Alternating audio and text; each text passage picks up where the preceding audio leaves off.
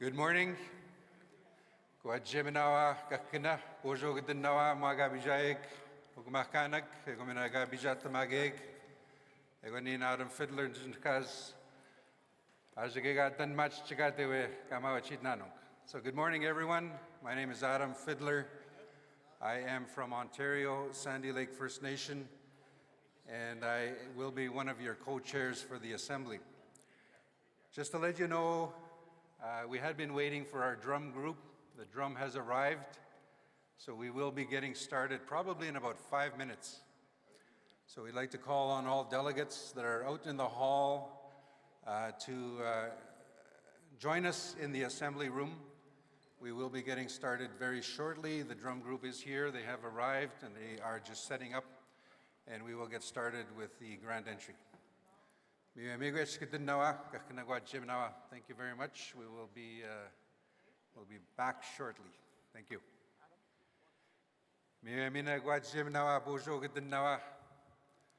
Umaga bijay gominaga bijah tamage gugmakanak. Wekchige gun ga tasnjiga deg mstahi tasnjiga nayamagan. Ega koyak chdu jiga deg benma baytag jbakhn ga deg chiem hanung. Mandu jiga gwejmenj jawendang we chigeun. Chinanakhumens egumena chinigani tamagwe chiwimun segwe tasnjiga. So my name again is Adam Fiddler. Not the Jigabo and Kaz. Namebendo dem nego zaganing donji. My traditional name is not the Jigabo. I come from the Sucker clan and then Shinu from Sandy Lake First Nation in Ontario. I know that not everyone speaks my Anshinimuan language, but I often say it helps keep me grounded when I speak in my language, and it helps calm my discussions. So I'd like to thank you for allowing me to speak and say a few words in my language, my Anshinimuan language. Again, we are just waiting. We are setting up in the back of the room for the grand entry, and we invite those that wish to participate to join us in the back of the room. With that, I will turn it over to my colleague, Wina Siwi. Miigwech Adam. Bonjour, Kwekwe. Good morning, everyone. My name is Wina Siwi. We'll introduce ourselves more properly later on, but just to say, just a minute to say it's good to see you. Either you're here in person or online. Welcome to our colleagues, sisters, brothers, chiefs, proxies, everyone that could not attend in person. We're glad to see you online. So on that, please make sure to take a headset in the back, because it's a bilingual French and English assembly of chiefs, and we will speak in French and in English. So if you're not perfectly bilingual, maybe a good idea to go and grab a headset in the back. The translation booth is just before me, just there in the back. So they also have the headset just beside them. So, bonjour, mon nom est Wina Siwi. Hi, my name is Wina Siwi. I am from the Huron-Wendat, and I'm from the Anishinaabe Nations in Quebec. I am a lawyer and a mediator, and I am involved mostly in questions that are at the heart of First Nations, and we're going to start the grand entry shortly.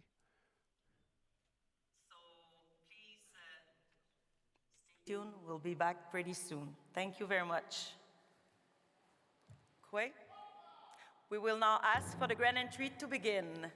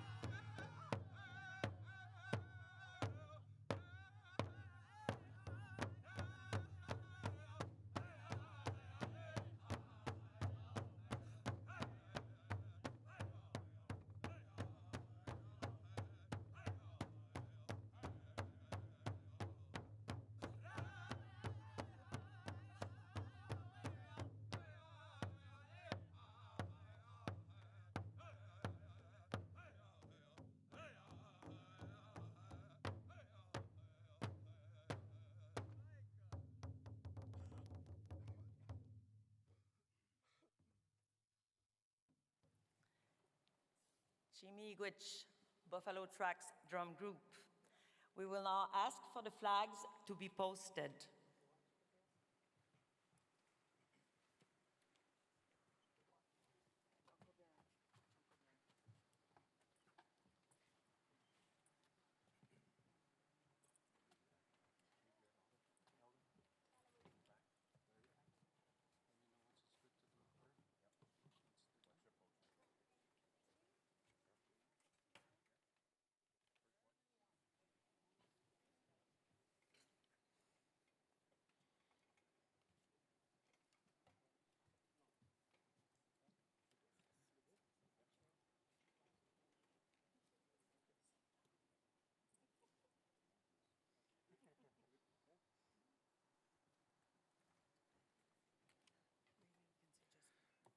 Miigwech, if you're able to remain standing, Miigwech, thank you.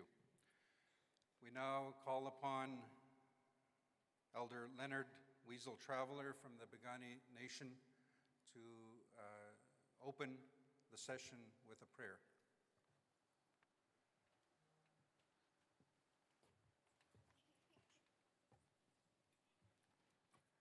Aoki nikrukwa, tkonakshmachim. Ogyagochi, stimachkatao, stibata piup. Makukana, isuka pisin, hanu kanukshin. Makukanan stoa pisin. I'm humbled and also honored to provide a prayer for this meeting today. As I was watching and looking at the people here, brought me back to the teaching of one of my elders. He emphasized how important our children are and that they are foremost in our agenda for responsibility, care, to provide them with everything that they need, that our children is the greatest gift that the Creator can give us, is children. And I look at that today and I see all the chiefs and everybody here that's represented. It's the children that have brought us together here. So my prayer here is for the chiefs and everybody that's here, to come together and come to a place with the thought and energy to have our children again to be considered as the most important gifts in our life. So my prayer today is for a good meeting, good discussions, and that the end result will be for the best interests of our children. And I know that there's been some people that come a long ways. I'll ask the Creator for blessings, for your travels, for your safety, that you make it back to your home fires, and everything is successful here with this gathering. Ayos jibata piup, ninnas jibata piup, ninna natus, napiwa natus. Ayo noxikak skoxakita noxistikuisk, noxikak skoxakina. Spummo kinada noxistikuisk. Amoxi kinni nex. Hanuma homoxi, homoxtukanoxpia, homoxtumoxpia. Yakokana sukapi, yakokana stoapi. Hanigumukta xipuispia. Akokana dapsukapi en hanix nuku sinnanix, nissuku sinnanix. Haniganomxiksukuispinan. Makokana isukapissi. Hanno kanoxin isjibatapiupi. Oginox pummusamo. Bitak, tatumakinan. Ogigaksukapiu tapuutaksinik. Hanokana tapakahkiu tusamoksi kinninek sandikakanasukapi. Hanigokta koksukapispin hanno kanohsin, kimmu kinaan, kimma tuu kinaan istipäätä piupi. Hogi kanäs seippumapi, kanäs saamitaapi, kanawanookaapi, kanäistä pipukais tamuukinaan, nahkok kanää piiksiiks kaatuupinaan seippumaapi. Aksanamiga kanäs sukaapi, nahkok kanääk suukuammut siis pinaanan nohkaksiis tsikuisk. Hän on kanohsin, akok kanään stoaapi. Hän seegi nohksinaan satist päätä piupi, kimmaa tuukinaan. Hoogis pummuus piitaakin, hänekis ska näätapsiin, häneka mahkuksukaa pissiin, hän on kanohsin, spumstaadist päätä piupi, kimma piipi, kimmaa tuukinaan, spummuukinaan. Hoogi naa piusin, neistä otsimaani. Kaamutaani ahsaata piisin.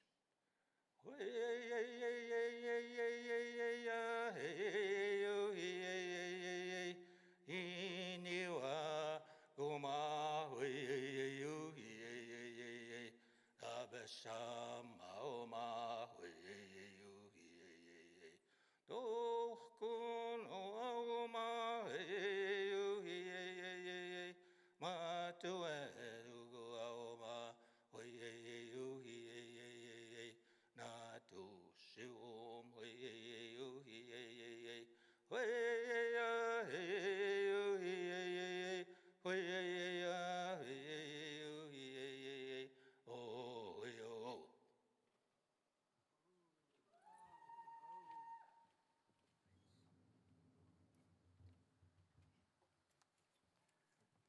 Thank you. Miigwech, you may be seated. So again, I'd like to acknowledge and say thank you to the Elder Leonard Weasel Traveler from the Pagani Nation for the opening prayer. I'd like to again acknowledge the drum for opening today's session in a good way. Miwe gwajim na agakina mwaga bijaik bojo ani tanse majugun na kum gaisek ma koyek kabdakshnyak. Egwana da jwega bonjin kaz na ben do dem nengo zaganing donji. Egwa dan shinyo. Migani is na kumyan na kumamando. Gagwejma mando jawendang we doesn't go and we munsig manogam ka bijayak kchigegon gabindo doesn't make. So again, my English name is Adam Fiddler. I come from Sandy Lake First Nation in Northern Ontario. I am in Shinne, and I thank you for allowing me to speak a little bit in my language. I was saying earlier, it helps ground me, to give me calm and peace when we have very important discussions. So I'd like to acknowledge that I acknowledge the traditional territory that we are in, and I look forward to our discussions over the next 3 days. I was also reminded that as part of the opening, the drum that rendered the 3 songs and the opening prayer that we had, the ashes from this morning's sunrise ceremony have been taken are being taken to the Siksika Nation, and there will be a sacred fire lit that will be burning throughout the 3-day assembly, and that may give us guidance and peace and good discussions, respectful discussions. Although there may be different views, it is important that we be respectful of each other. So with that, miigwech, and I'll turn it over to my colleague, Weena. Good morning, bonjour. Mon nom est Wina. My name is Weena Siwi, and I want to start by thanking Elder Weasel Traveler from the Pagani Nation for the opening prayer, and for enabling us to start this assembly with the best way. Opening prayer to let us start this important assembly in a good way. And thank you to my co-chair, Adam. It is an honor for me to be your co-chair this week.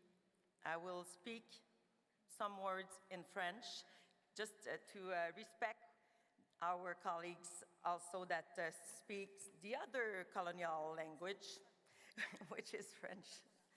Donc, mon nom est Winnie. My name is Wina Siwi from the Wendat, Huron Wendat, from the First Nation Abitibi Winib.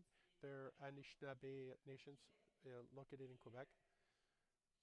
I want to inform you that there are headsets for simultaneous translation that are in the back if you have any need. I am a lawyer, mediator, and I co-chaired various assemblies from the Assembly of First Nations. And we will hope that you leave this week with the feeling of the job well done with respect of the entire delegation and of all of the people who are here in person or online. So I wish you a great welcome in person and online. To recognize the Treaty 7 territory, home to the Blackfoot Confederation, comprising the Siksika, Blood Kainai, and Piikani First Nations, the Tsuut'ina and the Haʻi Nagoda Nations, including the Bearspaw, Chiniki, and Goodstoney First Nations. So, on that, I will now call this meeting order. So this meeting is now officially called to order at 9:32. And on that, we will now move on to the territorial welcome. And for that, we will now invite to the stage Chief Roy Whitney from the Tsuut'ina Nation. If you can please come and join us on the stage for the territorial welcome. Miigwech.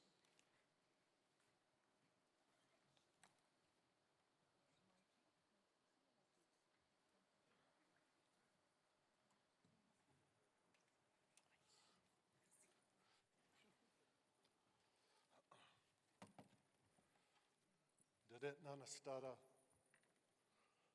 Good morning. I'm Chief of the Tsuut'ina Nation. On behalf of my nation, our community, our people, welcome you to this meeting in what's known as part of our traditional territory. Treaties of Alberta 6, 7, and 8 were entered into with the Crown of Great Britain in various stages throughout the 1800s. So our fellow chiefs, honored guests, Elder Leonard for the prayer this morning, National Chief. I see the Premier of Alberta is here. It's an honor to have all of you in this room. It's a big building, it's brand new. It's the first time I've been in here. It's beautiful that we were able to host this meeting in Alberta. Honored guests, participants, it's a genuine pleasure to welcome you to Treaty 7 territory. And I am pleased to share my welcome with the interim regional chief, co-chief Cody Thomas from the Enoch First Nation. This is a historic meeting, one that reflects on the efforts to make Canada recognize finally that the lives of our family, our children, have been deeply affected by generations of neglect and abuse. And that has had intergenerational impacts that will ripple forward in time unless we act and act decisively.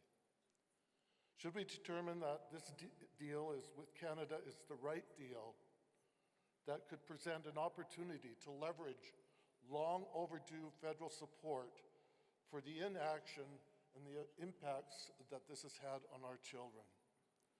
This meeting is key to establishing the protocols and processes necessary to make wise, prudent, and effective decisions that will recognize the sovereignty of our nations, while ensuring that we work together in the spirit of getting everything done that we need to. I'll speak frequently about sovereignty. Sovereignty is a birthright, comes with inherent right, and that is who we are. As we meet here today, we are we are a few hundred meters away from the land upon which my forefathers camped to demand that we receive the land that was intended to be for our people's use. We sat and we waited. We would not go away. And we got what we demanded for under the leadership of Chief Bullhead. Here in Western Canada, we are unique as right-holding Treaty First Nations. That matters because we know that when treaties were negotiated for what we are due, either in agreements like the ones we're discussing today or others, we remember who we are negotiating with, the Crown through the courts, not a temporary government of Canada, not parts of Indian Affairs, or it's with the courts. And our decision here matters this week.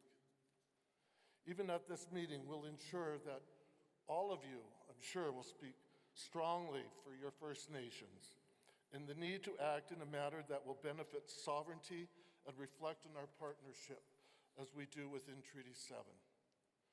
When Chief Bullhead recognized the sharing of the land through the treaty and that he and others fought for the land to the west of us today, that is our homeland. He fought to ensure that there was generations for the decisions that he made would benefit from down the future. And today, this is part of what we're dealing with, our youth, our young people, and those who have been impacted by the negativities, the actions of previous governments. Our sovereignty was recognized as part of our relationship with the Crown of Great Britain, but our focus comes from a commitment to look forward to generations. So as we meet, let us be guided by two visions. First, the commitment to our children and the memories of past children who suffered, who have lost lives, so that when we make a decision here today, remember the impacts of how that affected their families and still affects their families today. Maybe that's you and your parents or your grandparents or much farther back. Let them guide our work. Let there be a legacy for those people, for our people. And second, a desire to look forward beyond our lives and even our own children's lives to children of 7 generations from now. Let's ensure our work creates ripples that touch them and make their lives better. I'd like to thank you once again and welcome to Treaty 7 territory. On behalf of my colleagues, Chief Darcy Dixon, Chief Aaron Young, and Chief Clifford Poussette, I pray for the success in all that we discuss here today. Thank you.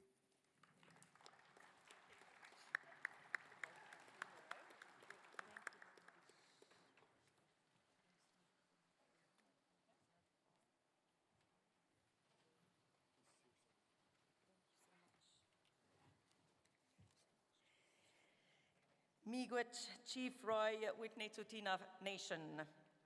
And on that, for another territorial welcome, I will invite Chief Troy Knowlton, Piikani Nation. Chief Knowlton, you're invited to join us on the stage for your territorial welcoming remarks.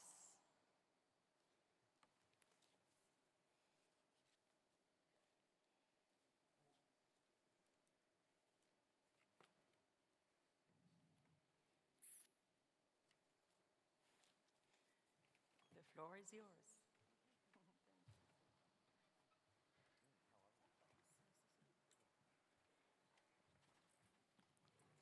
Hooky. Daamets genatini. Ne sto in a kok kaya utekan. Stam sto to Piikani. Ki takes a maxi noch benan. You know, so copy geston on stam sto to moxi. Six gates to be Itzachko. Good morning. My name is, my traditional name is Bearhead. I'm from the Piikani First Nation here in Alberta. My English name is Troy Bossman Knowlton. I welcome you here to the ancestral territory of the Blackfoot Confederacy. We are part of the supplemental treaty, and it states in Ottawa, copy of the supplemental treaty number 7 between Her Majesty and the Blackfoot and other Indians. When we say we've been here for time immemorial, we could prove it. Our creation stories coincide with the land, the teachings, and what the Creator has given us. The Blackfoot Confederacy, which makes up approximately 25% of the Alberta First Nations population, consists of the Piikani Nation, Siksika, Gana. The 49th parallel splits up my tribe, and we have the Piikani Blackfeet in northern Montana. Today's meeting and gathering, is monumental in our history. As I look around the room and I see all the First Nations here who are here representing their First Nations, their people, and their children, we've come together to find a common ground. We may not all agree. The votes may differ for whatever reasons we have.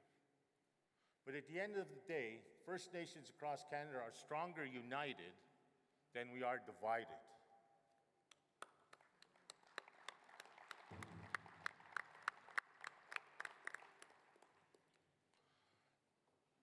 The landmark court decision was something that we all embraced. We were happy to see this. But we knew that it wasn't enough. When we looked at the problems that we have on some of our bigger reserves here in Alberta and some of the smaller reserves in the far north, the problems are the same. But at times the funding was not adequate enough. And again, as I stated, although the reform is a substantial amount that's going to assist us, there's no doubt about it. It ought to be more. For every one of you chiefs here, whether you agree or disagree as to the reforms, we all know in our hearts that it's got to be more. And we look all across the country and we look at the different initiatives that are being passed by the Crown, and whether it's HCOM, whether it's the Child and Family Services, regional education agreements, we're always being presented with something that does not reflect our needs. And that's why, in a setting like this, I want you all to be able to voice your concerns, to speak with those decision makers, and let them know we're here to stay.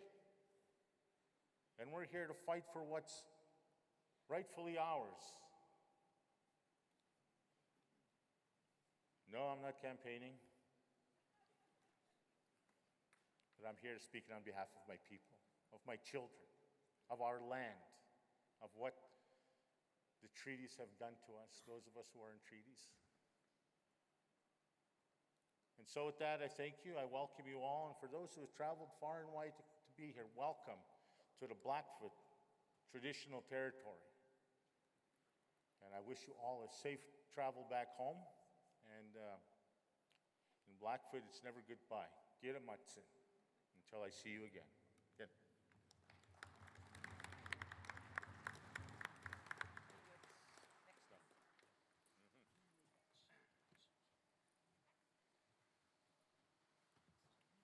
Thank you, Miigwech, to Chief Troy Knowlton from the Piikani Nation.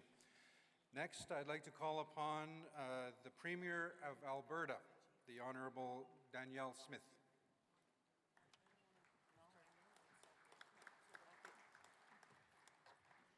Well, thank you, Adam, for the kind introduction. I want to acknowledge and thank the elders and the drummers for their ceremony this morning and for starting us off on a good way. Of course, my friend, Chief Roy Whitney, my new friend, Chief Bossman is what we call him, but Chief Knowlton.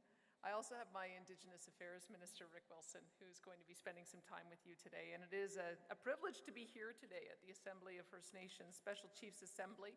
And I'm deeply grateful for this opportunity to speak to you about the unique relationship that Alberta shares with First Nations.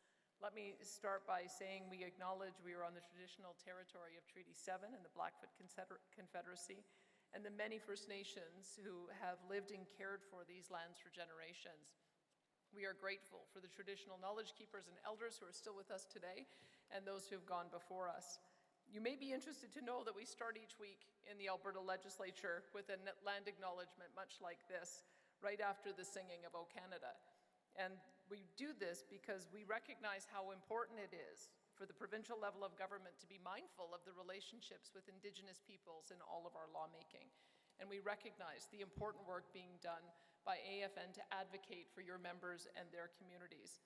Yesterday, I had the great privilege of meeting with National Chief Cindy Woodhouse-Nepinek, and we had a very meaningful and productive conversation. And I know that you're going to have some important discussions on a very serious subject matter that you'll be deliberating over the next 3 days. Like all of you, Alberta is deeply committed to the welfare of children. In a very real sense, they represent our future. One of the most serious responsibilities is for us to ensure that our children grow up in environments that protect their safety and nurture their potential. The agreement AFN has reached with the federal government on long-term reform of the First Nations Child and Family Services Program is significant and timely. We understand and support the need for Indigenous children in care to remain in their communities and stay connected to their cultures. And we remain committed to working with First Nations and the federal government when requests to enter into coordination agreements are received from First Nations in Alberta. National Chief Cindy Woodhouse-Nepinek and I also spoke about the importance of First Nations policing, and we are united in our commitment to establish First Nations policing as an essential service in First Nations communities. Together, we called on the federal government to move forward on their commitment to implement amendments to the First Nations and Inuit policing program that would commit sustainable and predictable funding for the First Nations-led law enforcement. And just a couple of weeks ago, on September 30th, people from all across Alberta wore orange shirts and participated in recognizing National Day for Truth and Reconciliation. It's a day for us to come together and reflect on the history and legacy of residential schools and start striving towards reconciliation. My minister likes to call it reconciliation. Last year, we were very pleased to open up the Reconciliation Garden and Monument. This garden and monument are meaningful and heartfelt symbols of Alberta's commitment to reconciliation with First Nations. There were more federal residential schools in Alberta than in any other province in Canada. That's why it's so important that we place this monument and garden right on Alberta's legislature grounds for reflection and for a call to action. Reconciliation is an ongoing journey, and it requires continuous effort and collaboration. One immediate priority for the Alberta government is addressing the ongoing crisis of missing and murdered Indigenous women, girls, and Two-Spirit Plus people through the Premier's Council on Missing and Murdered Indigenous Women and Girls. The Council is working across ministries in our government to provide advice on the changes needed to make Alberta a safer place for everyone. And we're also striving to make Alberta a healthier place for everyone. One way we're doing that is by partnering with Enoch, Tutina, Kainai, and Sitka on building recovery communities on reserve to help with the treatment of the deadly disease of addiction, incorporating Indigenous traditional practices to create a healing pathway to restored health. Our government is also committed to working alongside First Nations community to seize the opportunities that lie ahead. And that includes seeing First Nations people in the economy and at the ownership table, sitting as partners in projects and assets that create wealth and opportunity for generations to come. To enable that, our government pioneered a practical approach by creating the Alberta Indigenous Opportunities Corporation, the first organization of its kind in Canada, to to provide loan guarantees to Indigenous communities to purchase equity in high-value money-making projects. The AIOC is designed to be a game changer for economic reconciliation. It's about ensuring Indigenous peoples are active at every level of the economy as owners and workers and partners. And it's working. In its first 4 years, the AIOC has provided more than $680 million in loan guarantees to 42 Indigenous communities. And we recently tripled the AIOC's loan guarantee capacity to $3 billion, so even more opportunities can be pursued. Coupled with our Alberta Indigenous Investment Fund, which provides grants of up to $750,000 for community-based economic development projects, we are seeing some heartwarming successes, and I hope you'll be able to talk to Minister Wilson about some of those. But these are just some of the ways that our government is collaborating with First Nations partners to right the wrongs of the past and to find innovative and culturally appropriate ways forward.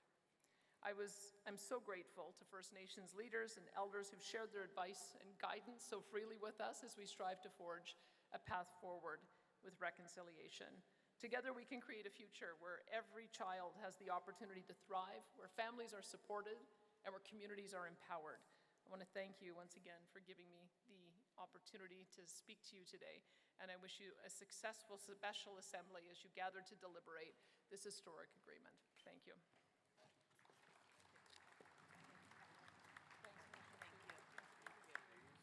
Premier, this is for you, for National Chief. Yes, right here. This is for you. No, this is for you. This is for me. This is a gift exchange. Okay. This is a gift exchange for the 2 years. Just because I breached protocol yesterday.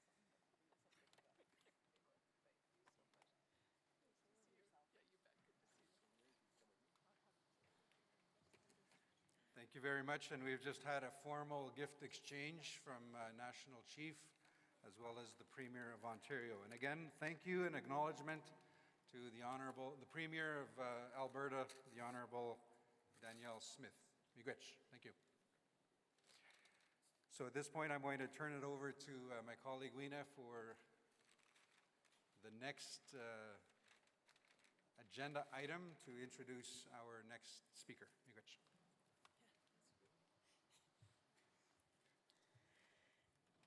Miigwech, Adam.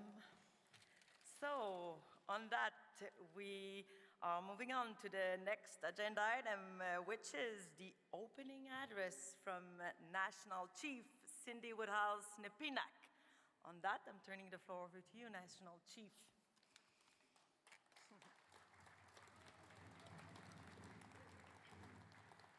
Wow, Hanin, Buju, Apachik Kichinendam, Akanakabi Jayan Omanungum. As we reclaim our languages, it's always hard for my age group, I find, between, 50 and younger, that for some reason, we've kind of been, my parents are so fluent, and I'm just starting to learn again. And even though I grew up in my community, and I grew up hearing the language from my grandmother, I'm so thankful for that. But I know all of us have lots of work to do as we begin to reclaim our languages. And as these little ones, that we give them back their language.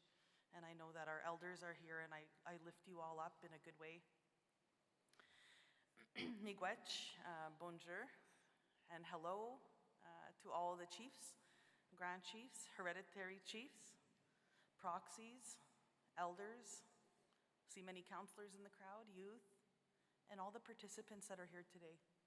We greet everyone, and we acknowledge and hold up the drum, the eagle staff, and all the ceremonial items. I also want to lift up all the elders that have been praying, that do pray for us, all of us that are on the front lines doing this work. Miigwech to our elders, because we feel it sometimes when we're locked in discussions like we will kind of be from time to time, that we feel your prayers and your guidance comes through. So miigwech to the drum group, Buffalo Tracks, Knowledge Keeper, Leonard Weasel Traveler for the opening prayer. And we acknowledge and we welcome all chiefs, council members, elders, proxies, and government officials who are here with us today.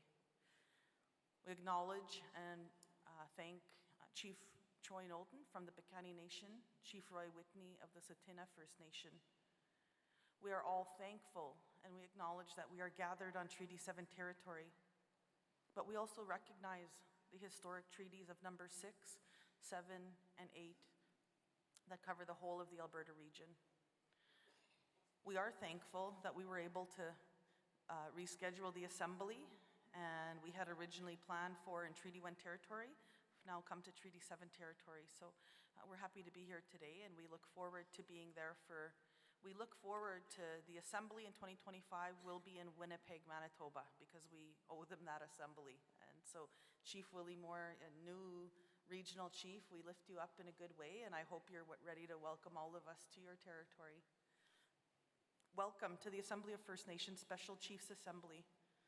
In addition to the chiefs and proxies that are present, we would like to recognize First Nations and proxies and chiefs and Canadians that are watching online. There's many people from across this country that are tuned in. Of course, we also want to thank the media for attending and covering this important event, and of course the Assembly of First Nations staff, regional staff. It takes a lot of people to bring this together, and I want to lift you all up. They have been going flat out over the past 10 months since my election in December, and especially over the past few months to put this special Chiefs Assembly together. It is my honor to be with you as your national chief on this historic occasion. This week we have come together from across the country to have a very difficult conversation. It is one that we have waited for a long time to have. And as the nation's chiefs and elders, First Nations chiefs and elders who have come before us, we are here to have that hard conversation together. It is great to see that the Assembly is alive and well and full of passion for all the right reasons. We are so optimistic and excited about our future together. Our Assembly has come a long way over the past year. Today we are energized by diverse opinions and not threatened by them. We are in an assembly that is united behind a common belief that First Nations families should be empowered to care for our own children. Since December, we really have been going nonstop and making up for lost time. We have been working on so many files during our first year. The infrastructure gap, we see how high that is, $349 billion we need in investments, in housing, in clean water, in the calls for justice, the calls for action, on economic reconciliation, and policing. We are here in Calgary, and I want to take a moment to lift up the family of John Wells. I don't know if they're here. Edith Wells is the mother. They're here somewhere, right here in front. Our deepest condolence on behalf of all of us. I was honored to sit with your family yesterday, the family of the late John Wells. John was a member of the Blood Tribe. He was a well-known rodeo competitor. Sadly, John is one of 9 First Nations who have died in police custody across Canada over the past couple of months. Within 3 weeks, there was 9 First Nations people. We prayed with John's mother, Edith, who is here, and we feel your pain. We're with you. We let them know that we will never stop fighting in his name. And all the others that died in the custody of colonial police forces to ensure justice is served in these cases. And First Nations policing is finally legislated and fully funded as an essential service in this country.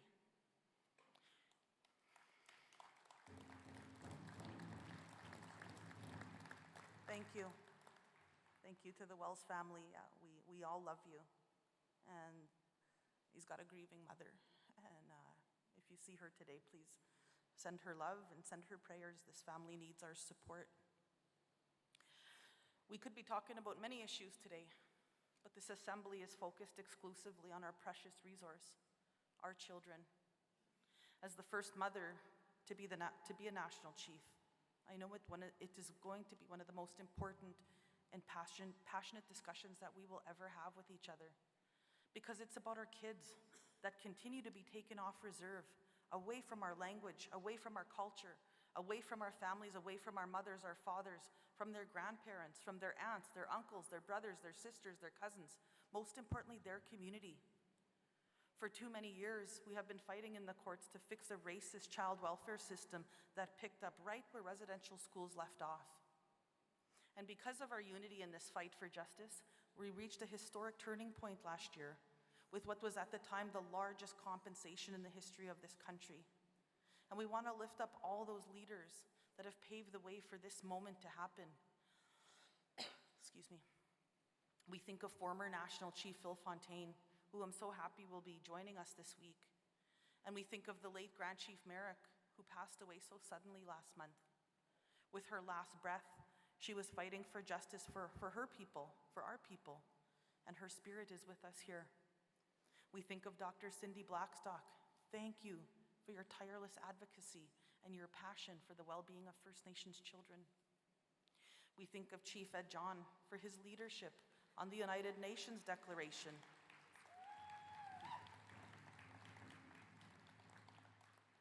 It was great to see Chief John last week. Nice to see you. We think of Chief Wilton Littlechild for inspiring all of us to be leaders on the global stage. We lift you up.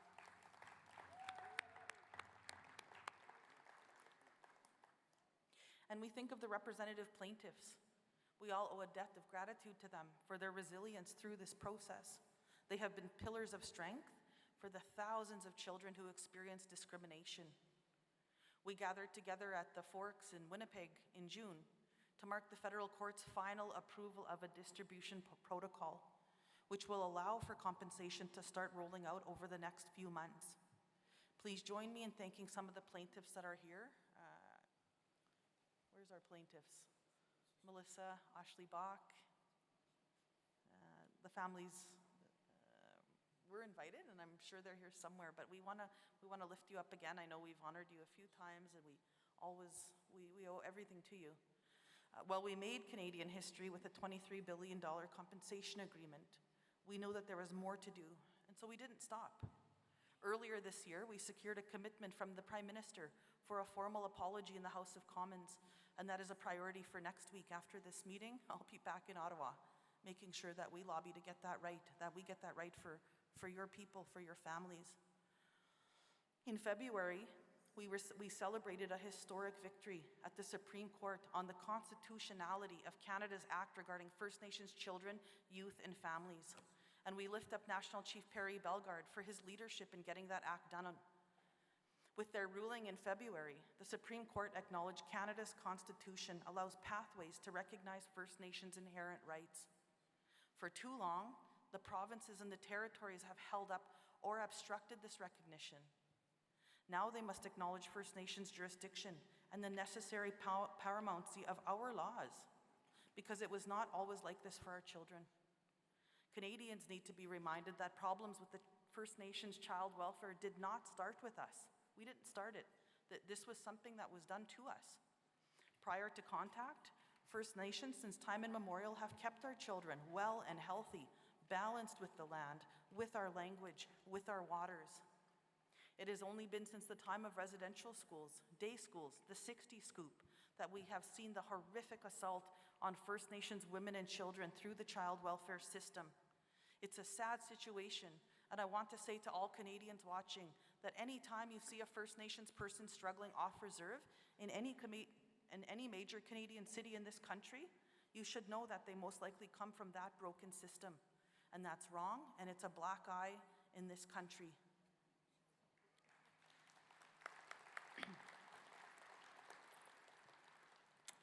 Recently, I was at the United Nations listening to countries from around the world, and I was sitting there praying because you could feel the conflict that arises worldwide, and sitting there amongst all these world leaders and kings and prime ministers and all head officials, and we criticize other countries for taking children, and it becomes big news, and they're separating families, and they're stealing cultures, and they're talking about us in the media, about those issues, but yet we have to look at ourselves as a country and say that this is wrong, and it has to stop in this country. We want Canadians to support First Nations in this change, and I believe the vast majority do. We have a lot of allies out there. But it's also not an easy discussion to have. So we are thankful that we are here having this hard discussion together. We know it will be emotional, but we are all here to support each other, to see this through together, and come out of this Special Chiefs Assembly united for our kids and our grandkids and their grandkids. And we want to take our time to thank, I want to take this time as well, I have 3 children at home, and I want to thank my own kids, Jade, Kyler, and Colt, for their love.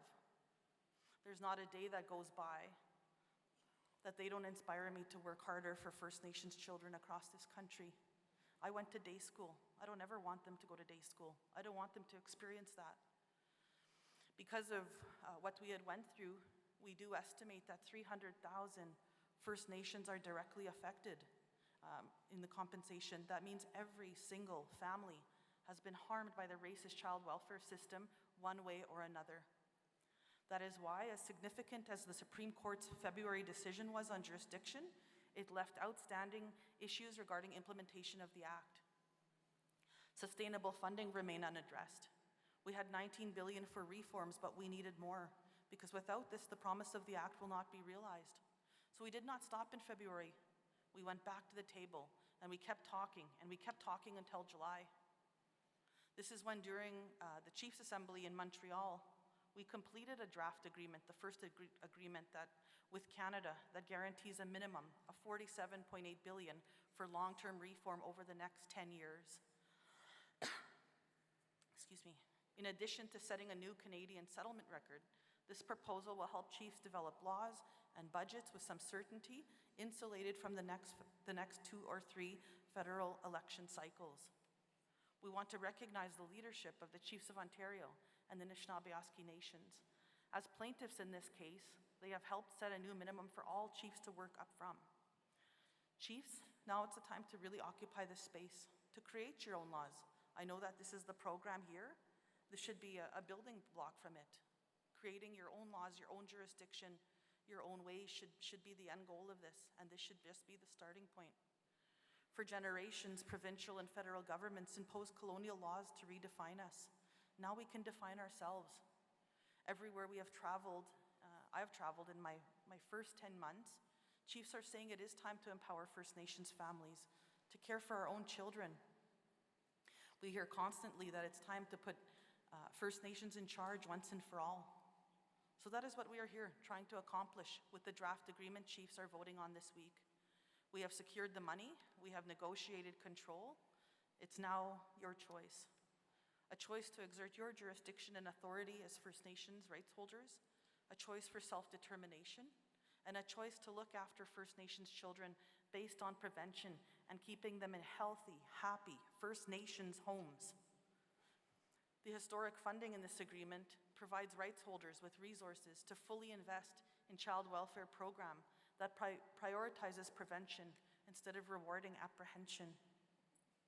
Today we have a system that caps prevention funding, but places virtually no limit on spending for lawyers and agencies managing removals.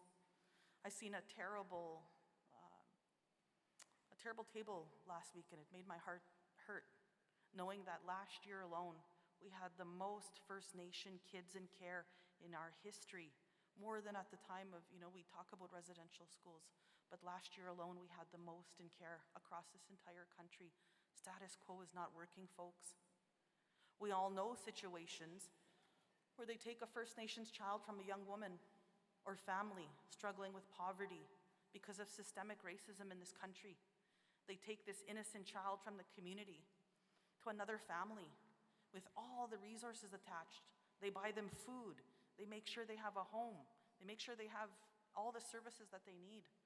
Why don't we do that for First Nations caregivers to prevent the problem in the first place? First Nations mothers and fathers, that's what we should be doing.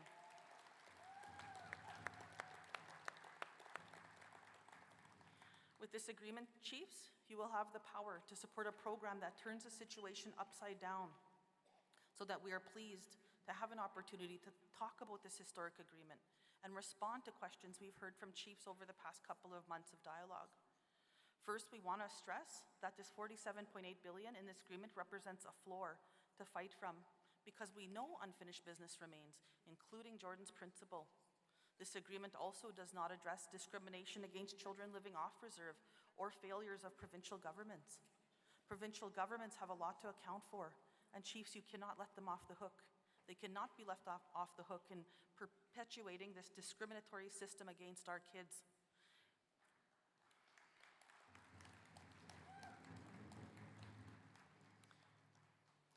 Yesterday, I met with the Alberta Premier, Danielle Smith, to register our concerns, and I want to thank her for attending today. We again called for a First Minister's meeting to reaffirm the national commitment to reconciliation, to answer the Truth and Reconciliation Commission's calls to action. So these are the next battles that we have to fight. We have never stopped fighting for First Nations children, and we won't stop if this agreement is approved by chiefs this week. Because this agreement is not the end, it's the start of a new beginning. So let's talk a little bit about what this agreement means to chiefs and First Nations people that you serve. First,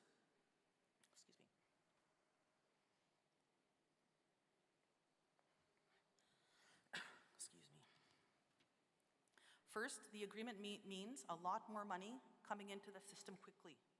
For example, BC First Nations will receive $1.9 billion under the agreement between 2025 and 2029, a 50% increase from current funding levels. This does not include other federal investments in housing and capital. Manitoba First Nations will receive $2.8 billion between 2025 and 2029, a 58% increase. And with the new remoteness formula in place, Yukon First Nations will receive a 70% increase between 2025 and 2029. These are just a few examples, but every province and territory is going up by at least 30% over the first 5 years. This may increase after the 4-year funding review we have built into this agreement. Rates will be adjusted annually for inflation. Despite these realities, some chiefs told us that they heard that all of this money is already guaranteed and locked into the federal budget. They have been led to believe that we don't need this agreement to get this money, so there's no need to support it. And chiefs, with respect, that is simply not correct. In fact, there are some in the federal government and opposition parties, and we've been hearing it, that would love an excuse to wipe that money off this table. We heard from chiefs being encouraged to vote against this historic agreement because a better deal might appear. Chiefs have said to me, "National Chief, you got Canada to go from 19 billion to 47 billion. You can get more." We can assure you that if we could just snap our fingers and that more billions of dollars would appear, it would have been done already. Unfortunately, this theory ignores Canada's current political reality. In case you haven't noticed, and we see that this week, that time is running out on this government. You don't have to be a political scientist to figure out that there's a good chance we will be dealing with a different government sooner than later. And based on the history that we know, can we count on a conservative government to negotiate a better deal on First Nations child welfare? We have worked hard to reach out to the Conservative leader over my first 10 months as National Chief. I want to thank him and his wife for welcoming my husband and I to their beautiful home to meet their children, and we'll continue to work on our relationship. And we are pleased he attended our assembly in July, and I'm optimistic that we can find some common ground. But we are not at the stage where I can stand before you as National Chief and guarantee that we can get a better deal with a Conservative administration. If you tell me to go back, I will certainly try. What the Conservative leader has said is he won't cut into programs that are already in place for Canadians. Based on that, I say let's get this program in place before the next election. So my response, who believe that a perfect deal will fall from the sky within the next month, I have 3 parts to that. First, we are making the agreement better with amendments that respond to feedback from the chiefs. We have an amended agreement already, and we're thank you for your feedback into that and for the changes that, of course, our legal will go through with you. And we've heard you, chiefs. With this second, as I said earlier, we are not done fighting. With this agreement secured, our assembly will be in a much stronger position to take the next steps in our collective battle for First Nations children living off reserve and push for a provincial accountability. Thirdly, this is a pretty significant amount of money we are talking about here. 2/3 of the $47.8 billion from this agreement will flow directly to First Nations for the first time. Governments, once the agreement is signed and approved by the Canadian Human Rights Tribunal. The other third, or $16 billion, will go to support the First Nations Child and Family Services Agency as they continue their specialized and legislative intervention supports. Contrary to some reports, the Assembly of First Nations does not receive funding under this agreement, nor do we want to. But I want to make it very clear where we're coming from on this. The agencies that provide child and family services should not be the ones deciding what is best for First Nations. That is up to you. That is up to First Nations, and that is up to the chiefs in Assembly. That is why we made sure that this draft agreement puts decision-making back in the hands of our chiefs and our communities exactly where it belongs. That is why chiefs are voting this week. It is why we are here, switching a lot of these investments away from the province and organizations and moving this funding directly to First Nations. And we don't apologize for that. But we know this is a big change from the way things have normally been done. And we know that it is hard for entities, for governments, and this country to move towards a more First Nations-led approach. First Nations are capable. We are not the ones that created this mess. So it worries me when we hear opponents of this historic $47.8 billion agreement say that they will try to defeat it at the Human Rights Tribunal, regardless of how chiefs vote this week. If opponents can't defeat the draft agreement on the floor of this Assembly, it does not matter. They're just going to try sabotage it at the tribunal. And that is a problem. This is your Assembly, folks. This is your Assembly chiefs. It's not the staff's Assembly. It's not my Assembly. We know that there are a lot of agency people here, and we welcome you. We thank you for your work. But it is not the agency's Assembly either. And is not their lawyers' Assembly either. This is your Assembly, chiefs, and we can never forget that. You're in charge.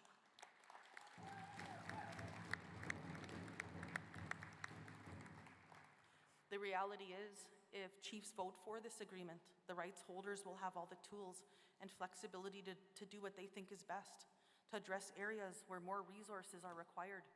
No First Nation will lose anything in this agreement. As Shania Twain says, we can only go up from here. Funding rates will be adjusted after year 4 and year 9 to ensure reforms continue to be effective and responsive to current needs. Decisions will be made by our communities, not by those who may benefit from the current system's failures. And contrary to some misinformation, funding will continue beyond the agreement's 10-year term. Rejecting this agreement not only risks losing this funding commitment, but also the momentum that we have built towards a long-awaited reform in child and family services. Rejecting this agreement will also represent a victory for the status quo and everyone profiting from it.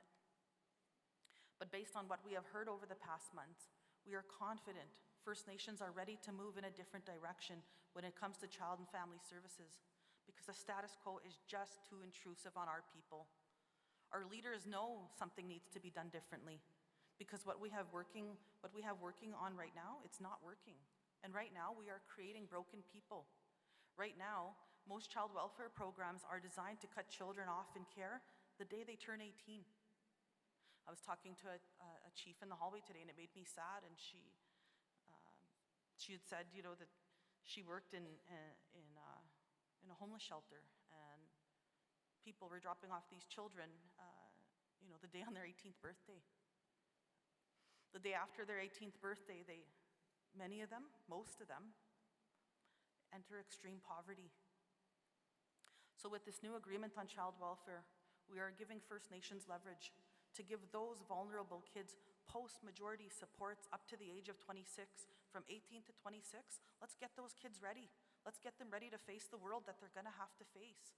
And it's a harsh reality out there, but throwing them on the streets at 18 years old is so wrong. With the terms of this agreement, First Nations communities will be able to give these young people a chance to grow more, to thrive, and to find their way within society. Chiefs, think of the lives that will change with this one provision alone. There are going to be opportunities later today to talk more about the agreement's benefits. We look forward to those workshops, and we are happy to attend any caucus meetings to answer any questions over the coming days. The First Nations-led dispute resolution process is something that we look forward to talking more about too. But before I conclude, I want to touch on some changes we are proposing in response to feedback from chiefs. We were the first to acknowledge in July that this draft agreement was not perfect. This is where the dialogue we have been having with chiefs across the country for the past 2 months has been so important. First, I want to thank chiefs, councillors, and elders that have been spending hours in meetings going through this agreement over the summer and the fall, for participating in meaningful dialogue and giving us back feedback. This is the AFN at its best, and we thank you. We thank you for that. We have been honored to be invited by many chiefs and communities to visit and talk about this very difficult issue. And as I said, they're not easy conversations. Last week, we were talking to chiefs in Manitoba and in Alberta, in British Columbia. Last month, we met with chiefs in Shuswap, Nicola Valley, and the Okanagan in BC. We want to lift up Chief Manuel for welcoming us into your territory and arranging a wonderful meeting of grandmothers from the territory. I think the elders are here. We welcome you, grandmothers, and thank you for your support on this agreement. These discussions with elders are so important, and we are grateful for that wisdom. We had meaningful meetings in Saskatchewan. We want to lift up the chiefs in Treaty 6 and Treaty 4 for welcoming us to your territory. We have heard you loud and clear on regional representation, and we have fixed that with the amended agreement. You will be in charge. We had Zoom calls with Yukon chiefs and met personally with Dene chiefs from the Northern Territory. We want to thank Regional Chief Kluani Adamak and the Yukon Grand Chief Peter Johnson for the invitation earlier this month. It was great to hear from Dene National Chief and Regional Chief George Mackenzie. I think this is his first assembly as well. If you can give a little wave. Congratulations, Grand Chief, Dene Grand Chief.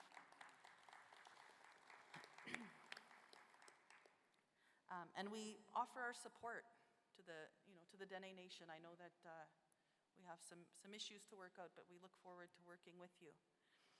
As their nation, they need to, as they've been excluded on this agreement, we call on the Government of Canada to come to the table, and I know that they've been here waiting, and I'm thankful that you're going to speak today and work with our nations in the Northwest Territories on this important reform, and we thank you for your strong advocacy and your support. We remember starting out our national dialogue in the Atlantic region. We want to lift up Regional Chief Paul, who's here, and former National Chief and current Regional Chief, who just got re-elected by acclamation last week. Chief Bernard, we lift you up for helping to put these first sessions together, and Chief Mitchell for his leadership in Newfoundland. We've had the privilege of visiting with Millbrook First Nation in Nova Scotia, and we extend our gratitude to their leadership for welcoming us to their ancestral and unceded territory of the Mi'kmaq people. When we talked about this agreement, it was clear to me chiefs were feeling overwhelmed. They agreed it was time for First Nations to take control.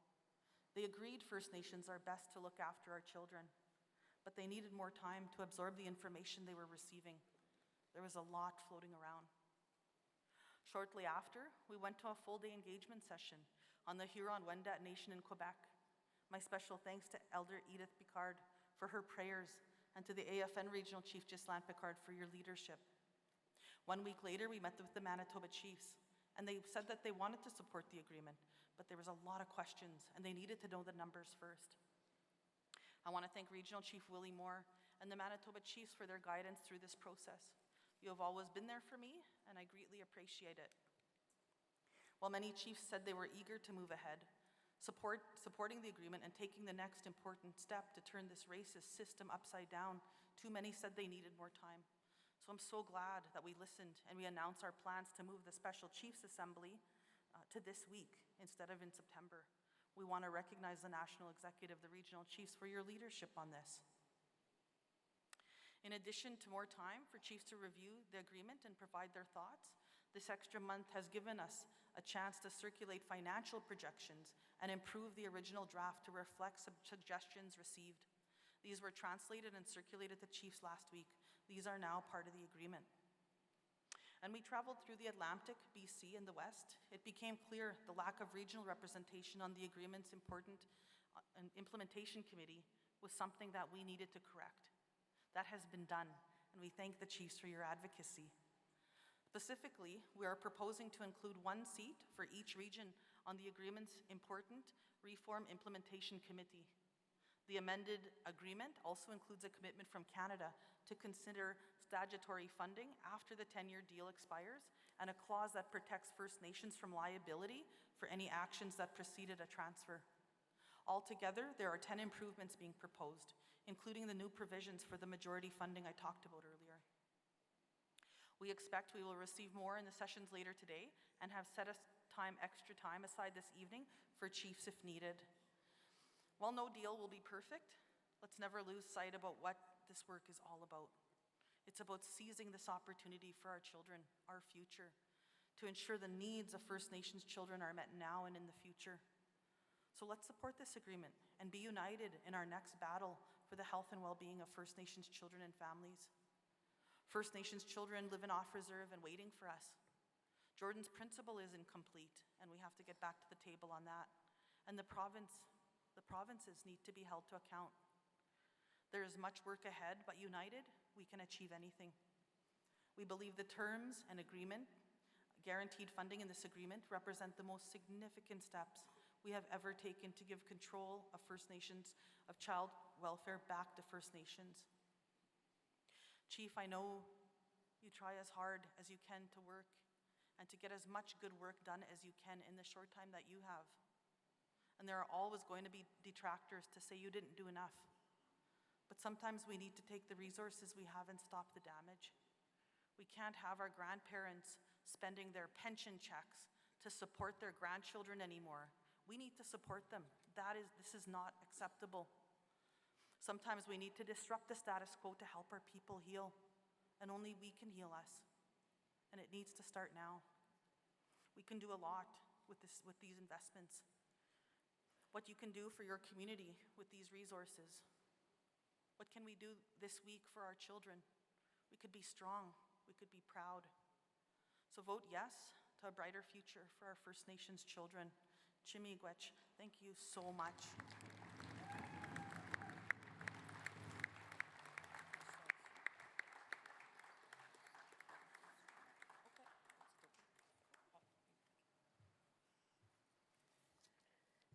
Miigwech National Chief, for your hard work, your remarks, your opening remarks, your hard work, and for inviting Dr. Wilton Littlechild, part of your welcoming remarks. So on that, I will now turn the floor over to Dr. Wilton Littlechild. He will speak at his seat. Over to you, Doctor. Hai, no ako magantik. At si opego, ikot simgawian. Tats mostatagok. Tan san magetsna kita soy kagamaski. Oche. Ktawasim sinawak. Ekse. Tatam hina o anggeto alin yung mawi kapsisota. Tapikskoan. Thank you very much and good morning to all delegations. And I'd like to take the seat from a parent, grandparent, and a great-grandparent to reflect on an instruction that we received from our elders some time ago when they said, go where there's no path and leave a trail for someone else. And in that regard, I want to pay tribute to the Musqueam Cree Nations who have allowed me to share this journey. The journey I'm going to briefly touch on is the international journey. And on reflection, I remembered being at a meeting and the Committee on the Rights of the Child was going to meet in Geneva. And they wanted to address the rights of Indigenous children. And the question came to the floor of who's going to go. So they looked around the room, and then they said, there's only one little child in the room, you go. So I went to Geneva on September 19th, 2003, to address the Committee on the Rights of the Child, to recognize and not only implement but enforce the rights of Indigenous children that were being disregarded. So from that day, with the help of the Musqueam Cree, we argued for the rights of the Indigenous child. We hear often that every child matters, and today is the greatest symbol, in my view, of that saying. Yes, thank you, parents, grandparents, great-grandparents, guardians, chiefs, proxies, all of you for your sincere dedication to uplift the rights of Indigenous children. In 1980-81, we went to court in London, England, to stop Canada from patriating the Constitution unless and until treaty rights were included and Aboriginal rights. And I just want to quote Lord Denning, who decided on that case in those 2 years of battle in London. And I think it's appropriate today to call on his words the day he decided. And he said in his conclusion, and I quote, "No parliament shall do anything to lessen the worth of these guarantees being the treaties. They should be honored by the Crown in respect of Canada as long as the sun rises and the rivers flow. The promise must never be broken." That's how he concluded the decision in London. And that's how Section 35 of the Constitution came about. But what's important in that is that he used our traditional teachings and beliefs about treaty. When I went to Geneva to appear in front of the Committee on the Rights of the Child, I said to them, every child, Indigenous child, has inherent rights and treaty rights too. And I emphasize that, and treaty rights too. So when we look at the task in front of us, I quickly looked at the UN Declaration on the Rights of Indigenous Peoples. There are 2 preambular paragraphs that directly focus us on the rights of the child, the Convention on the Rights of the Child, and there are articles. And I'm very happy and honored that you would recognize those in your principles in this proposed settlement.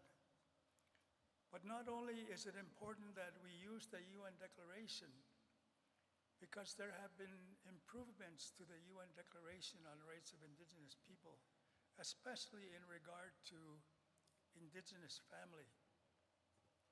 I think we need to look now at the success we had after 12 years of ongoing battle after the UN Declaration to secure in the OAS, the Organization of American States Declaration, 4 improvements to the UN Declaration.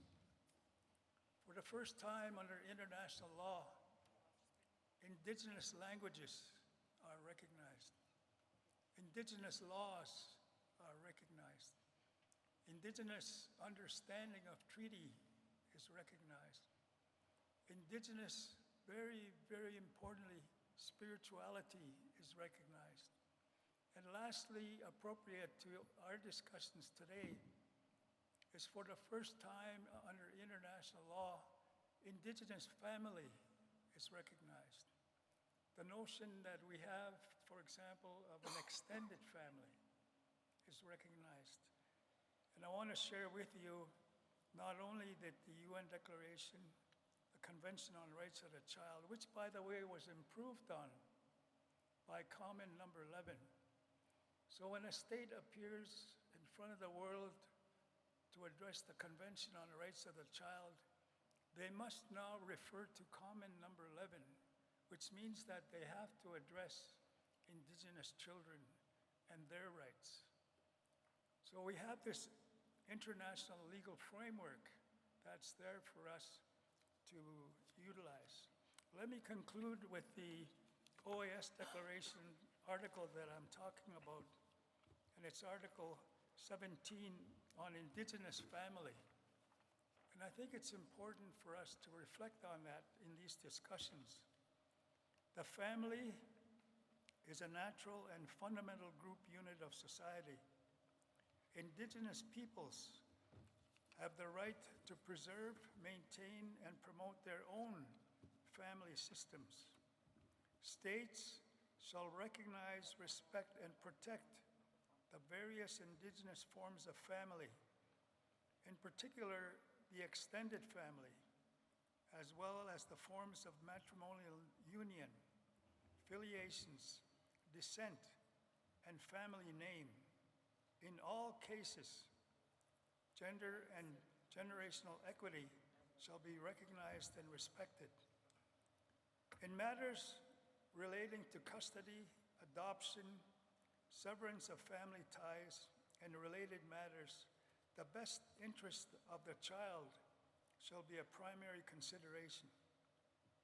In determining the best interests of the child, courts and other relevant institutions shall take into account the right of every Indigenous child. Let me repeat that. Shall take into account the right of every Indigenous child. In community with member of his or her people, to enjoy his or her own culture, to profess and practice his or her own religion, spirituality, or to use his or her own language, and in that regard shall look to the Indigenous law of the peoples concerned and shall consider their points of view, rights, and interest, including the positions of individuals, the family, and the community. So that was an improvement on the UN Declaration, specifically recognizing under international law Indigenous family. A center focus of that, of course, is the child. So today, I urge us to think about another article of the UN Declaration and the OAS Declaration, which calls for the enforcement of treaty. As I said back in 2003, every child has a right to treaty as well. Not only treaty right, but the right to be happy, the right to play. And these are the implementations that we're considering today by using this new forum that we're talking about. So in conclusion, I would remind us of another elders, spiritual leaders, reminder that our children are a sacred bundle.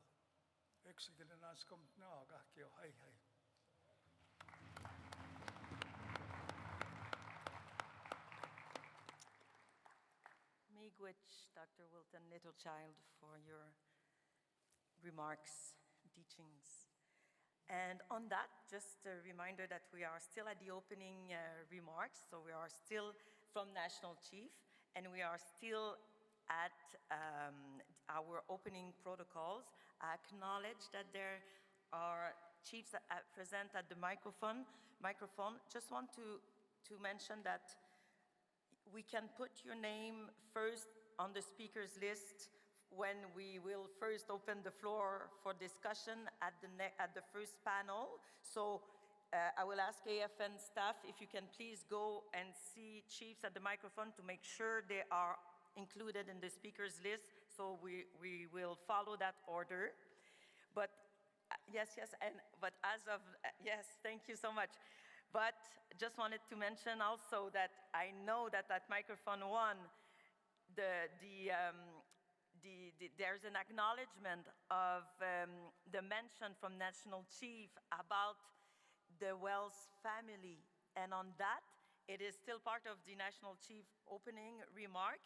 We want to invite them, acknowledge this, the Wells family, and invite them on the stage, because we have a gift to be presented to them. And we would be very, very glad if you could please join us on the stage. And I will, just for that, I will open I will ask to open the microphone number 1 for this particular acknowledgement of the Wells family. Microphone number 1, please. Nixo ko nisto ko makinima o kitkonak sumatsim khpua sekutaxi takema utanish pe ma kitsinaminno ikskai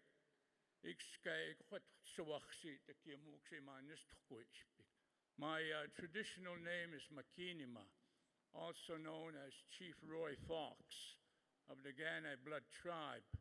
And on behalf of the family of the late John Wells and the extended family, as well as the people of the Gana Blood Tribe, we just wanted to thank the Grand Chief for the empathy that she has shown to the family and her willingness to continue some action with respect to not only John Wells, what happened to him, but others that have suffered the same fate at the hands of police forces throughout Canada. They are supposed to protect us, not kill us. So I'll read this, if I may, and then they will come and accept the gift. Thank you. Whereas John Wells, a beloved member of the Gana Blood Tribe, lost his life in a tragic incident with the Calgary Police Service September 17, 2024. Whereas the family of John Wells and the Gana Blood Tribe will be pursuing a formal complaint against the 3 officers involved in Mr. Wells' death. Whereas Mr. Wells' family and the Gana Blood Tribe Chief and Council will pursue every path towards the administration of accountability in respect of this incident. Whereas the Gana Blood Tribe offers their support to other First Nations seeking justice for community members who have lost their lives due to incidents with law enforcement. Therefore, be it resolved that the First Nations in Assembly support the family of John Wells and the Gana Blood Tribe in seeking an adequate public inquiry into the incident. Support the family of John Wells and the Gana Blood Tribe in seeking an unbiased and impartial investigation be undertaken by the Alberta Serious Incident Response Team in allowing justice to prevail. Call on the chair of the Calgary Police Commission, Sean Cornett, to undertake a thorough and transparent investigation into the fatal incident between the Calgary Police Service and Mr. John Wells. Call on the Mayor of the City of Calgary, Mayor Jody Gondek, for support to ensure an adequate public inquiry into this incident is undertaken.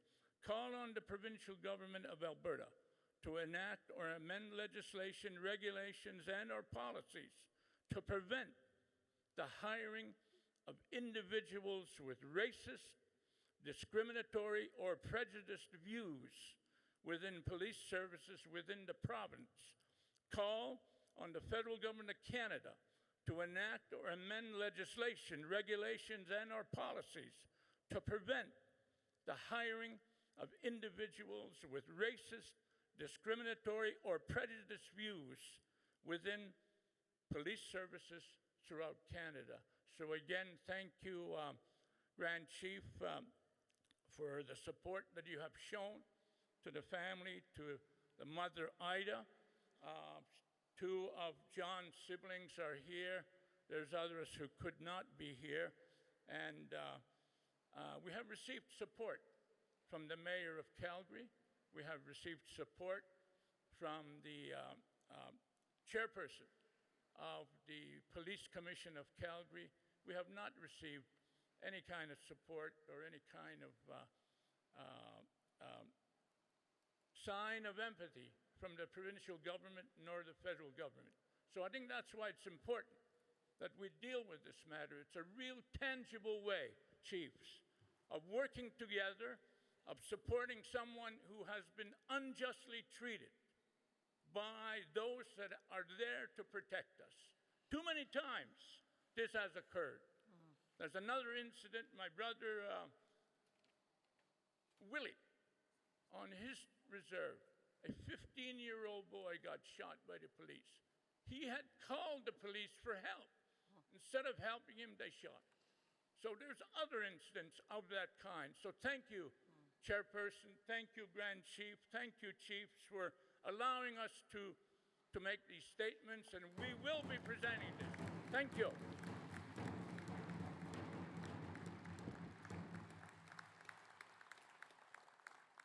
Miigwech Chief Fox, for your statement, your words, and your time.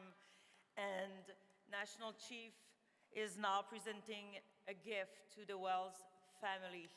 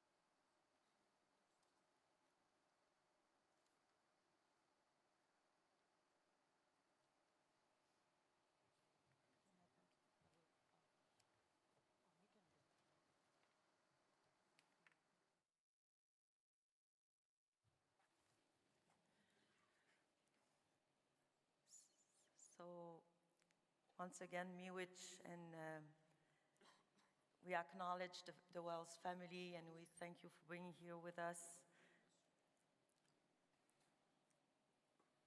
And you can, yes, you can all be seated at this moment. Thank you, Chiefs and Proxies, and the delegation in person and online. And on that, Chief Miigwech, National Chief, for your opening remarks. And we will now conclude these opening protocols with a honoring, and on that, I will turn the floor over to my colleague, Adam. Thank you. Miigwech, thank you very much, Weena. And again, we are still in the opening protocols. Next on the agenda, we have a special tribute and acknowledgement to the late Grand Chief Kathy Merrick, Grand Chief of the Assembly of First Nations, who many of us are aware, passed away. She died while she was performing her duties as Grand Chief of the Assembly of First Nations. Assembly of Manitoba Chiefs. So I'd like to call upon to join National Chief Cindy Woodhouse Neepanak. I'd like to call upon members of the AFN Women's Council, specifically Deputy Grand Chief Annabeti Ajnibeneskam. Also, I'd like to call upon Grand Chief of the Assembly of Assembly of Manitoba Chiefs, Betsy Kennedy. Also, we have up here at the front with us, Regional Chief for Manitoba, William Moore is here with us. And through this special acknowledgement, it will take some time, but what I'm going to do is ask all of the Manitoba chiefs that are here, chiefs and proxies, if you can stand, and we'd like to acknowledge you.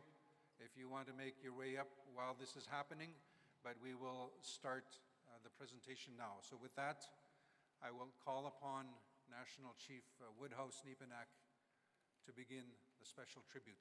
Miigwech. Thank you.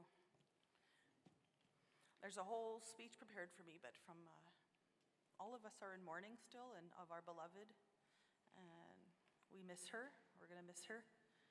And I thank her for being the best big sister that I could have ever had. Always had your back right here. And I came for ceremony this morning with our elders, and there she was on the screen, her photo. And I said, oh, hey girl, you're with me. So I know she's here with us, and I know that there's so many people that could say so many things for her. And she died fighting for our rights. She died fighting, at the courthouse. And my deepest condolences to Todd. On behalf of the AFN Executive Committee, we want to express our deep sadness and our sincere condolences to the family of the late Grand Chief Kathy Merrick, and to all First Nations she represented as Grand Chief. She honored the headdress bestowed on her through her fearless advocacy and tireless work. She stood as a role model for all First Nations leadership. We're all proud of her work mobilizing action on the health priorities of First Nations in all treaty territories in Manitoba. We deeply admired her determined advocacy as she pressed for the recovery of the murdered women in the landfill and to support their families. And maybe people don't know this, but her and I were in a room one day and the sad news came in again that some more women were in the landfill because we had faced this with Tanya Nipanak 11, 12 years before that. And we were told in that very private meeting with her and I, and of course officials from the police, that it would be impossible. But nothing was impossible for Kathy, and she was going to make sure that our women were looked for. She wanted to create a better Canada. She spoke out against racism and focused on issues that related to First Nations people. She'd hoped to find reconciliation through all of that. I know that we hear that word quite often, but she was a true leader that tried with all her heart and believed in the goodness of people. Even though some of the discussions would be difficult at times, like when it comes to the landfills, for instance, she led that charge. Because of her and others, we got our way. We didn't let them just push it under the rug like they'd wanted to. She was pivotal in obtaining commitments from the Manitoba government to search the Prairie Green landfill to repatriate the remains of Mercedes Myron and Morgan Harris, two of the women that were murdered. Grand Chief's time at AMC was marked by a persistent drive that ensures that First Nations are represented and at the table when decisions concerning them are made. And I think that that's a good thing, that she made us challenge ourselves. Are we doing enough as a society? And I think of her teaching and her love. And for that, are we doing enough for our society? And are we challenging things that are not right, even in the justice system? Even when you don't get the verdict that you want, she fought tirelessly right until the end. And so we offer our deepest condolences to her family, to Todd, their sons, her little grandchildren. Her one little grandson was 8 years old crying for his grandma at her funeral. And I ask us to all lift him up in prayer, his little heart broken for his kukum. She loved her grandchildren so very much. And she's just a woman of kindness, and her hugs were big, warm, and generous. She was a woman who would speak up and stick up for her friends and anyone who needed help or a voice, regardless of race or religion. So I thank her. I thank her for being my friend. And from time to time, of course, we'd have differing views, like any chiefs do from time to time, but we respected each other, and we respected other people's opinions. And so I just want to say, travel well, my friend. Pa mapi, gigyamin minawa, ogimakwe.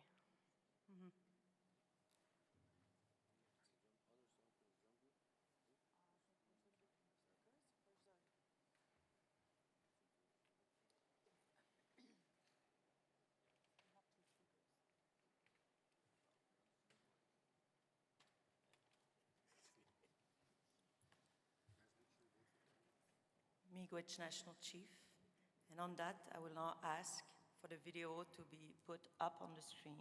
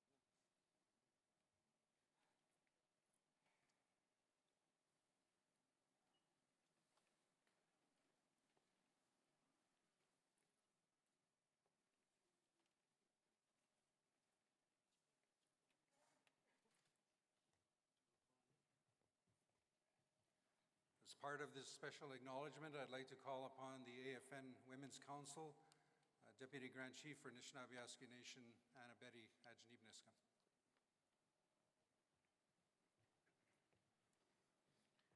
Gichimingwach. Wachemiswe. Memango sat sukan squinter sikasan. Bigasin them. First of all, I want to acknowledge each and every one of you for being part of this ceremony and acknowledging one of our great warriors who left us too soon.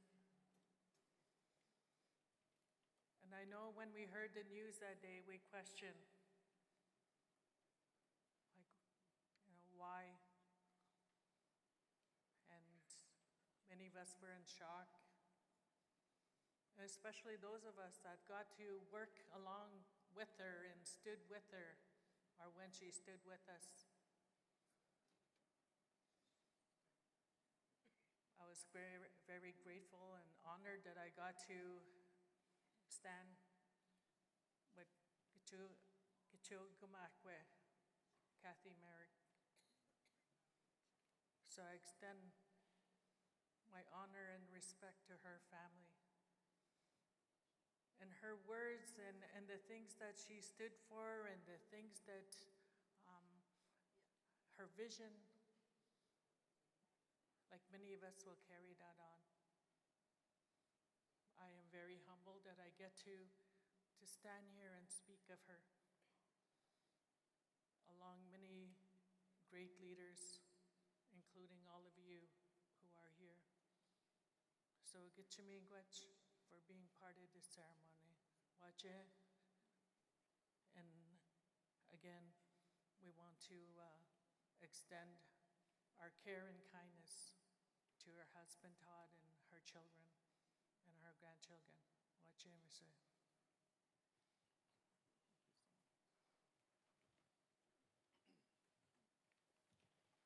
Miigwech, Deputy Grand Chief Ajnibniskam. To conclude this special tribute, I'd like to call upon current Acting Grand Chief of the Assembly of Manitoba Chiefs, Betsy Kennedy.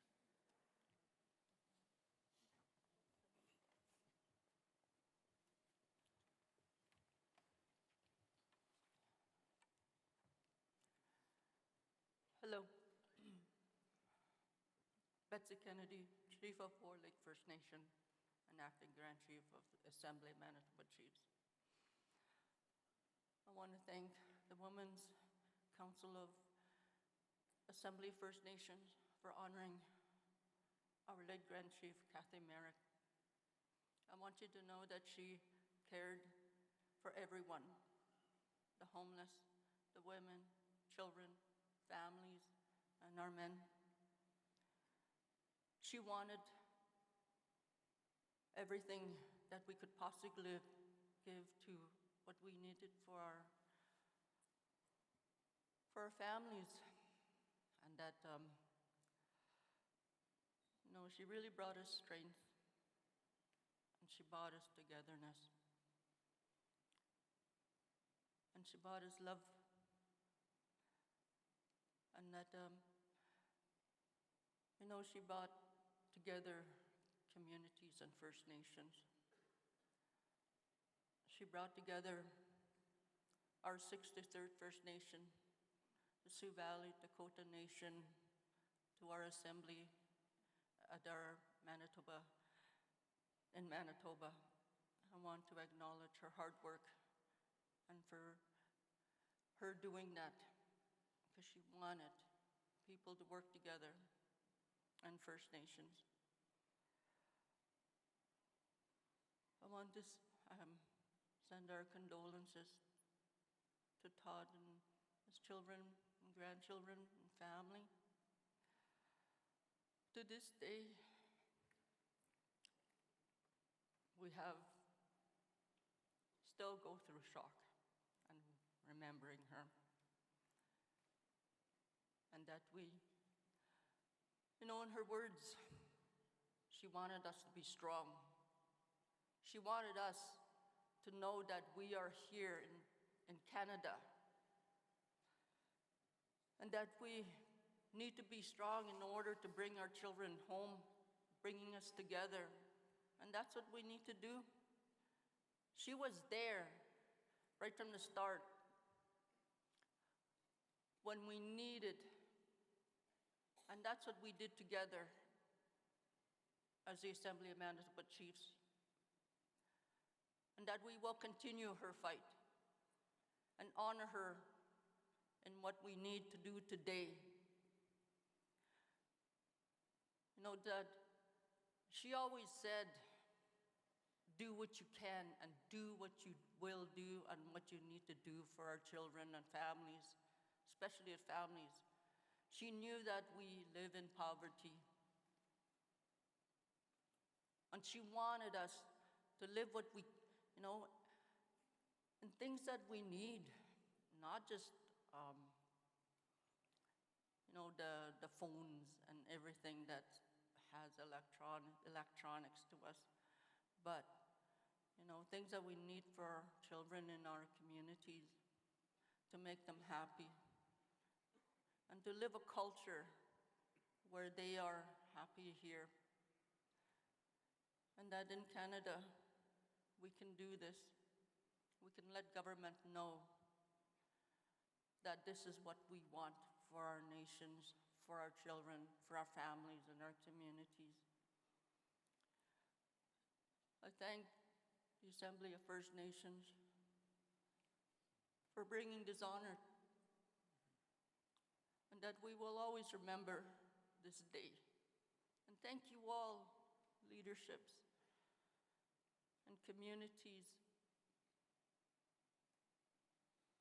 We want you to know that we honor you in our blessings. And thank you. You want to say something?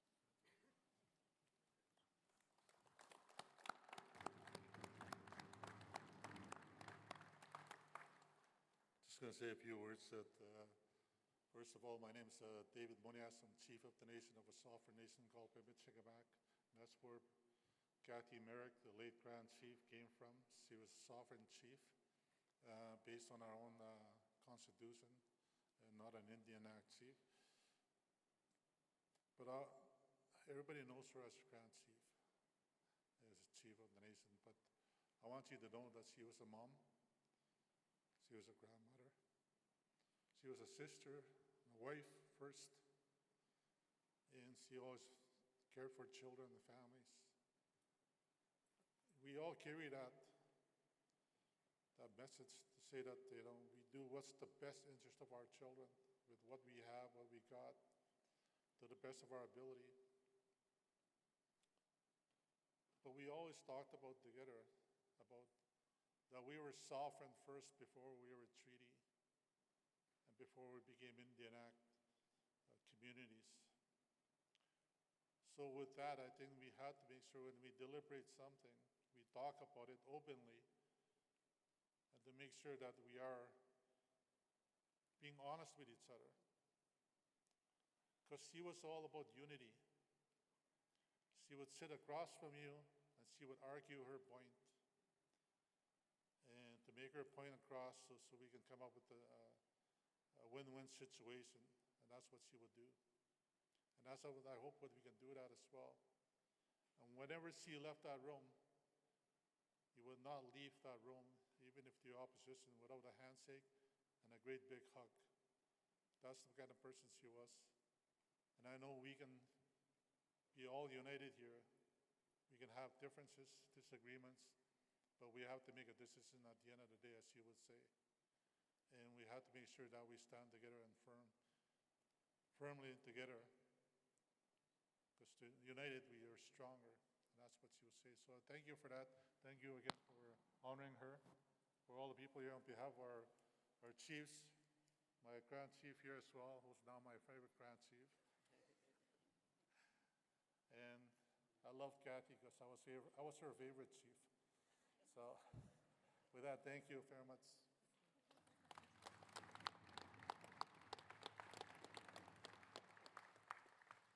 So with that, I'd like to acknowledge the speakers, the chiefs, the Grand Chiefs that have spoke. I'll also acknowledge Grand Chief Seti, who's here, Manitoba Regional Chief Moore, who is also here, and all of the chiefs from Manitoba. And that concludes our special honoring for the late Grand Chief Kathy Merrick.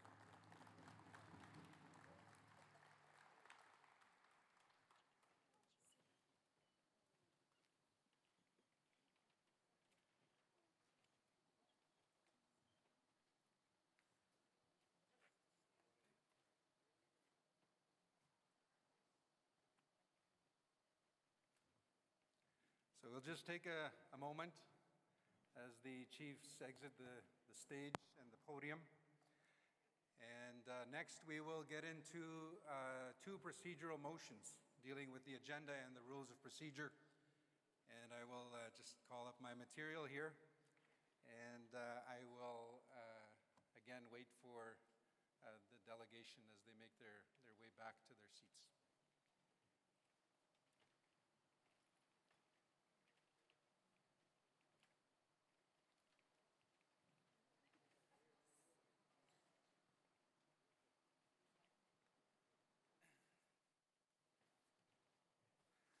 So chiefs, delegates, next on the agenda we have the adoption of the rules of procedures for assemblies. Just so that you are aware, the rules of procedure that we will be reviewing is the version that was emailed to all chiefs and delegates and the version that is online. So if you go to the AFN website, there is a version of the rules of procedure, and that is the rules that are being presented. I know there was a hard copy in a package that may have been handed out as part of your kits. That is an older version. There were revisions that were made on the floor in the assembly at the last AFN assembly in Montreal in July. It is those changes that will be incorporated into the proposed rules of procedure. So there are a couple of things. There is a one-page document with some notes on the changes, and that is in your kits, and I just want to make sure I have a copy. So a couple of things to be mindful of in terms of the changes that you as chiefs requested on the floor previously. There are actually several changes. There were a couple of charter changes made to the AFN charter. A couple of changes also in terms of establishing quorum. So the rules have a procedure for establishing quorum to make decisions in the assembly. I believe it's rule number 24 in the proposed rules. And the process is that we call the meeting to order each day. When we call the meeting to order, there is a count done on the floor and within the Zoom platform. For those delegates that are registered, we then take that number, and the quorum required to make decisions throughout that day is 50% plus one of that number. In order for resolutions and decisions to be passed, we do require at least 60% in favor of those that have voted either in opposition or in favor of a resolution. So that is in the rules of procedure. Also, you adopted in Montreal this past summer the amount of time allocated to speakers. So the allocation was increased from 3 minutes to 4 minutes. So chiefs, you have 4 minutes to address an issue. If there is a chief that has brought forward an issue, any supplementary or follow-up, you are allowed 3 minutes. Again, those are your rules that you asked for in the previous assembly. Also, I'm not going to go through the entire rules of procedure. That'll take all morning. But just a note, there was also a change in terms of requesting changes to a motion or a resolution. So there is a process that is identified under rule number 58. So again, just a highlight of some of the changes. Also, I'd like to remind you, within the rules of procedure, if I can have, please, the code of conduct put up on the screen. So if I can have Encore staff, please put up the code of conduct. As official Delegates, you have signed a code of conduct. I'm not going to read the entire code of conduct, but I'm going to go to number 5, the expected behavior of event participants for all of us. It says, by participating in any AFN event or activity, participants must always conduct themselves in a manner that is A, considerate, respectful, and collaborative. B, mindful of your surroundings and your fellow participants, and to alert event organizers if you witness unacceptable behavior. C, refrain from any form of conduct which involves violence, discrimination, and harassment at the event, including at social functions during AFN event-related travel on social media, over the telephone, or via email and text messages. So just a reminder, again, being respectful of each other. As we move forward in the discussions, there will be various opinions, varying opinions, different opinions, sometimes conflicting opinions.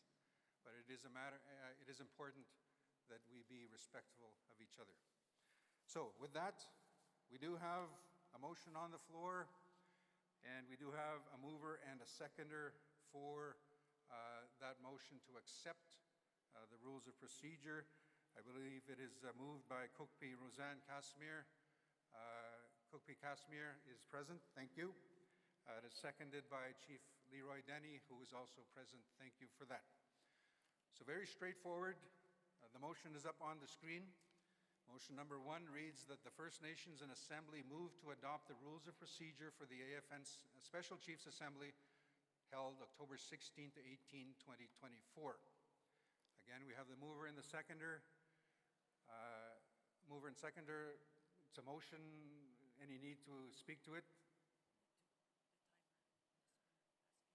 And if they do speak to it, I'm going to ask for the timer to be started once they start.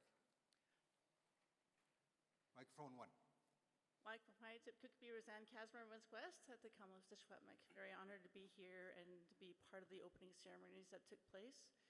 And as a mover of this resolution, I do support that going forward. Cookshan.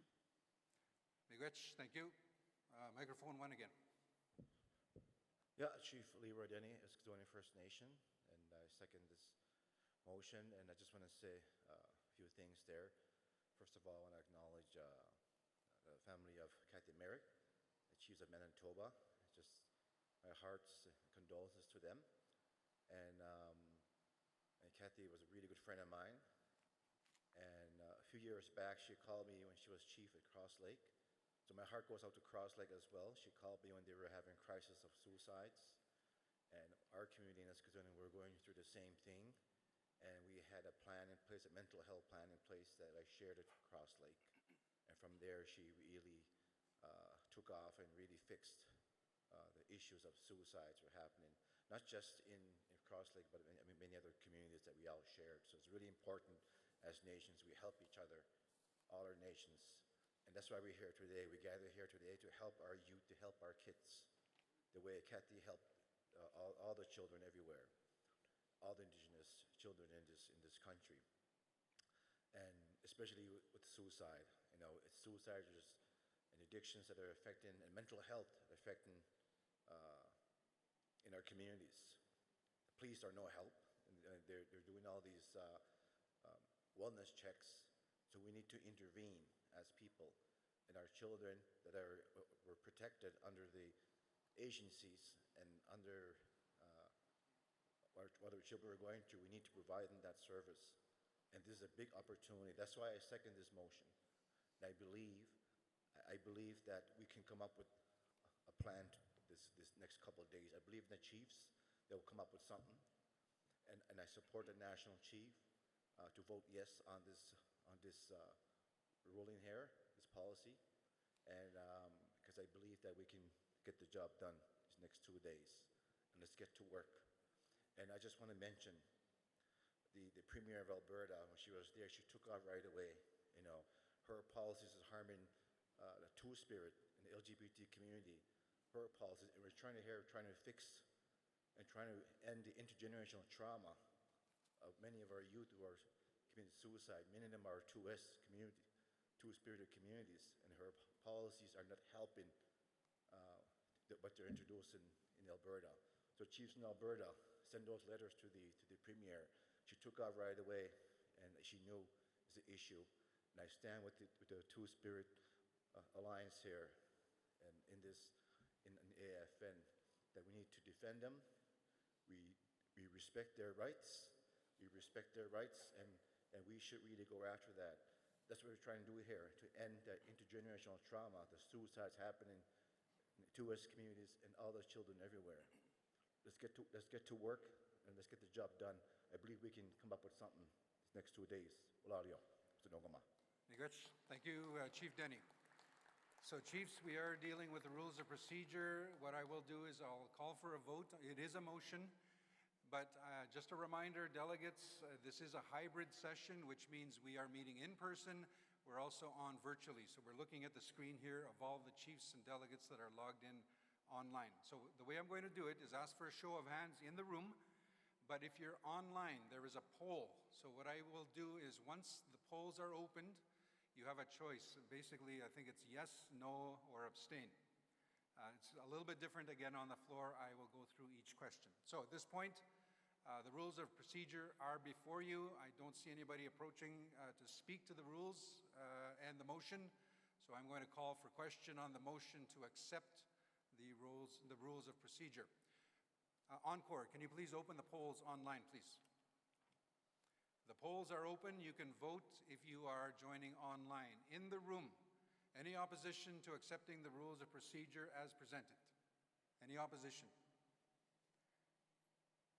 And I will take some time because this is a hybrid. We are joining virtually as well. Any opposition? Second call.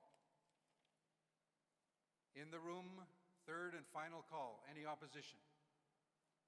I see none. I saw a lanyard going up, but I don't think that's an opposition. Any abstentions? First call. Please bear with me. I will take time because we are doing this online as well. Any abstentions?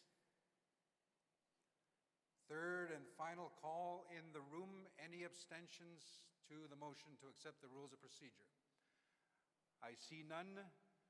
Can I have the polls closed, please? Close the polls online.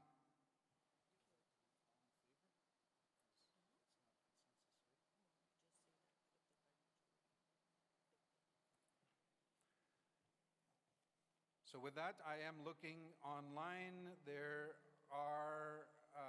is no opposition. There is 2 abstentions. So with that, the motion is carried to proceed with the rules of procedure. So thank you very much, Chiefs. That guides us in helping to maintain order and how this meeting will be conducted, and we will follow what you have set as the rules for the next 3 days. So miigwech, thank you very much. Next, we'd like to go through the agenda. So again, I will ask Encore if you could please put up a copy of the agenda on the screen.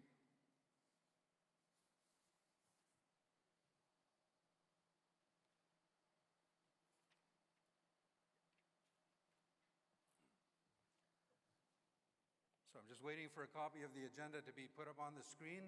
It's the last version that was emailed to Encore. And I just want to make sure that we are looking at the correct agenda. Here we go. I have it on my screen that I see. I just want to make sure it's up on the screens that the Assembly can see. So it is draft agenda. Again, this has undergone various versions. There were previous versions that were emailed out as drafts, so this is the draft agenda that is being put forward for your consideration. Again, so we do have up on the screen, if we can zoom in, please, because I know delegates definitely cannot read that. If we can have Encore, please zoom in so that we can see the agenda very clearly. Also, I am going to ask that the AFN put this draft version online so that anybody can access it online on the website, which is afn.ca. afn.ca. And we're just zooming into the draft agenda. So the draft agenda, we do have a motion to accept the draft agenda. It is moved again by Cookpee Roseanne Casimir, who is present, seconded by Chief Denny, who was present. Chief Denny. Oh, yes, there you go. So we do have the mover and the seconder to accept the agenda as presented. So draft agenda for Wednesday, October the 16th starts with the sunrise pipe ceremony at 7 a.m. Registration opened at 7:30, 8 a.m. We had regional caucus sessions on the second floor. At 8:30, we had on the agenda, of course, we started a little bit late. We were waiting for the drum, and we had the grand entry with Buffalo Tracks Drum Group. We had the opening prayer with Elder Leonard Weasel Traveler from Begani Nation, the territorial welcome with Chief Roy Whitney Sutina, as well as Chief Troy Knowlton from Begani Nation. We had the opening address from the Alberta Premier Danielle Smith, the opening address with National Chief Cindy Woodhouse-Nepenak, and also the tribute to the late Grand Chief Kathy Merrick, the Assembly of Manitoba Chiefs. So those were part of the opening protocols. On the agenda, we have 9:30, of course, a little bit behind. We have the adoption of the rules of procedure for assemblies, and then the adoption of the agenda. The first item of business at 10 a.m., but we'll get started. We'll monitor the time. We'll get started as soon as we're done accepting the agenda, is a plenary on the overview of the draft agreement and political perspectives. We'll have presentations from the three parties to the negotiated settlement, the three parties that were part of the Human Rights Tribunal. We'll have National Chief Cindy Woodhouse-Nepenak, of course, with the Assembly of First Nations. With Chiefs of Ontario, we have Regional Chief Abram Benedict. And then with Anishinaabe Nation, one of the parties, we have Grand Chief Alvin Fiddler, as well as Deputy Grand Chief Bobby Narcisse. And then we'll have a question and answer period. The next agenda item at 11 a.m., we'll modify to reflect the actual time. The agenda item is what we heard, feedback from the regional engagement sessions, and a report on amendments made to the draft agenda. And that'll come from the Assembly of First Nations. Lunch break is at 12 o'clock. We'll give you, before we do that, we'll give you some details in terms of the meal that will be provided. We'll share some information. This afternoon, the next plenary will be Reformed First Nations Child and Family Services Funding Model and Remoteness.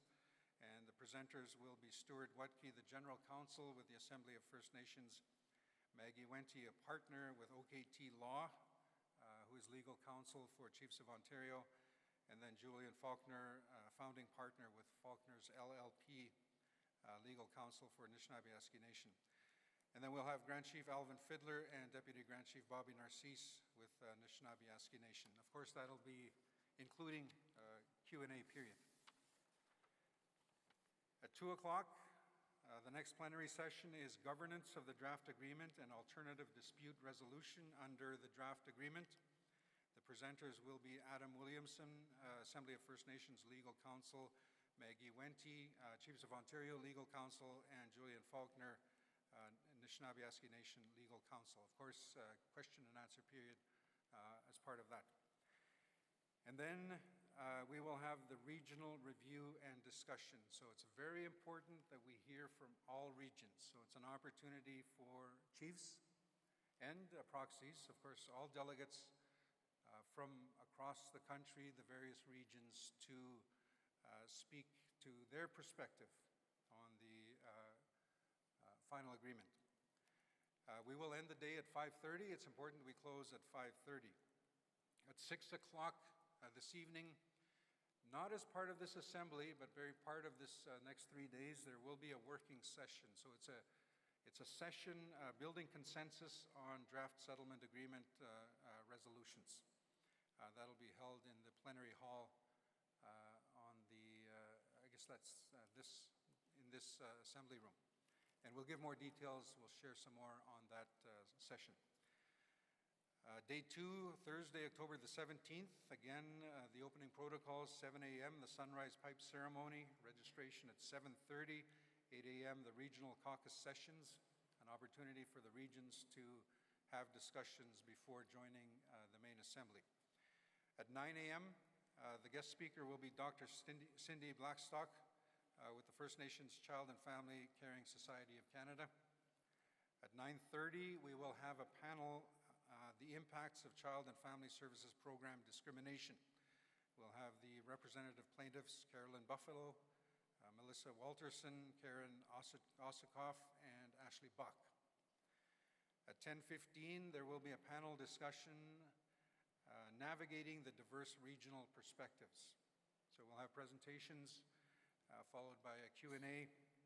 We'll have Stuart Wutke, General Counsel for AFN, Maggie Wente, Legal Counsel for Chiefs of Ontario, Julian Faulkner with Legal Counsel with Anishinaabe Nation, and we are anticipating representatives from the Government of Canada. Those names are to be confirmed, but we again are expecting representation. At 12 o'clock, we'll have a lunch break. The normal rules of procedure allow for any late resolutions. Reminder that that is the deadline for late resolutions, 12 p.m. local time, Calgary time, on day 2, so that'll be Thursday. At 1 o'clock, we have a guest speaker, former National Chief Phil Fontaine, will be addressing the Assembly. At 1:30, we will be dealing with resolutions, and that will continue throughout the afternoon until we close for the day at 5:30. That will be resolutions. While I'm talking about that, Chiefs, I know people are asking me, and the question is out there, well, when's the vote? The purpose of this 3-day assembly is to look at the final agreement and make a decision. So Chiefs are asking, when is the vote? So that is part of the resolutions. So a decision is made through resolution, and that will take place when we're dealing with resolutions on the afternoon of day 2. Friday, day 3, we again have the sunrise pipe ceremony. Registration at 7:30, 8 a.m. the regional caucus sessions on the second level. And then at 9 a.m. we'll start with a plenary, an update on compensation. The presenters, we have Dean Janvier, a partner with Deloitte, Duke Peltier, Settlement Implementation Committee member, and then Chief Derek Niepenak, Pine Creek First Nation, and the Settlement Implementation Committee member. So we'll open it up for any questions at that point. On the agenda, we have at 10 a.m. Closing remarks with National Chief Cindy Woodhouse Niepenak, the closing prayer again with Elder Leonard Weasel Traveler from Pagani Nation, and the closing ceremony with the drum, to close in a good way, the Buffalo Tracks drum group. So you have that before you. It is up on the screen, and I'm asking staff to put this draft agenda online so that chiefs can review it electronically if need be. So at this point, I'm going to ask the mover and the seconder if they wish to speak to the motion to accept the agenda, and then we'll open it up for any discussion from the floor. Mover at microphone number 1, please.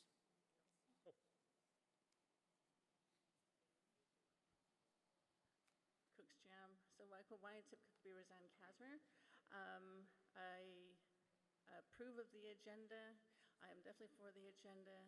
I know I came here from the Kamloops to roll up my sleeves, to really be able to make an informed decision and to participate in the dialogue sessions and the information that's going to be presented. I know that's why we're all here. And, I know that as chiefs, we know that back home, I know that it's very divided in what this resolution means, and that is why we're here, is to get all the information we possibly can, and I know it's a very aggressive agenda to be able to support and provide space to have really good, meaningful dialogue. So I just wanted to say Cook's Jam for that. Cook's Jam. Miigwech, Cookby Casimir, seconder of the motion, Chief Denny. Yeah, I want to stick to the agenda. We need to get to work, like really soon, and we can't be wasting any more time. We need to talk it out, and I once again, I really believe that we can come up with something through ceremony, through, we have amazing people here. We have across the country that we can come up with this, end of the day, this agreement. And I really believe that we'll get this done if we stick to the agenda. So let's stick to the agenda. Let's get the show started. Thank you, Miigwech, Chief Denny. So chiefs, earlier we had two chiefs that had approached the microphone. So we're going to acknowledge them first and then open it up to the floor. Delegates, the way we're going to follow it is we're going to go in a circle. So start with microphone, the order we'll follow is microphone 1, 2, and then go online, which is 3. So we'll follow that. It doesn't matter what order the speakers approach the microphones, we will follow that order. So think strategically, I guess, when you're choosing that. No, but I will go, sorry, Chief, I will go to the two chiefs that had previously approached the microphones.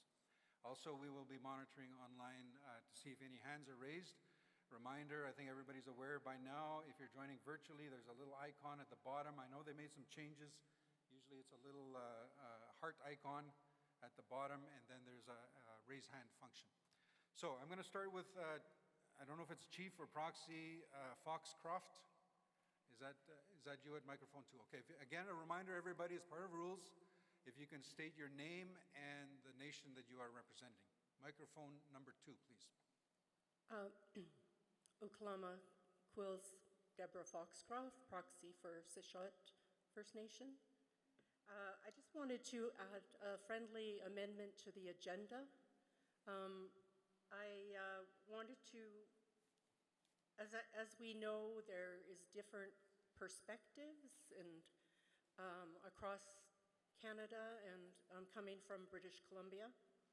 I wanted to add that and to be more inclusive, and that, I know that our national chief had said, that we wanted to be more, have dialogue and good dialogue to allow that includes discussions.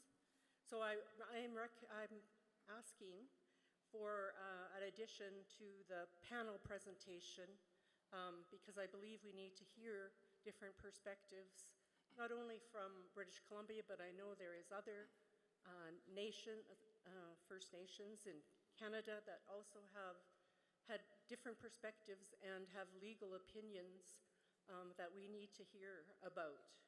So I'm asking that we add to the panel presentations, the Caring Society be one of the panel, regional technical experts in addition to that, and also a legal panel to be in addition to the current panel that we have. Thank you. And I just wanted to acknowledge the territory of the Blackfoot Confederacy nations and the elders for the prayer, and to chiefs, proxies, matriarchs, elders that were doing this important work, and the ancestors of this territory for, as we do go forward on this work on behalf of our children and families, I ask them to be with us. True. Miigwech, Proxy Foxcroft. So just so that I understand, you're asking for each of the panels that takes place, or is there a specific panel that you're asking for? Each of them. So each of the plenary panel sessions, you're asking that there be an addition of representative from the Caring Society? Yes. Okay, thank you. So with that, again, the rules that you just followed, what we will follow is what you've mandated us to follow. So I will ask the mover and the seconder of the motion if they are in agreement with that requested amendment to the agenda. Mover Cookie, that's a no. I see a nod. Seconder? Okay, so the mover and the seconder are not in favor of making that change. Again, these are the rules that you've just passed that we are following. So thank you for that. I don't see anybody online, but I'm going to go to the second speaker that previously had approached the microphone. Chief Knowlton. Do we have Chief Knowlton? Oh, there we go. Microphone number 1. Go ahead. Over here in chute number 1. In respect to the agenda, I think that it's only prudent that we respect the chiefs and the proxies who would like to make amendments to this conference. We look at the magnitude of what we're facing today, and that each chief here, the previous speaker, including myself and others, have serious concerns. And amendments and meetings like this, anytime we have a discussion, anytime we have dialogue, anytime we're able to voice our concerns for those of our people and those of our children, it's not wasted time. It's this time that we get together that we have to hear each other. And so, respectfully, as the previous speaker, I'm looking and asking to amend the agenda, to revise the SCA agenda to allow for open dialogue that includes discussion with experts, technicians, and leaders that are not parties of the FSA. Paragraph 379 of the draft FSA requires parties to speak publicly in favor of the FSA and make best efforts to procure its endorsement. It is only the FSA parties that are on the agenda. How can we be sure of receiving an unbiased information? So, revised order of the resolutions. There are numerous competing resolutions, and that if resolution number 1 is passed, then the remaining become moot. These are the order of changes requested, and similar to our previous speaker. Assembly proposed revisions to the Assembly agenda, AFN, NAN, COO, and Canada panel, Caring Society panel, regional technical experts, legal panel as was mentioned, regional caucus, plenary question and answer, and the resolutions for tomorrow, next steps in negotiated mandate. Now, in all due respect and to show my appreciation to the 2 Cindy's, who one is a good friend of mine, the AFN chiefs, I'd like to give them a round of applause first for the work that they've done, to the 2 Cindy's, Blackstock and Woodhouse. And we could be respectful and respectfully disagree that there are issues that need to be discussed in this room among some of us or some of you who may have these concerns. To honor the chiefs, as our people honor us and put us in this position, as we honor the national chief in voting and having her at this position, to represent all of us, although very little representation within Alberta, and I think we know that. So I'm asking respectfully that the amendments that I've read out, and as my counterpart done previous to me, that you seriously look at including them. To say no is going to make those who have these questions, those who have these concerns, it's going to make them harder. Yeah, an agenda was approved online and in Montreal, but changes have happened. We've seen them. It's a moving target. And I, for one, from the information I get from my frontline workers, we have concerns. So I respectfully move to amend the agenda. Thank you, Chief Knowlton. Chief Knowlton, if you can please stand by. I just want to make sure I understand the request for amendments. The first amendment, am I correct? You're asking for the addition of the technicians from the Caring Society to be added to each of the plenary sessions. Is that what you're asking? That is one of them, and I think it's okay. I'll deal with them one at a time. And I know that that was the question previously asked, so I'm going to ask the mover and the seconder if they are in agreement. Kukpi, are you in agreement with the request? It's basically the same request. So no? Okay, seconder. Guess I don't need to go to the seconder. Okay, so that's the first request. What was the second amendment you're asking for? regional technical experts panel. A regional technical experts panel. Okay, so I'm going to ask the mover and the seconder. Now, having said that, just so that you're aware, there was a change to the draft agenda that was initially presented.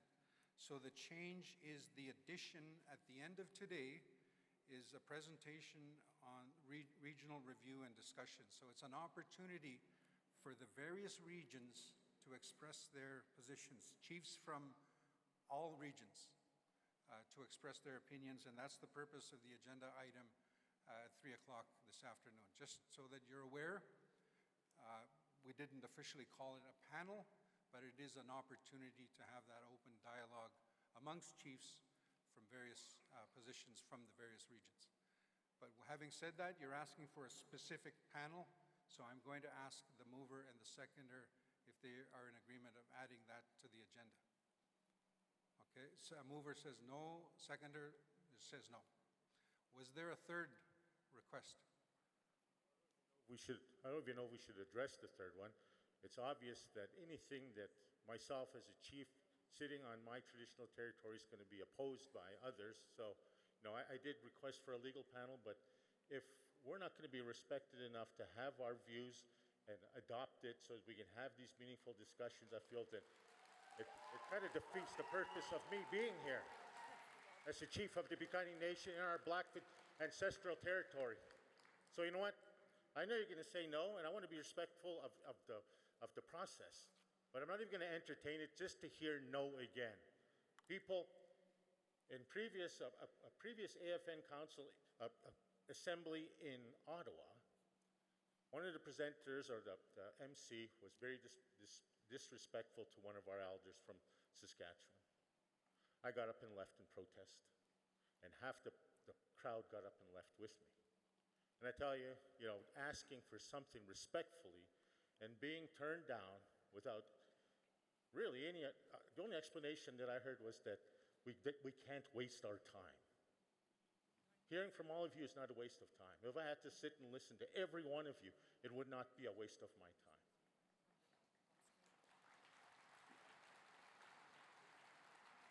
Having amendments, friendly amendments that are so important to the decision makers here, being turned down and not being addressed, that's a waste of time. So, I'm sorry, Cindy. I'm sorry, Assembly. Sorry, not sorry, because I'm a little bit upset.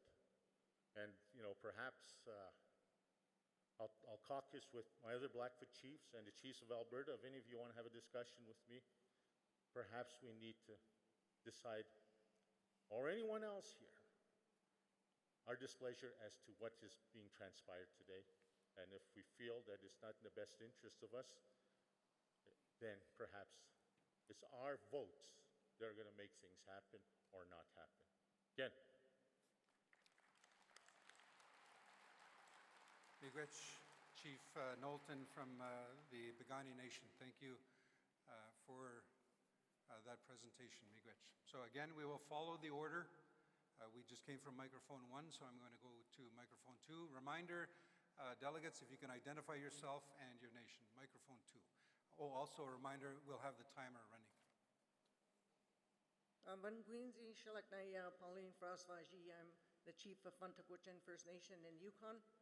I'm also here as a proxy for Champagne-Ajac First Nation. I wanted to speak from a perspective that maybe is not heard, and I want to acknowledge the previous speakers as well. I'm a former minister of the government of Yukon. Health and Social Services are responsible for Family and Children's Services. I sat 5 years at the federal table as the only Indigenous person around the federal table discussing Family and Children's Services. But I am also a former negotiator for my nation.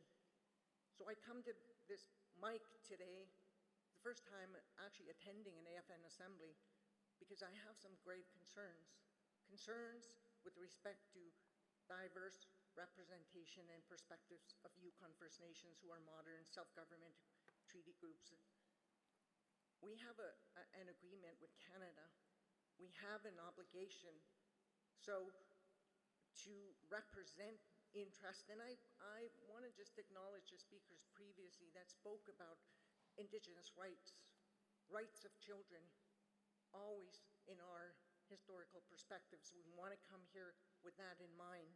So when we look at the sections of the agreement that speaks about representation in the panels that you have, on Thursday, there's a panel that really says here that the panel is at 10 a.m. navigating diverse regional perspectives. So I heard previous speakers, but specific to Yukon, we have some very diverse, specific circumstances that is not represented here. We have Section 17 obligations that we negotiated with Canada. Yukon is responsible for family and children's services. We have no agencies. We are self-governing. We take jurisdictional responsibility. We'd like an opportunity to present at your diverse navigation table to present our perspectives and why we are not 100% in agreement. We agree with the concept of the proposal and the submission. It's important. It's important, and we're making significant gains with Canada. However, when we talk about discrimination or elimination of discrimination against Indigenous children, you're eliminating Yukon children from this discussion by not allowing us at the table to speak on our perspectives. There are other nations around the table. There are 26 modern treaty groups that take this perspective. I think it's important, specific to Yukon, because we have 11 self-governing First Nations and Yukon of 14 communities, and we need to bring that perspective to the table. If this is not going to work for us, then what is going to work for us? Because this is not a one-stop shop fix all for everyone. As was said, we'd like an opportunity to present our perspectives. Merci. Very good. Thank you. If you can please stand by at microphone number 2, please stand by. A couple of things. It is almost lunchtime. We were hoping to deal with 2 agenda items before lunch, but lunch will be prepared. And I know that many people, we need nourishment. We have many diabetics and others that need to get a meal. So it's important to break as close as we can at 12 o'clock for lunch. Having said that, I see a number of speakers that have approached the microphones. I'm going to close the speakers list very shortly, so I'll give you 5 more seconds. If you approach the microphone, you'll be included. I don't mean to close any dialogue, but it's important to get into the actual discussions in the presentations. So with that, I am now going to close the speakers list. Those that have approached the microphone and also have raised their hands online, I will recognize you, having also recognition that it is almost 12 o'clock. So I just want to be clear, the request for an amendment is to include on Thursday, as part of the panel presentation dealing with navigating diverse regional perspectives. You're asking that the Yukon delegation be part of that to talk about the Yukon's unique situations. Is that what you're asking? Okay, I did see a yes. Mover, are you okay with that request? Did you hear the request? Microphone 1.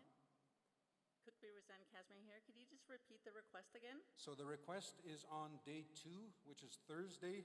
There is a panel discussion dealing with navigating diverse regional perspectives. The proxy is saying that there is a different perspective from the Yukon. They're asking if they can be added to the panel. For day 2? On day 2, the second panel. Okay, that'll be okay with me. You're okay with that? Seconder, Chief Denny. I'm looking to Chief Denny. Are you okay with adding that? I just want to speak on the agenda. The agenda, in order for us to get our issues across, understand the whole situation here, we need to go through the agenda. The executive approved this agenda, and this agenda right across the board, in order for us to complete this agenda, we have to go through everything. It's going to be full days, a lot of hours, a lot of dialogue. We have that opportunity right now. I'm sorry I can't make any amendments. I will not make any changes. Let's get to work. see all the panels. We have everything that set in the agenda. We have the Caring Society. They're going to have their time on there already. It's in the agenda. We have open discussions. We all have that opportunity.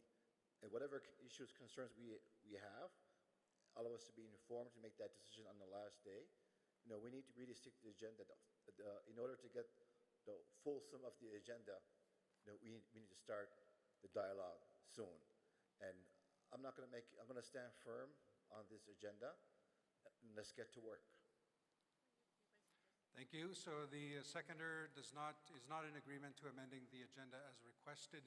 Just a reminder, chiefs, we did add another agenda item. You are entertaining another agenda item on day one.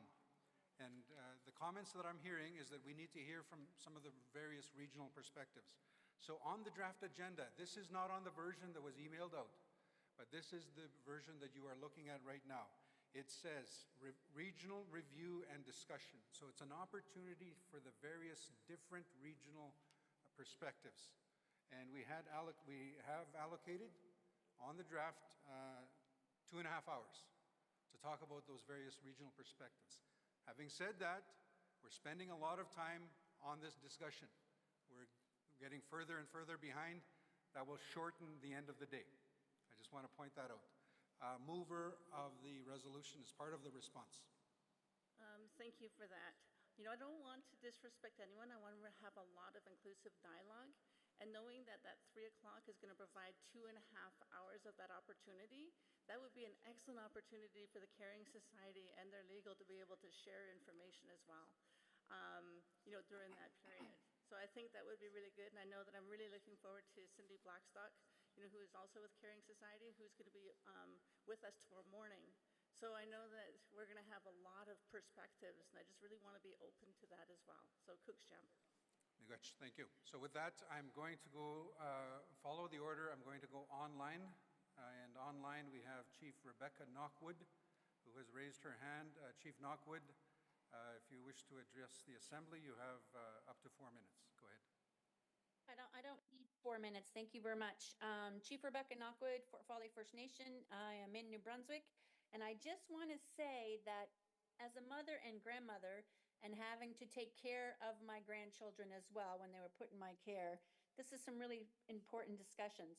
But I just want to focus on the agenda. The agenda is focused on speakers in favor of the FSA. As my previous counterparts had stated before, the chief should have some input into this, because I know there's a lot of chiefs that need more time trying to digest and comprehend this agreement. And I'm very glad that they're allowing Dr. Cindy to talk about this.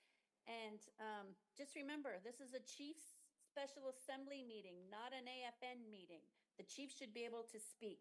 Thanks.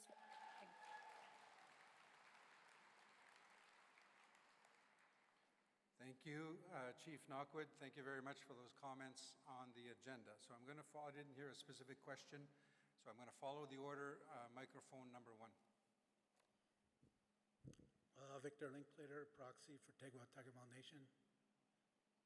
I had concerns with the agenda too, because I think the AFN, Chiefs of Ontario, Anishinaabe Nation, they're parties to the FSA, and they have to sell this to the chiefs in assembly. And echoing what the former speaker said, we just wanted to have an even platform. Let's hear all voices. And to the opening comments from the national chief, I mean, it was mentioned there. We don't all agree. But at the end of the day, we're going to have to work out a solution that we could all live with. And it's always based on our children. But so we, to me, the agenda doesn't sets up, it's not an even playing field for us. And if we want to get this right and move forward, because this is a huge document. It's 178 pages. The longer we have with it, our experts are going in there and finding loopholes that's going to hurt our people. And one of the greatest fears I have is that we are going to become the discriminators of our own children. And so, you know what? Let's work at this. Let's close up the loopholes And, you know, I respect the work that the AFN crew and Nana has done on this document. But there are some clear things that we could tighten up to ensure the safety of our children. And, you know, we travel here, we expect to have that conversation. I originally stood up to actually say, you know, to be a mover or seconder of the agenda. I didn't know it was predetermined, so shame on me, you know, but we still have a voice to actually oppose this agenda as is. And one of the things I want to highlight, and I don't want to repeat what the others said, but when we look at the agenda and the order of the resolutions, the resolution to accept or to reject is first. So it actually nullifies all the other resolutions after it. So you know what, if we want to have a fair process, then let's just fix this, okay? And, you know, to Chief Troy that came up here, and, you know, we are on his territory. I feel like, you know, he was disrespected, and, you know, and I will join his caucus in support of his views too. Thank you. Migutch, thank you. Microphone number 1. I do see 4 more, and I have closed the speakers list after those. Again, it is after, I think it's after 12 o'clock. Please be mindful of the time. If you have something, if you can get right to the point, please. Microphone 2. Bonjour, Giba Ogiba Nijnakas Kiasagi Donji, Ugish Community C Mizay Notre Dame, Chimigwich Kenawea. Chief Wilfred King from the Gulbey First Nation. Adam, thank you for chairing today. I want to wish you luck today. We're basically at an impasse here in terms of where we're at. We have polarizing views on this agreement. Some are for it, and obviously some are against. I think you're going to have to use your discretion if we're ever going to get down to the business, whether we're for or against this agreement. You have to call your discretion as the chair to call a vote whether we accept it, the agenda as is, or we modify the agenda as the movers have asked. So just for trying to offer you some assistance, Mr. Chair. Miigwech. Miigwech, thank you. Microphone, I had already closed the speakers list, so I'm going to go to microphone number 1. Waikakaitep, Judy Wilson. My traditional name is Red Hummingbird. I'm a proxy for Squaluk First Nation. I just wanted to speak that how important those changes are. It's not just an even agenda, it's hearing the voices of the regions. And I wanted the regions to stand up who came here to ask those questions, to be able to get on the agenda, to be heard. Can you please stand up, all the regions and all the people that had questions about the FSA? Because it's going to show a majority of this in this room who all had questions, who traveled here in all parts of Canada to get this FSA through consensus, because we want to speak to it, we want to be heard on the agenda, we want to have time on the agenda, and it's going to be very important for all of these regions and all of these people that came. There's many people that need their questions addressed, and this agenda isn't it. I appeal to Cookbee Roseanne Casmer, please add these, itemize this on the agenda. It's not a big deal to add a few names on the agenda that we're requesting for legal, the experts, and for Caring Society. Those are simple changes to the agenda. Quit blocking us. Let us get our say on the agenda. Let us all work together like National Chief is saying. If that is true, let's do it. So I want to be clear, Mr. Chair, as you've been called here, Adam, is I want to be able to itemize those names on the panels to be able to get them through. Because what I think the misunderstanding is here is we want a whole bunch of new panels. No, we want specific people on those agendas so that they can speak in the fair way, so that we can get all the point of views across. Because right now, with the way whoever selected, pre-selected the mover and seconder, the floor did not even have a chance to say who they wanted as a mover and seconder to this agenda. You had pre-selected the mover and seconder for the adoption, and you pre-selected the ones that are moving and seconding the agenda, and that closes off any additions that we want to make. Those are not fair procedures already, and you're dividing the House. I am sure National Chief and the executives do not want the House divided. We want to come to an agenda that we can all work to. If that's what we all traveled here to do, we need to do that, Mr. Chair. Thank you. Thank you. Miigwech, Proxy Judy Wilson. So there is a request. And again, as co-chairs, this is not, we don't dictate what happens. You have passed, chiefs, you have passed the rules of procedure. You have told us how to conduct this assembly. It is our obligation to follow the rules in the way that you've told us to conduct this assembly. The way you've told us to conduct the assembly is if there are requests for amendments, that we ask the mover and the seconder. The chief that has moved and the chief that has seconded. That's what you've mandated us. So we don't decide, we don't make that decision. So again, there was a request to amend the agenda and include other technicians in the plenary sessions, in the panels. So I'm going to ask the mover at microphone 1. Cooksham, Cookby Roseanne Casimir of the Kamloops. Very honored to be here with every single one of you. I absolutely mean no disrespect to anyone. And, you know, for me, we do have a huge agenda, and I am always about compromise and looking for win-win situations and making sure that there's opportunity. I know that looking at there's the 3 o'clock regional review, that starts at 3 o'clock, and that's open until 5 o'clock. So that would be, you know, we could even just rename that to have that as the panel during that session.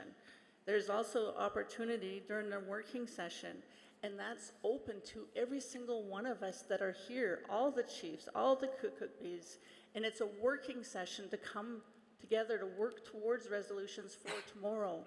And we could definitely have all those individuals participating as a panel during some of those discussions, because to me, that's about getting to informed decision-making in a good, respectful, and honorable way. And I know that, you know, like, again, I'm a cookbee, I'm a chief, I'm a mother, I'm a grandmother, I'm a leader, and, you know, for myself, I just want to respect all the work that was done to date. I want to respect and honor our children. I also want to honor and respect all of our different points of views and discussions. I know sitting in my BC Regional Caucus and even at our Schwatmuk level, there's a lot of, you know, mixed reviews, and it's about getting all the information we can to make and be able to make an informed decision when it comes to that time. And so knowing that this year is open from 3 o'clock until there is no end time tonight, that is our opportunity to hear from them, to hear from the Carrying Society, to hear from the legal department, to be able to have that other perspective, because you know what? Their voices matter too. Their work that has been involved has been exponential as well, just like Cindy Woodstock and Cindy, our national chief. So I know that right across the board, it's about respectful dialogue, respectful being able to hear and participate why we've all come here. And so for me, I just want to truly honor our children and gain and get as much information as I can, like everybody else. So Cook's Jam. Miigwech, thank you, Cookbee Chief Casimir, for the response. So with that, again, what I'm hearing is that there is 2.5 hours allocated to the various regional positions, and that will be at the end of the day today. Microphone 2. Gela Castapla, Nuguam Panuidas, Gaya Clinlach Mimpunlis, Gaya Clinlach Takis. I'd like to say thank you first to the people of this land for allowing us to do this important business here. My English name is John Powell. I'm the elected Chief Councillor for the Mamalilclef First Nation. I just want to express some concern. We have 17 First Nations in the Kwakwakiwak, and they're diverse, and there's a number of remote villages, and there are about 4 of our First Nations that don't have on-reserve populations, that haven't had an opportunity to have a land base, and all of the funding that generally comes with that, with what most other First Nations can take for granted. I think the other thing that we really need to be concerned about is that We only get one really good chance at this to do it right. And if we don't do it right, they're going to call us failures again. And it's not us that's going to suffer for our failure, it's our children. So I think that, we really need to look at when we're batting around words like free, prior, informed consent, that comes from all perspectives. And as chiefs of our First Nation, we take that very seriously. If we're good leaders, we go to our people for all of the decisions. I have to say that our 17 Kwakwaka'wakw First Nations are not well informed of what's going on here, and I have grave concerns about some of the issues within the agreement. And it's nearly 180 pages. It's too much for you to expect to rush through. When you say you've been to various different First Nations, that's all well and fine, but have you been to all 600 plus First Nations and found out what they really feel about this agreement? Because I can tell you that of the 17 First Nations in the Kwakwaka'wakw, very few have very little idea about this agreement. So I don't think that taking the time to do this right is going to be a mistake. I think it's going to be a mistake if we feel threatened that the government's going to change and we're not going to get to have this agreement go through. I think that we need to do it in the best way that we know how. And I think that we need to hear from everybody and everybody's concerns around this agreement, and I think that they really need to understand it. Thank you for the time. Miigwech. Thank you. So again, we had previously closed the speakers list, so the final speaker is at microphone number 2. Doexinessum wai simgiget sigidam hanach hanchkubuwilsitu. My name is Colin Sutherland Wilson. I'm the Chief Counselor from Kispiox. So I just wanted to echo some of the points that were mentioned by previous speakers towards the agenda. It definitely seems everything from the opening remarks to the planned agenda just dedicates a lot of time to one perspective. And as someone from the Giksan Nation who is very proud of our leaders such as Cindy Blackstock, having 30 minutes on the agenda simply isn't enough for the one perspective. And to have dedicated, and especially when we have dedicated panels spanning many hours that are only composed of the legal counsel of the parties who negotiated this agreement. When I think if we're here to make an informed opinion, then when we're debating all these different points that are the topics of these panels, those would be the opportune moments to have those hard discussions and those viewpoints brought forward. And on the last point there, I think especially if we have a panel dedicated to navigating diverse regional perspectives, I think we should have diverse regional perspectives included. And so my last question to the chair, if there is an impasse between, I guess in regards to making friendly amendments to the agenda, if we can't dedicate at least one seat on each of those panels to a representative from the Caring Society or another relevant technical expert, then does that simply mean that we as the chiefs have to vote down this agenda and then move another agenda with a new mover and seconder until the impasse is resolved? That is my question. Hamia.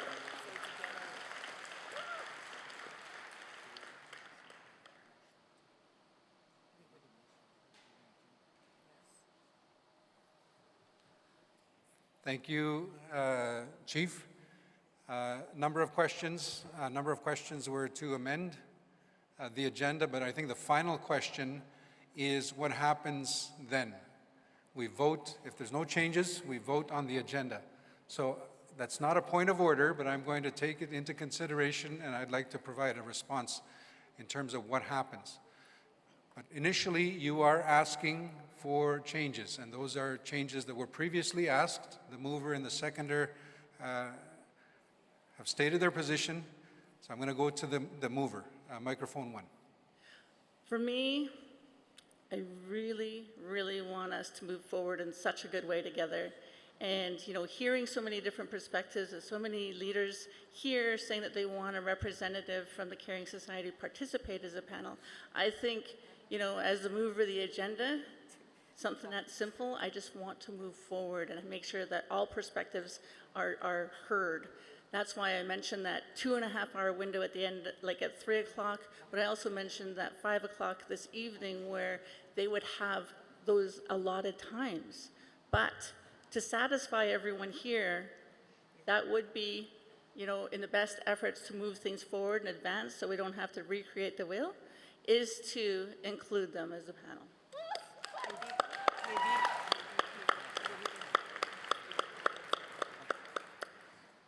I'm passionate about being able to work through an agenda, and I'm always passionate about anything that, you know, has so many different perspectives, but, you know, I know that collective voices and unity, that's what this is about, and that's what we have to move forward. So, Cookstown.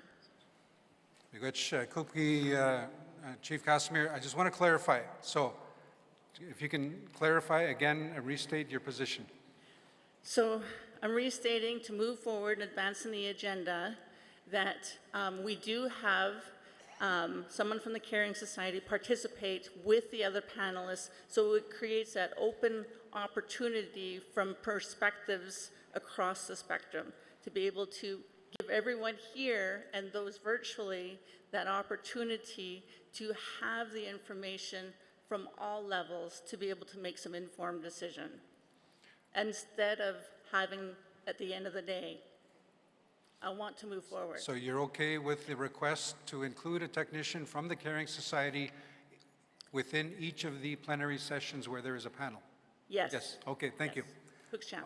I will now go to the seconder of the motion, whether they are in agreement with that. Yeah, same with me. I want to start working and get this going. There's a lot of concerns, there's other issues that we need to really go by. I'm Ms. Gay, Chief. Chief's here. Ms. Gay, I'm sorry. And I know that you felt, you know, I feel upset. I guess feel upset. Ms. Gay, I'm sorry. Okay? My colleagues. I came here from the East Coast, Eskasoni First Nations, the largest community of 5,000. Lots of people went through the system. Lots back home. They rely on this. They're watching, many of them back home. And we had lots. I have a big community because we went through centralization, where a community were forcibly moved to Eskasoni, where I'm chief at, and to eliminate other small reserves. And today, it's the largest reserve, one of the reasons. You know, we had to end this intergenerational trauma. This is a big opportunity. We stop the bleeding. And this is an opportunity that the AFN and many people, the NAN from Ontario Chiefs, brought this here. You know, hats off to you. You guys brought this issue here. You guys worked so hard, lobbying, fighting for it. Even our lady Captain Mary, we all fought for this. Okay, we're in a stage now that we need to start the work. Okay, and I'll agree with my colleague here for the change. Let's get the work done. I want to go back home with something. If we don't have an agenda, I'm going to go home. You know, I'm going to go home and say, hey, I'm sorry that I'm disappointed, but this is what happened. I'm here for our kids, for my community. They're hurting. There's suicide still happening, and we have to prevent them and stop this process, this systematic, and to start decolonizing that system and start indigenizing it. And this is a big opportunity. National Chief, hats off to you, and I want to get this work done. And I wish you the best to our co-chairs. And in order to heal, move forward, let's let it all out. Let the Creator lead us. Thank you. Thank you, Chief Denny. So the request to amend the agenda is, the mover and the seconder are in agreement. So on the draft agenda before you, there are a number of plenary sessions, and the request is to include a technician from the Caring Society. I will go through, that's not all of the sessions, but those are the panel sessions, panel plenary sessions. So that would include 1 o'clock on the agenda, the plenary on Reformed First Nations Child and Family Services funding model and remoteness.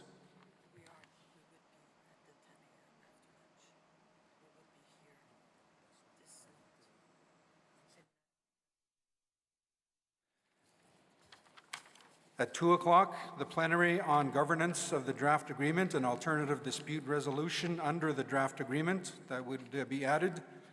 For Thursday, the panel discussion at 10:15, navigating diverse regional perspective, that would be added. And there is a plenary on day 3, but my understanding is that's different. That is a different group of panelists. So that's the request, an agreement with the mover and the seconder. So with that, I'm going to call for question. Online, Encore, if you can please open the polls online. Those of you online, you vote yes, no, or abstain. In the room, is there any opposition to accepting the agenda as amended? Any opposition? Again, I need to take some time because we're doing this virtually as well. Second call, any opposition?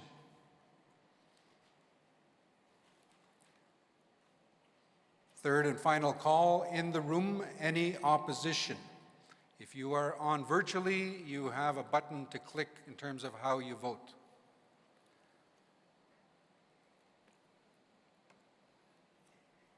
I will allow for some time for those voters online to cast their vote. If I can close the polls, please. Polls are closed. Online, in the room, any abstentions? Any abstentions in the room? I do see one abstention.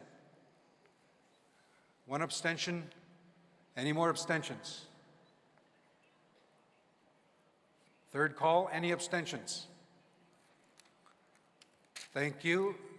So with that, looking at the poll results, the polls are closed and the one abstention in the room.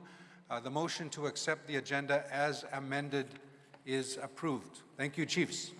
Miigwech. A couple of very important announcements dealing with lunch, but here is another piece of information. On the agenda at 6 o'clock tonight, we have the working session, the Building Consensus on Draft Settlement Agreement Resolution. We are aware there are several resolutions. Again, as I indicated when we talked about the agenda, there's no one vote on the agreement. We do it through voting on resolutions. There is, you're correct, Chiefs, there is a resolution to accept the final agreement. There are 4 other resolutions not accepting the final agreement as presented and requesting changes or modifications. Those other 4 resolutions are conflicting with the first resolution. Those 4 resolutions asking for changes also conflict with each other. So there are different opinions out there. So what we're asking is that there is a session tonight at 6 o'clock here in the room. The session will be facilitated by the Honorable Tony Mandaman. Justice Mandaman is a retired judge of the Federal Court, the Trial Division, and his objective is to facilitate a session. So an invitation is extended to the movers and the seconders of each of those resolutions, as well as anybody that is requesting any amendments. You are invited to participate in this session, and of course the goal is to come together, have a discussion, and try and build consensus moving forward. Because again, it's very obvious there are conflicting views. So you're invited to that session tonight here at 6 o'clock. So miigwech for that.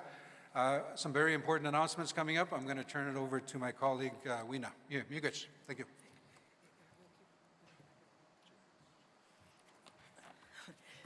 Thank you, Adam, and congratulations to you all. It's a big decision. I know it's only the agenda, but it's not only the agenda, as you all said. It's very important, and congratulations for this important decision to come together and have time and to maximize the time we have this week to for these important discussions we need to have here. So on that, we will now break for lunch, and lunch will be served in regional caucus rooms on the second level for leadership, on the third floor Champions Ballroom for other registered delegates. And please note that there are a few vendor tables set up in the Champions Ballroom, so please drop by and support local artisans. Very important to support the artists, artisans, and all shops that are represented there. And so it is now, on that it is now 12:25, so we'll be back here at 1:15. So please be there. We'll be there with our first panel at 1:15 p.m. Calgary time. So thank you. Have a good lunch. Bon lunch tout le monde. On va se revoir ici à 1h15. Good lunch, everybody. We're going to see each other at 1:15 with the first panel of the day. Have a good rest, have a good lunch, and take a chance to stretch your legs because we have a big day ahead of us. Thank you very much. Merci. Good afternoon. Welcome, delegates, chiefs, proxies, elders, knowledge keepers, men, women, youth, council members, everyone that is here in attendance, here in the room, also virtually joining online. Welcome back. We've had a very good discussion this morning, and we got some clear direction in terms of how we're going to proceed with our discussions over the next 3 days. So welcome back. We're just waiting on delegates to come back. We know that there are regional caucus sessions happening on the second floor, discussions happening as we go, but it's important that we get back to the agenda, and Weena, my colleague, will be explaining some of the things that we'll need to be doing. Of course, we were a little bit late this morning getting started, and the protocols, the opening protocols took a little bit longer, but it's very important that we open in a good way. Yes. It's important that we open properly and do things in a proper way, in a good way. And we appreciate your support and your participation in that right from the grand entry. Also, there was the request to have additional time, and Weena will be getting into this, for the regional presentations from the various regions. So we are still hopeful that we can accommodate the 2.5 hours to hear from various regional perspectives. So it will be essentially an open forum for chiefs from the various regions to talk about their issues and to talk about their thoughts on the session. So we do have a jam-packed agenda, and Weena will be discussing how we propose to deal with that for the rest of the afternoon. So mi amigos ko Jim nawa ko ek man gi wissen nawa we gi apta gi gane ko ek stay mina doesn't go in the amagan we nogum ko apta gi mi amigos wajia Miigwech, Adam. Adam said earlier that speaking his language is a grounding moment, and honestly, when he speaks his language, it's grounding for me too. It's something that we take the time, and then we can move forward in a good way, well-grounded, I think. So, welcome back, everyone. I will use the next few minutes to speak French. Not doing a French class lesson, but just going through the things in French. I'll go back in English, but since we have some time, just while the delegation is making their way to the room, and we will present what we'll be doing this afternoon. And on that, I also want to say welcome back to our folks online. So chiefs, proxies, delegation, knowledge keepers, everyone, thank you for being here with us. Alors, j'espère que vous avez eu un bon... So I hope you had a great lunch, that you found all the energy that you need, because you're going to need it. We have a fairly packed agenda. This afternoon, we have 4 information sessions, 1 decision session. So we have 5 sessions. I have Italian roots, so I talk a bit with my hands, so you'll forgive me. So we're going to shorten.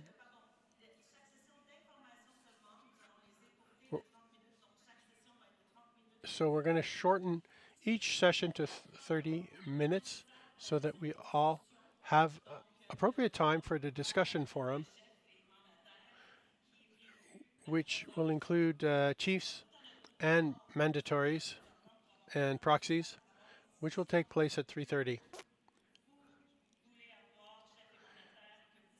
And that'll enable you, the chiefs and proxies, to clear out your ideas. So this is, both items are laid out in the agenda. So if there's any questions during the sessions,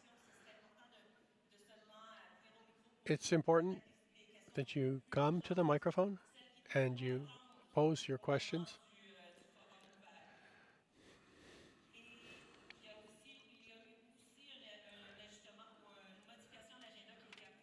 There was also an item that was changed. The Société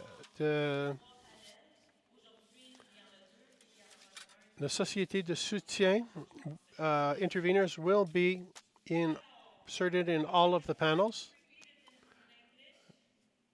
Maybe the 2 or 3 ones that didn't understand me, I'm kidding.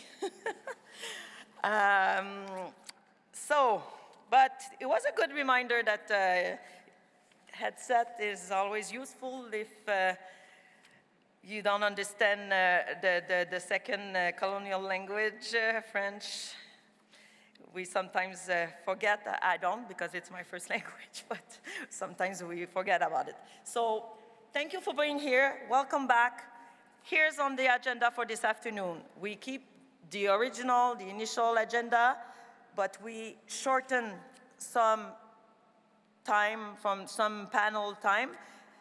And we also added some, the technician from the Caring Society. So let's go through that together. We have this afternoon 4 information sessions and 1 discussion session. The discussion session is also called the Chiefs and Proxies Open Forum, which is at 3:30 for a duration of 2 hours. So 3:30 to 5:30. So this is what you all wanted, needed, and asked. So this is the moment at 3:30 where you can come and it's your time, and we want to maximize the time for you for these important discussions, regional perspectives. So before going to that moment, we have 4 information sessions with panelists. And instead of 1 hour each, it will be 30 minutes each. I will ask for your help, collaboration, to have them, to keep it maybe only for urgent, important questions at that time, to maybe to prioritize the discussions at 3:30 for the open forum. This way, we will have the time needed to discuss at that moment. And on that, we will now start, as mentioned in the agenda, we will start with the first panel.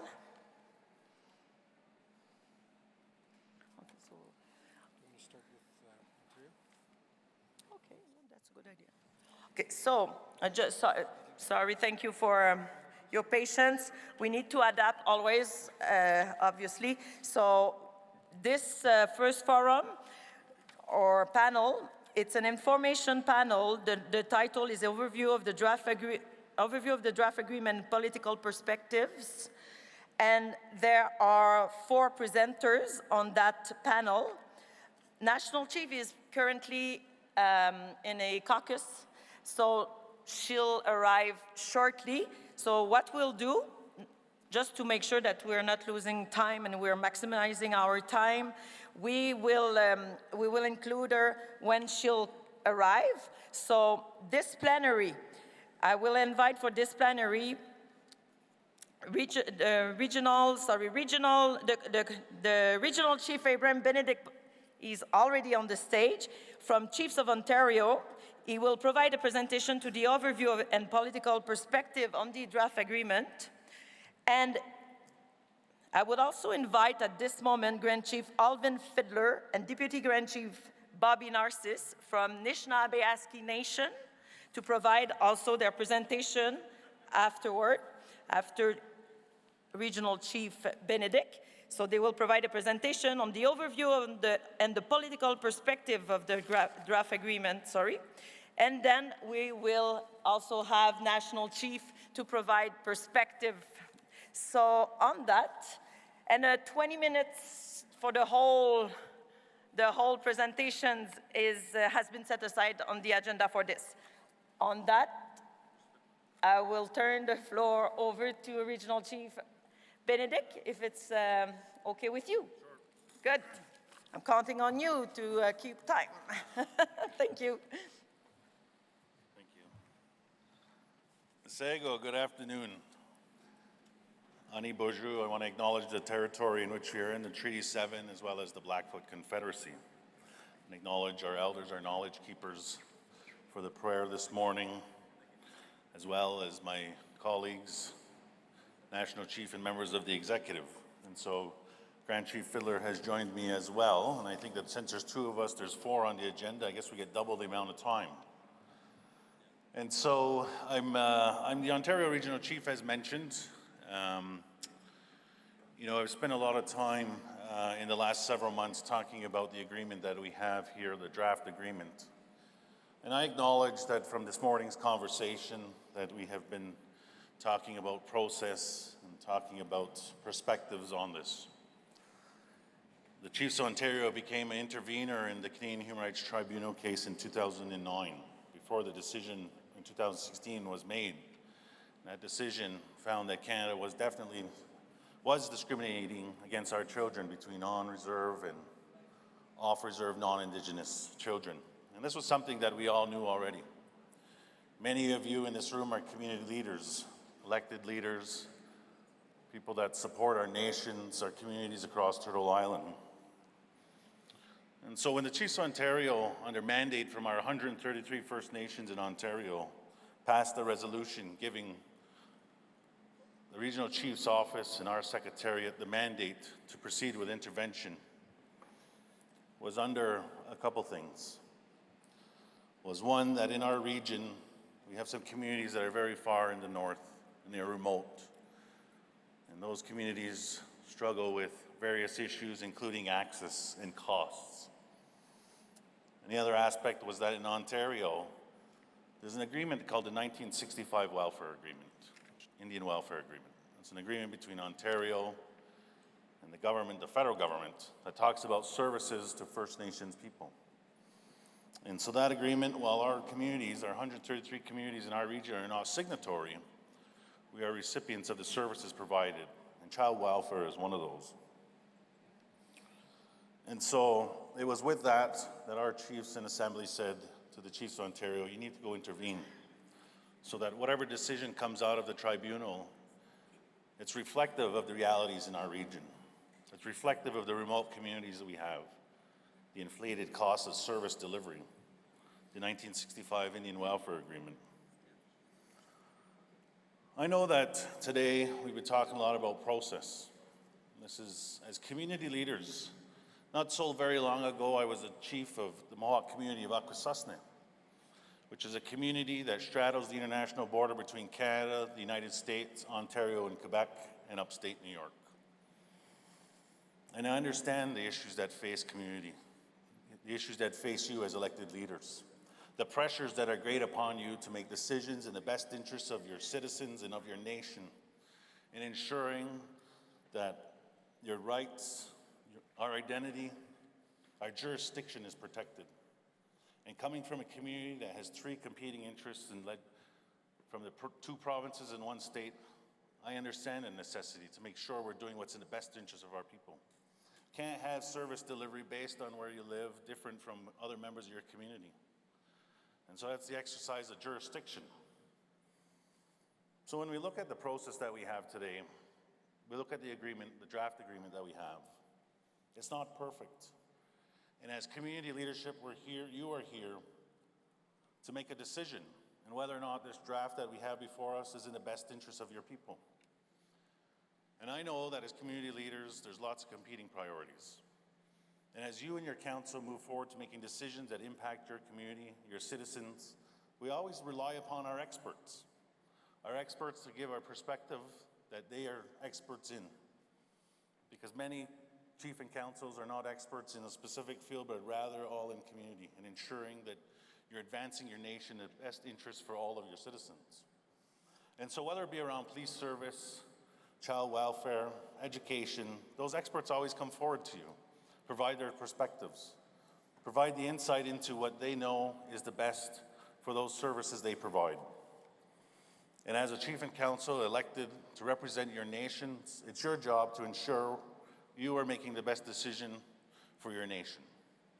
From jurisdiction, to ensuring your jurisdiction is not eroded, to ensuring the protocols that your nations have are protected, and ensuring that language is incorporated that's best reflective of your nation.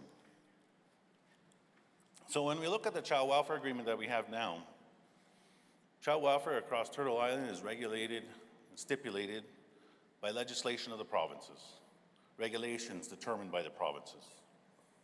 And in our region in Ontario has some of the most stringent child welfare legislation, regulations, and rules that exist from Turtle Island. Those colonial practices have been around for a long time. Over 100 years, child welfare systems have existed. Now, as we fast forward today, we have our own agencies. We have our own people serving our own people. But they are, in many cases, restricted by the confines of provincial legislation. And why I share with you about my days as community leadership about jurisdiction and how we navigate the influences from external, it's always been important to my community that we exercise our jurisdiction around our territory, around our lands, and our most important resource around protecting our children. And so when we look at this process that we've had to work with, we entered into the Canadian Human Rights Tribunal, which is a foreign process to us. This is not about nation. This is not how our nation settled disputes. But these are the only vehicles that we have made available to us. And so then when you enter into the colonial arena of the Canadian Human Rights Tribunal or the federal courts or the superior courts, we're bound by their rules. And so when we started this process of negotiation, we were bound by those rules. As long as we were in the tribunal's jurisdiction, we were in the tribunal's rules. And those of you that are community leaders that have negotiated land claims know that when you sit at the table for negotiations, there's always these protocols or negotiation agreements that determine what you can and cannot and how these negotiations will work. And the tribunal was no different. And so while some may accuse our parties of being in secrecy, we have to remember that these are colonial constructs that exist that we're trying to work within. And we're trying to do better for our communities, for our children. I know this issue that we're talking about today is very, very near and dear to each and every one of you in this room, because that's our children. In the period of time that I've been the regional chief, I've had an opportunity to visit many communities.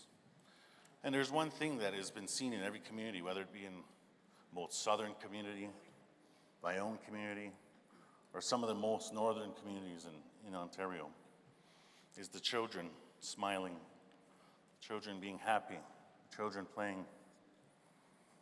They have no idea of the challenges that we face, that you face as community leadership around trying to make sure that we're making the best decisions for them, the best decisions to ensure that the colonialism that has been placed upon each and every one of our communities does not continue. That we don't see the institutions like the residential schools that were to take our language, our identity out of the children ever happens again. Some will argue that the child welfare system has been the same for our people. And the reason why I've shared insight into our regional child welfare system being very stringent, it's come a long way, but it has a long way to go. And I know that each and every region in Turtle Island has different varying circumstances. So as we proceed forward, today we make a decision. This week you make a decision. Make a decision collectively. And I wanted to share some perspectives as to why the Chiefs of Ontario has been at the table since 2009, when we applied to the intervenor status, and in 2016 when a decision was made that Canada was discriminating against our children. So I know that as we move forward, this is not an easy task for any one of us. Everybody wants to be heard. There will never be enough money to ensure that the gaps are completely closed. Doesn't matter if it's child welfare, doesn't matter if it's education, police services. Unfortunately, that's the reality we live in. And I can tell you that every member of the executive at the AFN is working hard to make sure we bring that gap closer together, to make sure that our children in our communities are receiving the same level of service that a non-Indigenous child has had for a very long time. So as we move forward, there's a couple things that I wanted to reflect upon. I know that everybody wants to be heard. And what I have shared in our region, we have had majority, we have not had consensus in our region. We've had majority support of this. There are some communities that are still uncertain about it. And so the Chiefs of Ontario, what we have been doing is making sure that we go to share all the information that we have. Yes, that agreement says that the parties will support and endorse this, because a mandate was given to our chiefs to negotiate on a deal. And so those of you that have been in negotiations with parties, whether it be the federal government, an energy company, you take that mandate and you negotiate the best deal possible. And when you are satisfied with the deal that you have based on the parameters you have and the abilities to push it as far as you can for the best interest of your nation, then you recommend that deal to your leadership. And that's what our negotiating committee did. And that's why we say we support this agreement, because we took it as far as we can with the realities we have on the ground. We know that the federal government is going to change at some point, likely very soon. And yes, we do have the orders that still continue to exist. Those orders will still be there. But one of the things we have to remember is that,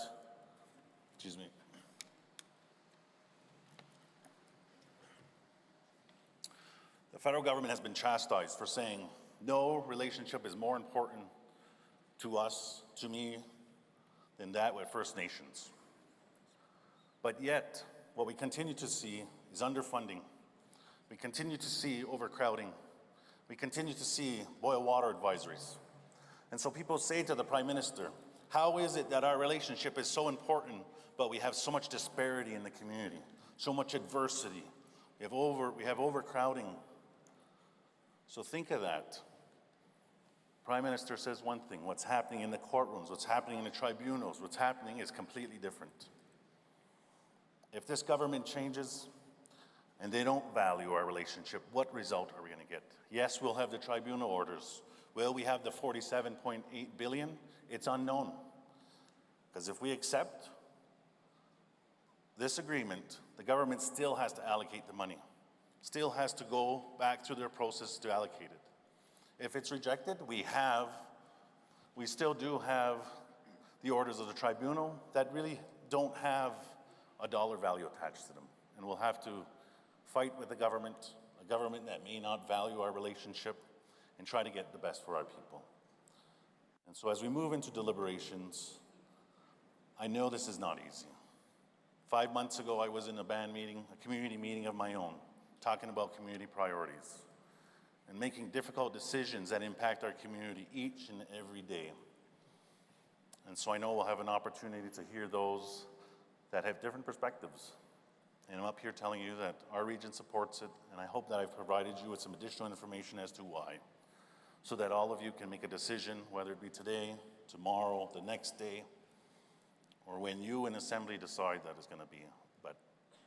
So with that, I want to say, Nyawango Miigwech. It's a great pleasure to join all of you in this Assembly today, be able to make these decisions. There's no sides in this room. There's not an us and them. The us and them, the sides, is the federal government. People that pass legislation that hinder and have colonized our people. That's the sides, not nations in this room. We're in this together. It's about how we get there together for those little children that have no idea what politics is about, no idea what the child welfare system is about, because they're just little children smiling who want to enjoy the same things non-Indigenous children are able to enjoy that ours are not. So, Nyawango Miigwech.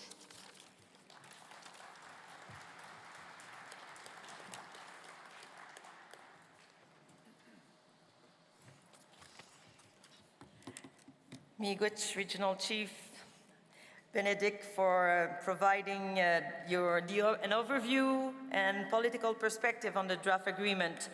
And just a reminder to all panelists for all this information session. So for this panel and the three next, it's important to keep total of 20 minutes. It's not 20 minutes each, it's a total of 20 minutes for the whole panel. So I'm counting on you to be a timekeeper on all the panels. And on that, I will invite also to come and join us on the stage for technicians from Caring Society. I will invite Proxy Mary TG and Proxy Raymond Chingus. You're well invited to come and join us on the stage and to please join your colleagues on this panel. So the second panel, panelist, I will now invite for Anishinaabe Aski Nation. There are two guest speakers to speak on NAN perspective. So on that, I will invite Grand Chief Alvin Fiddler and Deputy Grand Chief Bobby Narciss to provide your perspective. Thank you very much. Thank you very much. Oh, she got my name right this time. She called me Barbie last time. Bonjour, Wachie. My name is Bobby Narciss. I'm from Araland First Nation. I'd just like to honor you all and also recognize, acknowledge and say thanks to the original stewards of this land in Treaty 7 territory. It's great to be back here. Yeah, I'm here to talk a little bit about the perspective of Anishinaabe Aski Nation and why we joined this case moving ahead. It's all about remoteness. I'm still huffing and puffing here because they put our caucus office on the other side. I knew we were remote, but we had to walk quite a ways for our caucus here. But I am the Deputy Grand Chief from Anishinaabe Aski Nation. We've been working with our Chiefs Committee on Children, Youth, and Families on this particular file for many years. And it's a focal point in my career working with children, youth, and families. For the next couple of days, we're here to vote on a very long-term reform of the First Nations Child and Family Services Program to eliminate discrimination and racism from the program to ultimately protect our children and care for them in the holistic ways our people have cared for them since time immemorial. Through our work over the past few years, we witnessed the need for this reform. We have listened to and seen countless survivors in this system, and sadly, many have been falling from this system. They've fallen from this system. Our jails are full of our people. Opioid abuse runs rampant across the north. Suicide epidemics are just still being faced by many of our youth, especially within our northern regions. our people, our communities, leadership elders, women, and young people from coast to coast has made gains within child and family services systems. They have worked hard to advocate for our children, but we still have been bound to operate within Canada's guidelines and further their provincial counterparts. Also, we've been making inroads with a lot of work within Ontario, especially in the Anishinaabe Nation, with the evolution of the band reps, the First Nation designates, and all the great work that's happening. And many of our chiefs that are here are very much champions of that work, where First Nations are, for the first time, really taking control of their resources to really design a program, an initiative that is reflective of their language, the ways of rearing their children, using the land as their resources as well to really educate their children and moving ahead. So over the years, we've had to develop innovative ways to work within the framework of the past First Nations Child and Family Services Program. One of these innovative and needed ways was the creation of our own agencies. I'd like to really acknowledge many of our First Nations agencies that have been developed. They are catalysts of support for our children and families. We have objectively and collectively worked with our agencies within NAN territory for the past 20 years. The agreement does not eliminate them. Yes, it changes a lot, but in progressive, self-determined ways. We need to change the way we do this work and bring it home to First Nations, with the agencies working in full partnership, not in competition, but perhaps in the more traditional ways to find new and innovative ways to work really together, to lead more families, to keep the family unit together. This agreement is an historic step to changing the system. It recognizes First Nations jurisdiction over the delivery of child and family services to their children and seeks to advance the well-being of our children, youth, and families, and sets the groundwork for further collaboration amongst First Nations and respective agencies. I know we're not all in consensus on the contents of the final settlement agreement, and we've been working on some amendment to support today, as we heard earlier on. But I assure you that this agreement has historic elements that will advance the way Canada approaches other First Nations programs in our communities.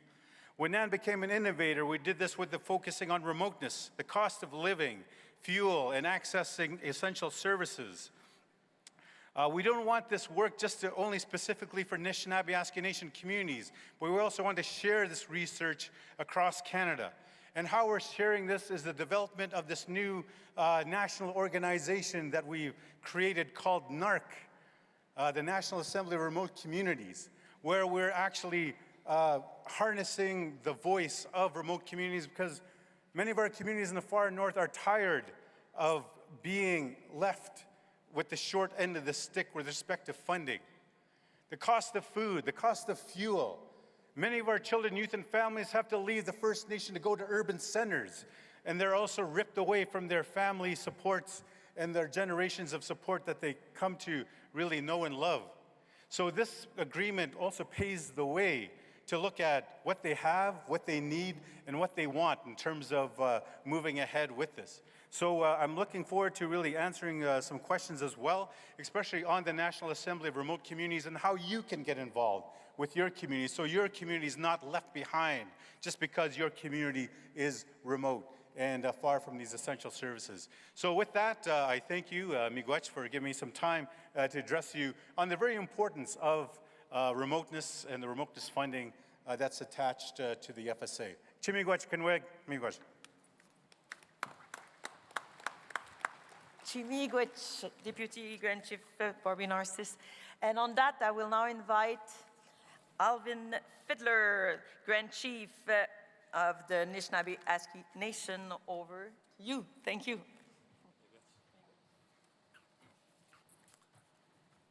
Miigwech.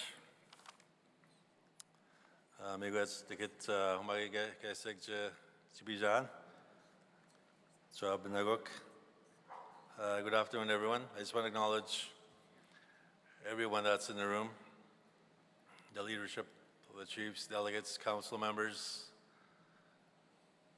our knowledge keepers, elders, our veterans, Miigwech for being here with us to support this very important gathering. I also just want to acknowledge our national leadership, our national chief, our regional chiefs that are here with us, everyone that's joined in online, virtually, or there's some leaders on the line that are listening as well, including my own chief of Mesquatam, Chief Carla Beardy, who was just elected just last week as the first female chief in my community. So I'm just so proud of her and my community. I just want to acknowledge where we are today. It's so great to be back here in Treaty 7 territory.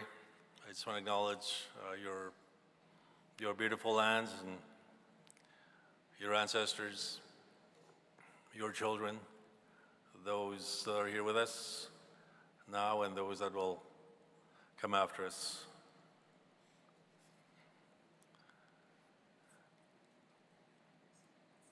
Last week, we had our own gathering in Toronto for our leadership from the Anishinaabe Basque Nation and also the leadership from the rest of Ontario. And after much discussion and deliberation, both the NAN leadership and the Chiefs of Ontario leadership voted to ratify this important, this groundbreaking agreement. And I kind of know why they made this decision,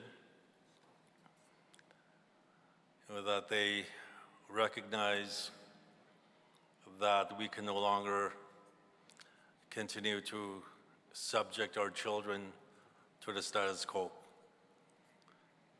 because we know that the current system, as it was developed and how it's currently being delivered to our communities and administered, is harming our children. And so I believe our leadership from the Anishinaabe Basque Nation and also from the Chiefs of Ontario made that decision last week, that we need to look at something more beyond where we are today. As we were gathering there last Wednesday, there was a funeral that was happening in one of our communities in Palper Hill. A 3-year-old child who was in foster care had lost his life. We don't really know what happened, but the end result was that he lost his life, and the funeral was happening that day. And so there was a heaviness in the air while we were having this very important discussion. And I just want to thank our leadership from the Anishinaabe Basque Nation and Chiefs of Ontario for making that decision. But I also heard you this morning, the voices that we are hearing from other regions, that they feel that they were not included in this process, that they feel left out, that they are now just learning more information about what this agreement means to them, to their communities, and to their children. And the last thing that I want to do is to take up more space today or tomorrow. And so this will be the only time that you will hear from me today or tomorrow. That I saw my name on the list. I think on the next, according to this agenda, this version of the agenda that I have on the plenary session to talk about reforming the system, the funding models, and remoteness that I would just remove myself from this panel, and whoever can offer that regional, the other diverse sort of opinions and views, I would welcome that, because I want to hear from all of you. I want to do my part as the Grand Chief of the Stabal Station to create space where these discussions can happen. Because I know how important this is to all of us. And that's why back in 2016, after just having served as Grand Chief of my nation for a few months, that I was directed by our leadership to seek standing, because we all recognized how important this was and is. And so I just want to acknowledge all the parties as well that have been in this fight for a long time. Dr. Sidney Blackstock from the Caring Society, who's been at this since 2007, 2008. And I was probably one of the few leaders in the country that actually paid attention to what was happening there. I would go there and listen and to hear and watch Cindy and her team fight on behalf of our children. And so I just want to commend her and thank her for her fearless advocacy, even today. And that we would not be here today if it weren't for her leadership.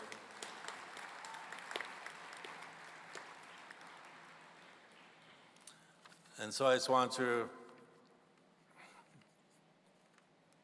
Adam whispered in my ear, make it quick, Alvin. So I am. But I just, also, just in closing, just my own reflections. You know, I know as chiefs, as delegates, you are being pulled from every direction, telling you that you should ratify this important agreement or not ratify this agreement. And that there are many voices out there. And I was thinking about this earlier yesterday, that something as important as this agreement that is about the health and well-being of our children, why it's so hard? Why is it so difficult to even agree on the agenda for us to have this discussion? And I think some of us know why there are so many voices out there, because the child welfare business is lucrative. We are talking about billions and billions of dollars. And while this agreement may be about money in the billions, to me, what's even more important is the opportunity and the promise that this agreement brings, which is to give back that authority and that jurisdiction back to where it rightly belongs, to our communities. And to empower our families, our communities, to be able to look after their own children. And so that is what I would ask you, chiefs. Because as you're trying to sort out all these different voices out there, at the end of it all, it's about our kids. And when I was flying here yesterday, I thought about my own two children. My wife, Tisa, and I, we have two kids. Well, they're not really kids. They're 20 and 24. But they will always be our kids. Allie's our baby, she's 20. Lynette or Jace is 24. And as a baby, Lynette went through the child welfare system. And the harm that it caused her to feel alcohol and the impacts of that, we still live with that. We live with it every day. And the tragedy of it all is that there's so many other Lynnettes and Jaces out there. That's why I think about when I speak at these assemblies or when I go visit our communities, and why it is so important that we put their own interests first. You know, that when we put on our orange shirts and every child matters, well, this is our opportunity to prove that.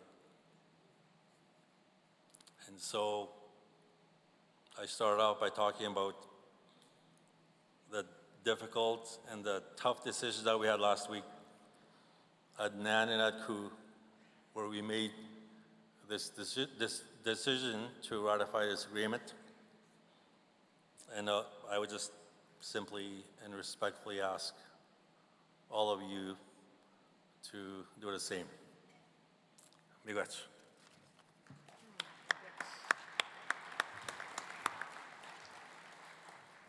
Miigwech, Chimiigwech, Grand Chief Alvin Fiddler from Anishinaabe Aski Nation. And we will now turn the floor over to Caring Society technicians for the last speakers on that panel. And I will now turn the floor over to you. But just a reminder once again that we really want to allocate the full 2 hours to the open forum, the Chiefs Open Forum at 3:30. So to do that, I need your help, everyone, including panelists, to please keep it more concise. We invited you for a 20-minute session. It's more longer than that, but on that, I need your help. Thank you very much. Over to you. Thank you. Aninjago, Chibujo, hello. My name is Raymond Chingoose. I'm the Executive Director for Yellow Thunderbird Lodge. We service 15 First Nations up in Treaty 4 in Saskatchewan. I'm also the President of the Caring Society of Canada as well, too. I want to thank the people on this Treaty 7 and the Blackfoot Confederacy for allowing us to come here today. I just want to be short and sweet. This is the first time in my career, 40 years plus, along with my colleagues across Canada, this great country of ours, from east to west, north to south, that I've ever been in an opposing side honoring the spirit of the child and being that voice of the child. As a technician for our leadership for the last 40 years in what's right, what's wrong, and being respected as that expert in our region. I just wanted to really emphasize the importance of all the regional experts across this great country of ours who have experiential knowledge in child and family services, dealing with the federal government and the provincial governments, and also with the politics that we have to go through. So I'm just going to get right into my questions. I have more questions, and I have more weaknesses on the FSA than anything else. I guess the question I've been asking the AFN and Canada in regards to when did this process turn from a Chiefs and Assembly process to a party-driven process? We haven't got a clear answer on this. It totally excluded the National Advisory Committee, totally excluded the Expert Advisory Committee, the Institute for Fiscal Studies and Democracy, all these recommendations, and we did our homework, we did it well. The other thing I wanted to mention too was the questions that we ask is, specific to our First Nations that we services, what were the compromises that the AFN made and any of the risks it put forward for our First Nations that we provide services and what this creates for First Nations. We didn't get a response. Second one was the FSA gives Canada and the AFN broad protection from liability, but only offers funding and insurance for our First Nations. Why are they more protected than First Nations? The FSA's tribunal process in there, to me, has less protection than the CHRT tribunal. Very cautious. And AFN said today it's important to go back to First Nations lead-driven process. And how does this current proposed process achieve that with the Reform Implementation Committee? I have a lot of questions on that. When the largest number of these seats don't include Saskatchewan, Manitoba, Alberta, BC, Quebec, New Brunswick, and the list goes on for our regions. So it looks like this is a sweet deal for other than ourselves, specific to the deal that I've been reading. But this funding is based on the Indian registration system too as well. It's not a First Nations validated population counts. And this perpetuates the discrimination and continues the underfunding for all First Nations children. Got to stop that. These social transfer payments to provinces have a minimum of 3% annual escalator, while the FSA provides only an annual escalator of only 2%. This is clearly discrimination against First Nations and will result in a greater disparity in funding generation after generation, with First Nations receiving approximately 78 cents on the dollar compared to other Canadians in just one generation, and 68 cents on the dollar after 2 generations. Wow. First Nations with a low on-reserve population, less than 250, will encounter challenges despite nominal increases due to limited capacity to meet the actual cost of service delivery. First Nations representative services funding will have a minimum allotment of $75,000 for these First Nations, which will not cover the costs associated with delivering that service, given that First Nations also service their off-reserve membership. This is just not fair. Canada has a fiduciary responsibility to ensure funding fully addresses the structural drivers of child apprehension and prevention. Canada's child welfare system for First Nations is broken and grossly underfunded. The FSA fails to close that funding gap and fix the system. We knew that because we're the experts. The Dispute Resolution Tribunal cannot force Canada into compliance if Canada decides to limit future parliamentary appropriation, as the executive branch cannot bind Parliament. If Canada decides to cut a program component, a party, a claimant will need to submit a new CHRT complaint only if the courts as such. That's a legal thing. Agencies will lose funding due to prevention, IT, emergency, household supports, post-majority, and representative services funding being allocated directly to nations. IFSD notes a potential loss of $20 billion to agencies across Canada over the duration of this agreement. You know what? I'm going to stop there. The list goes on. Very little strengths that we've seen in this FSA. I really encourage leadership, proxies, honor the spirit of the child through your regional experts, the ones that we have available to us on the ground. We're the experts here. I'm going to stop here. Miigwech.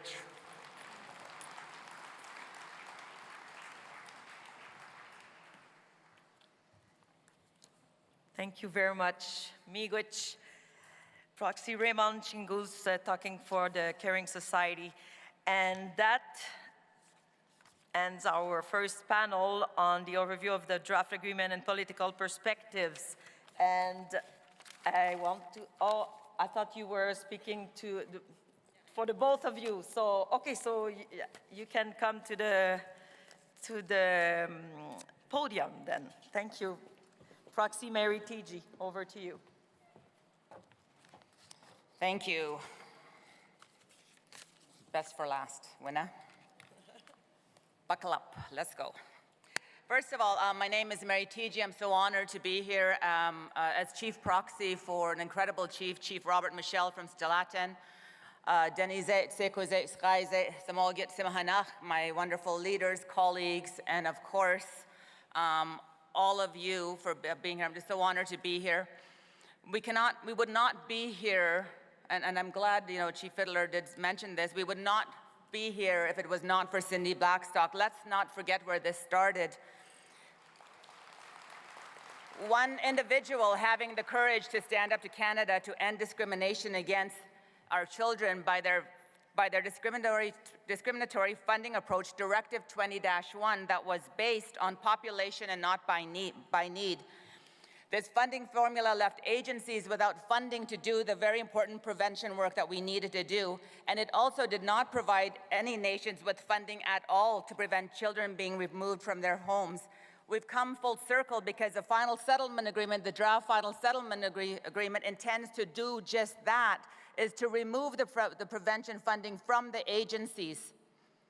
This agreement has to be a yes and agreement. It cannot be divisive.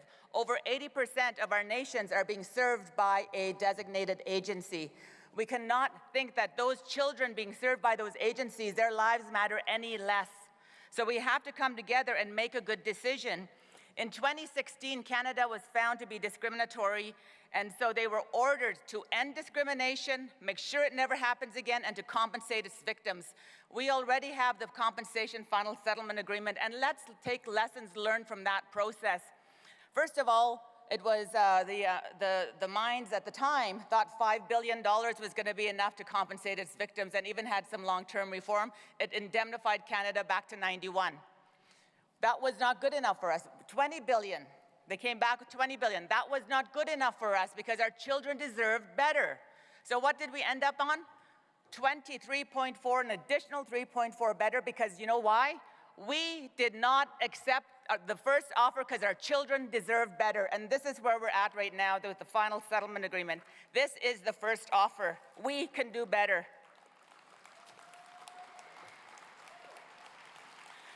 The process right now I think about is the process, unfortunately, with all due respect to the wonderful people that they're given their hearts. I know, like the lawyers, Koo, Nan, and they've given their hearts to this work. Absolutely, kudos to you and acknowledgements. But right away there was direction provided to the AFN, and that was directed to the Chiefs Assembly, directed back in December, Resolution 40/2022, to say any final agreement, there would be no reduction in funding. It would be a reduction in funding, as you know, over the years. Again, when you look at the fine print, Canada is supposed to fund the First Nations National Advisory Committee to inform the final settlement agreement. Again, direction from the Chiefs. That didn't occur. We haven't had a NAC meeting since 2024, since February 2024. Canada and AFN to provide Chiefs with all available options and related supporting financial resources to ensure long-term reform and to uphold free, prior, and informed consent. That was not done. We didn't see the final settlement agreement until July 8th. So when we think about this, I read some of the preamble. One of the things that we always say is that there's regional differences throughout Canada. In fact, in the preamble of the final settlement agreement, it says, the reforms are designed to take into account the unique circumstances of each First Nation, including their historical, cultural, and geographical needs and circumstances. Yet the funding proposed in the draft final settlement agreement is a one-size-fits-all, and you can check that out in paragraph 22. The funding is not guaranteed. It's population-based funding formula. And in fact, this is what the CHRT found was discriminatory, is this population-based funding, and that is not acceptable for us. We can do better. The negotiations process, again, fundamentally fails to respect First Nations' inherent rights, Aboriginal and treaty rights, and their rights under international human rights law. Canada has not fulfilled its obligation to consult and accommodate First Nations or to secure their prior, and informed consent regarding this draft agreement. And that's because within the agreement, it says the parties will speak publicly in favor of the FSA and make best efforts to procure the endorsement of the FSA by First Nations leadership, by way of resolution. Again, how is that free, prior, and informed consent if the end result is already a foregone conclusion? We can do better, and I definitely know that we can because we've been at it. We need to have the best minds, the experts. I often say this, at a negotiating table, if you're negotiating forestry, would you not have foresters there? When we were negotiating this, there were no resident experts. NAC was not represented there. Not all the provinces were represented at that negotiating table, so we have to do better. I know that I've often heard, you know, this is not for on and off reserve, it's not for off reserve. Well, we didn't even try to put it in there. It wasn't even tried to put in there. So in Jordan's principle right now, it's for on and off reserve. Why did they not think to take the definition of a Jordan's principle child who can receive can receive services under that and utilize that same definition in this draft final settlement agreement so our children, regardless if they live off or on reserve, would not have to suffer discrimination? We haven't even tried that. We need a negotiations process that includes the voices of the grandma, the matriarchs, the children, the families in our communities, because we haven't done that yet. We have a wonderful NAC, we have an expert advisory that they need to be providing input into this. Right now, we have the Canadian Human Rights Tribunal as a backstop. There is no immediate rush. Regardless of what government gets in, the CHRT orders still abide. You still have to follow that. And that's Canada law. No sitting government can tie the hands of any succeeding government, except for this agreement. This agreement would get rid of the CHRT, and what it would do is the agreement would be subject to annual appropriation. So what do you think is going to happen if this Conservative government gets in? Do you think Poilievre is really going to abide by the whole agreement? And what has happened so far under this government? We've been at them over 30 times, taking them to court. Who here trusts Canada? Raise your hand if you trust Canada. So we're going to trust Canada that they're going to fulfill this agreement, which, by the way, is only 9 years. What's going to happen after 9 years? We have to do better. Our children deserve our best minds, our best research. Our children deserve to hear from the best elders, knowledge keepers, matriarchs. It has to be reflected in this agreement. To do anything less is a disservice to our children now and those not yet born. Masai, thank you.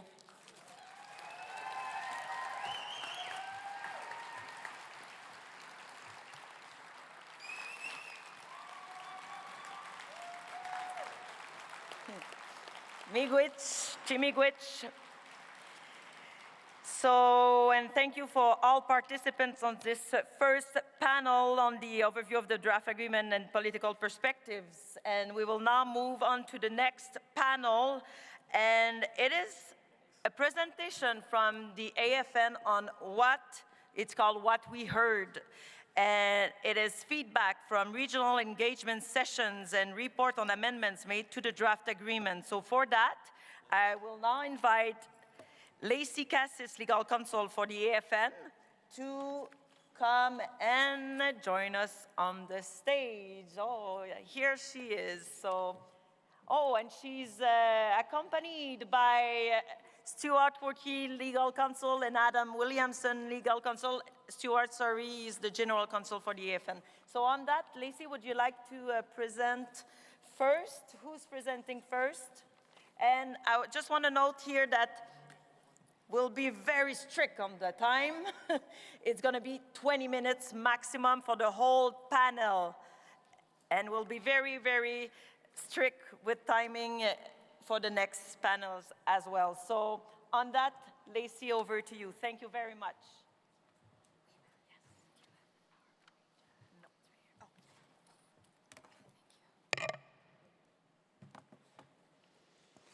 Merci, Wina. Thank you, Wina. Bon après-midi à tous. Good afternoon to everybody. And I'm in-house counsel to the Assembly of First Nations.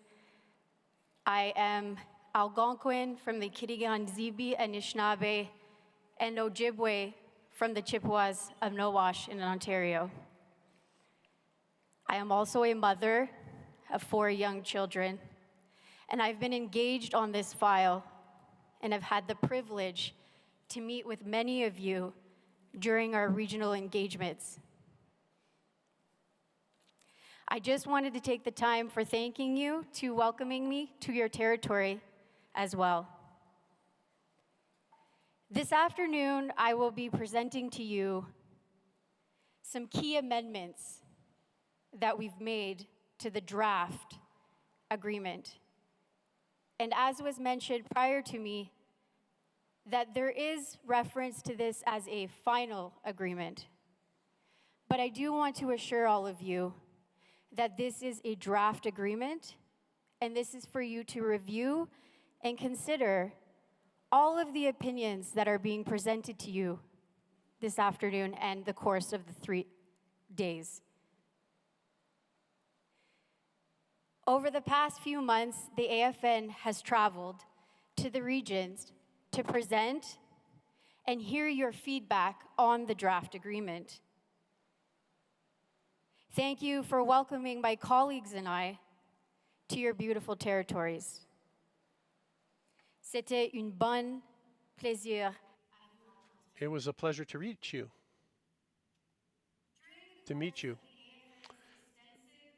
Regional engagement, we heard you. We've heard your concerns. We've also heard some strengths with respect to the draft agreement as well. These engagements created the space for meaningful dialogue, where we sometimes did not agree, but had respectful dialogue on this important subject matter. The engagements provided a great opportunity for participants to provide their perspective and ask some difficult questions. I am thankful to have been part of those discussions as they were meaningful and sometimes intense. Merci pour m'avoir dans ces. Thank you for including me in these discussions. That the parties to the draft agreement have taken the Chief's recommendations to heart. And we've agreed to several amendments, including a seat on the Reform Implementation Committee for each region, with your region selecting their own representative. We've also made revisions of the First Nations definition in the draft agreement, making a clear distinction between First Nations as governments as distinct from First Nations service providers. We've also provided clarity that flexibility of funding and ability to transfer funds unilaterally between different streams of the program will not be restricted. We've also provided clarity that Canada will consider statutory funding post-year 10 of the draft agreement. We've provided clarity that the priority is for the President in the dispute resolution mechanism to be both First Nation and an individual with judicial experience. We've inserted a clause reflecting that First Nations assuming services, which form part of the reformed program, will not be liable for any actions that preceded their assuming service delivery. We've inserted language on allocation of post-majority funding to reflect how the funding will be provided to First Nations. And finally, we've also inserted Appendix 10, which is the terms and conditions, as well as capital language into the draft agreement. I will now walk you through the amendments that we are now proposing for your consideration. And I encourage you to review these amendments that are included in your information booklet as part of your registration package.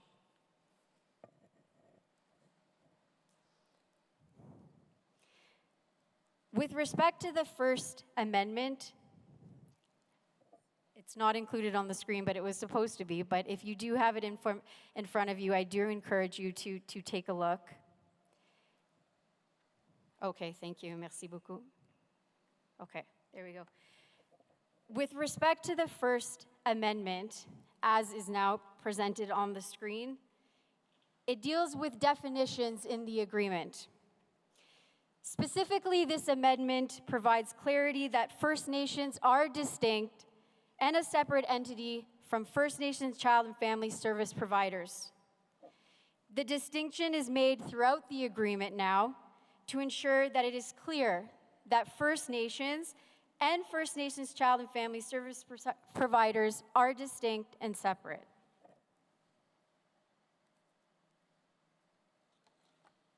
Another change that we've made to the agreement deals with reaching a methodology for the provision of capital-related funding to First Nations and First Nations child and family services agencies. Specifically at paragraph 42E, it was changed to reflect the substantial collaborative work amongst the negotiating parties to reach a methodology for the provision of capital related to funding to First Nations and First Nations child and family services agencies. Another amendment made to the draft agreement speaks to how funding for post-majority support services is calculated under the draft agreement. This change reflects the substantial, again, collaborative work amongst the negotiating parties to reach an allocation methodology for post-majority support services to First Nations. This amendment sets out how funding for post-majority support services is calculated. Another proposed amendment, as presented on the screen, deals with funding transfers. This amendment corrects a previous paragraph that addresses transfers of funding between FNCFS agencies and First Nations and confirmed that such transfers will only require written notification, internal reallocations of funding across components of the reformed program. Another amendment that was made addresses the need for statutory funding. A change was made specifically to paragraph 97 in the draft agreement to address the concern raised during engagements regarding First Nations emphasizing the need for statutory funding to ensure the continuity of reforms in FNCFS in the long term. This amendment is to provide greater clarity in relation to the consideration of statutory funding following the program assessment in year 10 of the agreement, at which point there will be conclusive data that may support the development of legislation that includes statutory funding.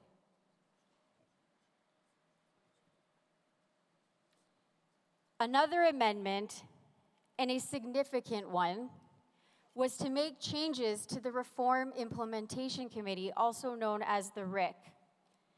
A change was made to paragraph 148 of the draft agreement to address the concerns raised by First Nations regarding the RIC and its composition.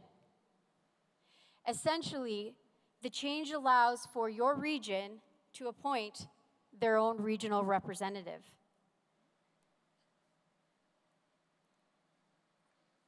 The next amendment deals with providing clarity regarding the president in the Alternative Dispute Resolution Tribunal.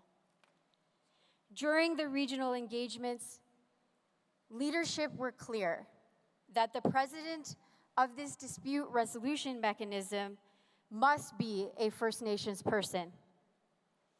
The parties agreed to this amendment to ensure that this is an explicit requirement.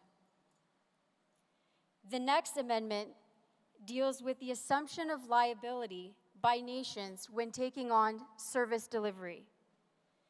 Throughout regional engagement, some First Nations expressed concerns about the liabilities assumed by their nations. The amendment accepted by the parties ensures that First Nations who take on aspects of FNCFS service delivery cannot be held liable for past wrongdoing under the original FNCFS program. And finally, the draft agreement now includes Appendix 10, which is the proposed terms and conditions for the reformed FNCFS program. To conclude, the AFN is confident that the revised draft agreement addresses your concerns that were raised during our engagement.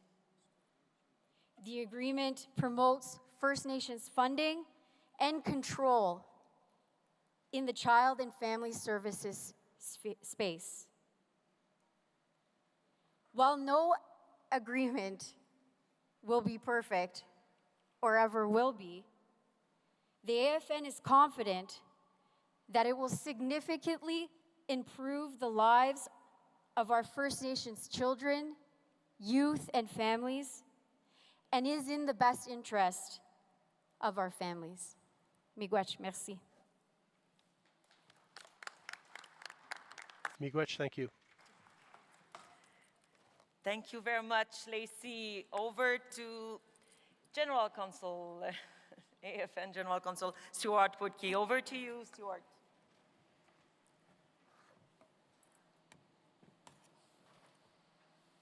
Yes, good morning. I should say good afternoon, everyone. My name is Stuart Woodkey. I'm General Counsel with Assembly First Nations, originally from Garden Hill First Nation, Treaty Number 5 in Manitoba. So my colleague, Lacey, provided you with a good synopsis of what we heard and the changes that we were able to incorporate in the settlement agreement, the revised settlement agreement. As you all know, negotiations require, amendments to any settlement agreement or any agreement requires the consent of all the parties.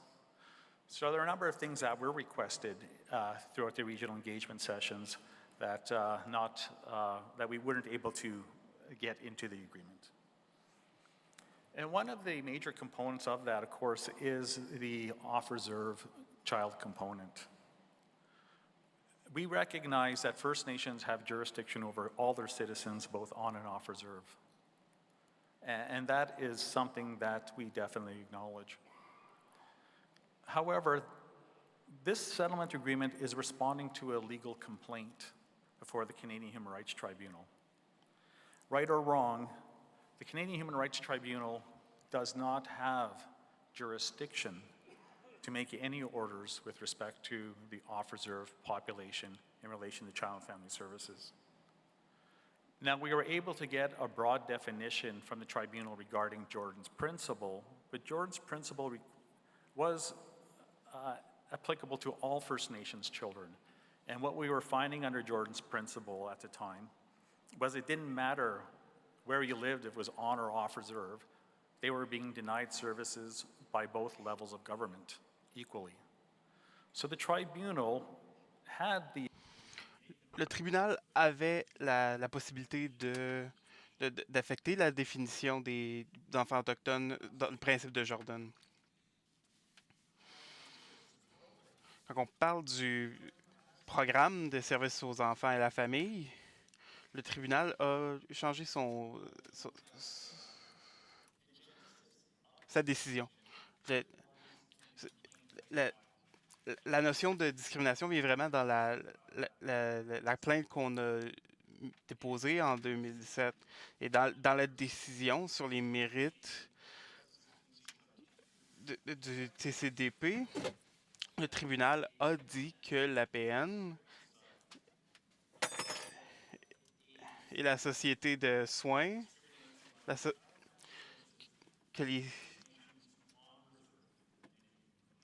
sur les réserves et dans le Yukon, il y avait de la discrimination en fonction de la nationalité. Sur ce, le tribunal a fait beaucoup de déclarations. of the program and corresponding funding formulas and other provincial agreements, First Nations people living on reserve and in the Yukon are prima facie adversely differentiated and discriminated against. In 456 of the same decision, they note specifically the prima facie established that First Nations children and families living on reserve in the Yukon are denied equal treatment. The on-reserve component was acknowledged and reinforced in subsequent decisions of the tribunal. In CHRT 2016 CHRT 10, they basically said the panel found that complainants substantiated their complaint that First Nations children and families living on reserve and in the Yukon were denied equal rights. And in 2018 CHRT 4, and I can go through all the decisions, but the CHRT itself has limited its decisions to on reserve. Right or wrong, that's what they did. Now we would like, obviously, to broaden that. If the Chiefs in Assembly feel that the agreement's not good enough because it doesn't include off-reserve children, the question really becomes, will you be able to get that in a renegotiation?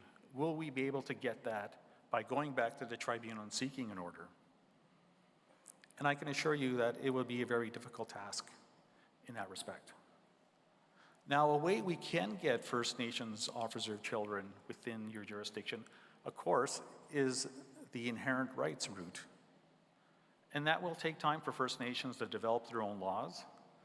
And this program itself provides an opportunity for a stepping stone to administer programs while First Nations develop their laws. And then in 2, maybe 3 years, once their laws are ready, they assume the full field of jurisdiction and apply it both on and off reserve. Now, the agreement provides that First Nations themselves won't receive any less funding if they go the inherent rights route. But that funding only deals with on-reserve children. There is the potential for First Nations to negotiate an alternative funding arrangement under the inherent rights that includes additional funding for off-reserve. So I just want to address that, and that's mainly one of the reasons why that we weren't able to include off-reserve children in the amended settlement agreement. We really would have liked to. We made the request on your behalf, and unfortunately, we were not successful in that. But I did want to provide you some context that, there is a difference between the definition of Jordan's principle that the CHRT ordered as opposed to Child and Family Services. So with that, thank you very much for welcoming us here and being with us. Thank you.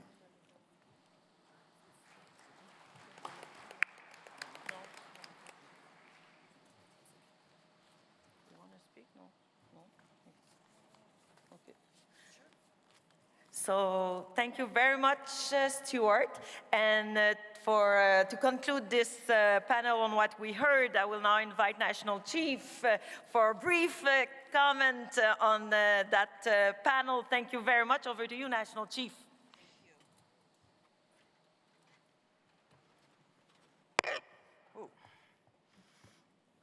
Well, thank you again, Chiefs, for joining us this week on this very important Special Chiefs Assembly on Long-Term Reform of First Nations Child and Family Services. I know it's very important that our chiefs, our proxies, technicians, and others have an opportunity to learn more about this draft agreement. The AFN has been hosting national information sessions and regional engagement sessions to provide that opportunity to learn about the draft agreement and discuss what's important for you to on the reform of child and family services. Your valuable feedback has shaped this draft agreement to what it is today. It's been an honor and a privilege to join you at most of these sessions, and we want to thank you for welcoming the Assembly of First Nations team to your territories over the past few months and to engage in these tough discussions. We have heard you, and we have been listening, and we have heard what you have identified as strengths of the draft agreement and what you have concerns about. During the regional engagement sessions, we heard that the amount of $47.8 over 10 years is an incredible first step. The Assembly of First Nations, along with our partners from the Chiefs of Ontario and the Anishinaabe Nation, have fought hard in negotiations with Canada to ensure that our children see the investments that they need. We also heard concerns that this wouldn't be enough money, but I assure you that the funding commitment is grounded in years of First Nations-led research to understand the cost of reform and ensure that the funding is enough. And if it's not, that there are tools available in the draft agreement to address these situations. We heard that the focus on prevention in the draft agreement is a welcome change, and how funding is currently administered, which is reactive and based on the apprehension of our children. The CHRT provided orders to Canada to stop apprehending children due to poverty. Under the reformed agreement, there is funding to address this root cause of children coming into care, as poverty often looks like neglect. Instead of apprehending a child because their family struggles with the cost of groceries, we can start supporting them by putting food on the table. Instead of a single mom who is working multiple jobs being penalized for having to make the choice between leaving her children unsupervised and going to work, we can support her with funds to pay for childcare. We heard that the $2 billion allocated to housing is a positive investment to address the housing needs of our children. Even though more money is needed, this is a good starting point, and we have a long way to go in housing. We know that, all of us. We have heard that funding for post-majority services to help our youth who are aging out of care and out of child welfare is a significant positive step to supporting our young people. We know that our youth face more barriers when they age out of care, from employment, unstable housing, to addictions and mental health challenges. With the funds for post-majority supports under the draft agreement, First Nations will be able to provide supports to youth so that they can have a more stable transition from care into adulthood. I think that's a big piece of it. Right now, they turn 18, they enter extreme poverty. Let's fix that. We got 18 to 26, let's fix that. Let's help our young people. We've heard that the investment in capital and infrastructure are welcome to ensure that our communities have safe and accessible spaces to offer child welfare services. Presently, we know that many First Nations are running their child welfare programs out of buildings that aren't welcoming for children and don't offer our families privacy. We heard about the importance of accountability and positive reflections on the new accountabilities created between First Nations and their agencies. We also heard your concerns about this draft agreement. First and foremost, we heard that you needed more time to discuss the draft agreement. And as a direct result of raising these concerns, we postponed the current assembly from September so that you had more time to discuss the draft agreement in your regions. Some participants raised concerns about what a change in government at the federal level would mean for the draft agreement. And I want to assure you that the draft agreement will become a contract binding the Government of Canada to the commitments that they have been made by the court order once the CHRT has that approved. We also heard concerns about what would happen after the 10 years of this agreement is up, and I again want to assure you that funding will continue to flow and the program will not end. There are mechanisms in the draft agreement to evaluate the funding at the 5 and 10-year marks, and through these mechanisms, the funding for the First Nations CFS program will be adjusted to meet your needs and will continue beyond year 10. We've also heard some chiefs would like to see statutory funding for First Nations CFS program, and this is the end goal. This is why statutory funding is mandated to be considered as a part of the 10-year program assessment. 10 years of stable, predictable, and flexible funding will provide the data required to advocate for statutory funding. We have heard the need for regional representation on the government's committee that are established in this draft agreement so that your priorities and needs are heard on these committees, and we completely agree, which is why we have advocated for this amendment in the draft agreement that you now have. So I want to say good work to everybody for that, for coming together. We have also heard concerns about ending the CHRT's oversight. However, the draft agreement will create a new dispute resolution tool to handle issues with the implementation of reforms effectively, efficiently, and in a culturally appropriate manner. We also heard that you wanted to ensure that the dispute resolution tribunal would be led by a First Nation person, which we have advocated for, and as As such, we've changed that also in the draft agreement, so good work. We heard concerns that some regions would benefit more than others from the draft agreement. I want to assure you that this is not the case. All of our children and families will benefit equally from reform, no matter which region they reside in. There are some differences in funding for categories, like First Nations representative services for the Ontario region, but this is because these services are part of legislation in Ontario that have been part of how they deliver child welfare services for many years, and the funding for this service was ordered by the Canadian Human Rights Tribunal. In fact, the draft agreement made it possible for these services to be expanded to all regions, so what Ontario has, the rest of the regions will get it now. These services weren't funded in any other region before, and the expansion of this funding into the regions, it's a significant and positive change that is being created by the draft agreement. So I want to thank Ontario for that. I know I've been hearing concerns as well on that. We have shared profiles of the funding for each of your regions that clearly shows all regions stand to benefit from the reforms and funding under this draft agreement. So while there are differences for some regions based on population and remoteness, as an example, all regions will see an increase in their funding.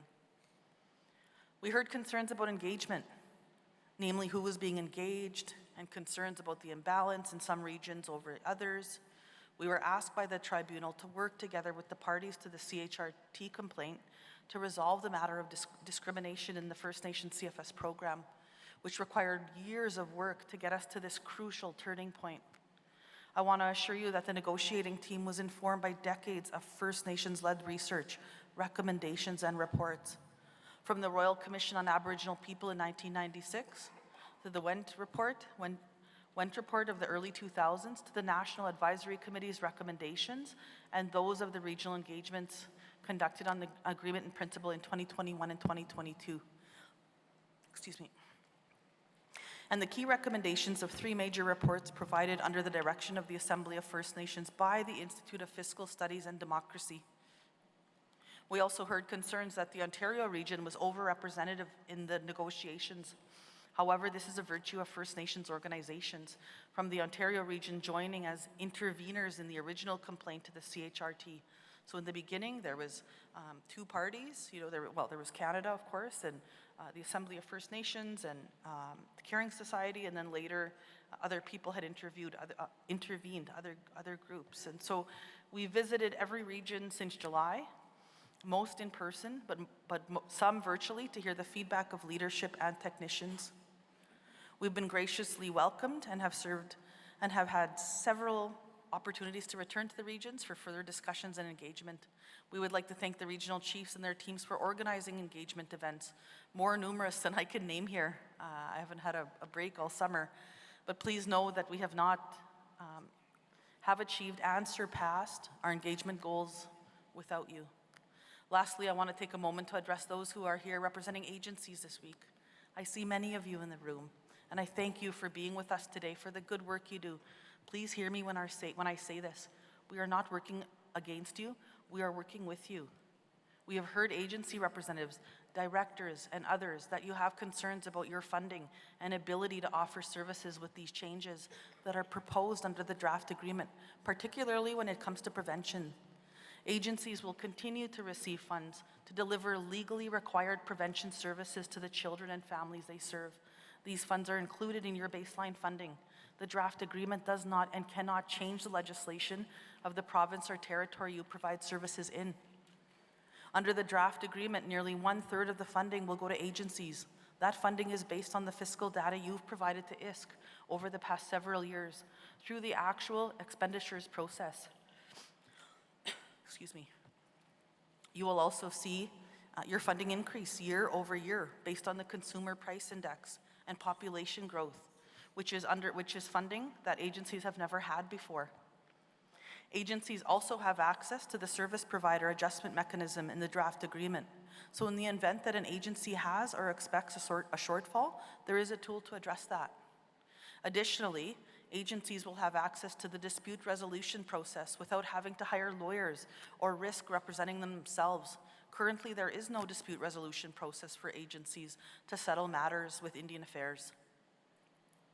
While the funding structure proposed under the draft agreement does represent a change, it is a change that is needed to put the decision-making back into the control of First Nations governments, according to their inherent and constitutional rights, and who can work more directly and in partnership with their agencies to forge a better path for our children and our families.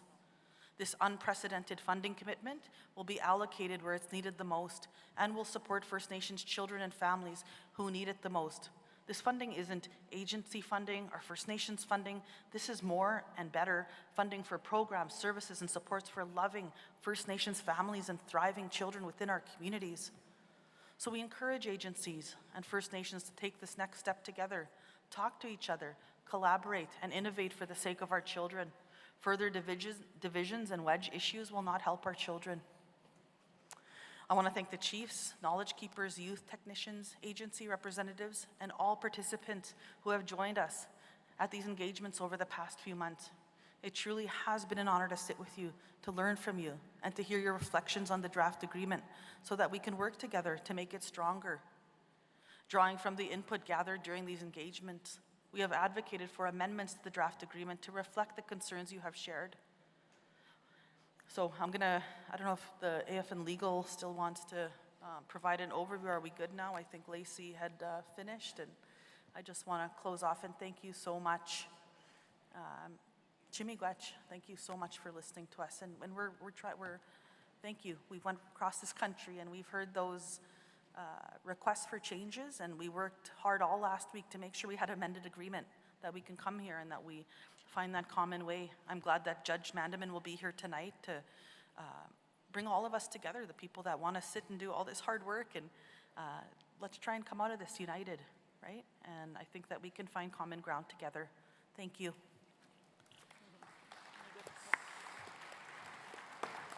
Chimigwech National Chief. So that ended that panel. I acknowledge that there's a chief at the microphone.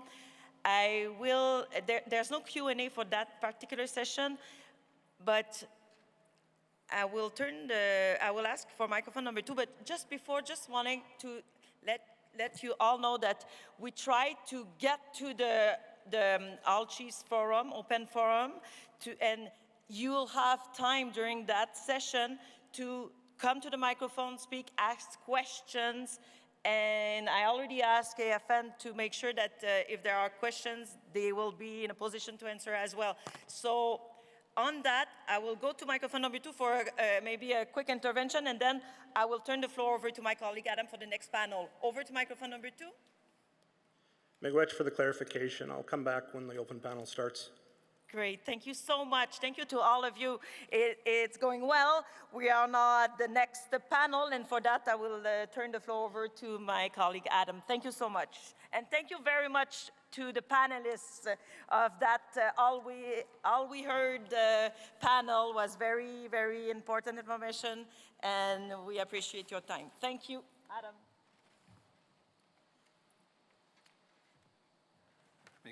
Thank you very much, Weena and National Chief, for concluding that specific panel discussion. At this point, I would like to invite the panelists for the next panel to make their way up to the front and have a seat. I'm inviting from the Caring Society, Dr. Cindy Blackstock, Proxy Phyllis Hudson, as well as Legal Counsel Sarah Clark. Also from the Assembly of First Nations, Legal Counsel Julian Faulkner, from Chiefs of Ontario, Maggie Wente, and from the AFN, is it Stuart or Adam, or Stuart Watke will be making the presentations. While they're making their way up, so Chiefs, it is now, what time is it? 3 o'clock. It is now 3 o'clock. This panel discussion was originally on the agenda for 1 o'clock. We are 2 hours behind. Chiefs, this morning you made it very clear that you need time to have open dialogue and hear from the different regions, hear those regional differences. On the agenda that you passed, we had initially allocated 2.5 hours from 3 p.m. until 5:30 p.m. to hear have discussion, and hear the regional perspectives. We are now 2 hours behind. I am looking to the panelists that are up here. We had to make a slight change, and my colleague Weena explained this, that we have a total, originally it was 1 hour panels. We've cut it down to 30 minutes to hear from the panelists.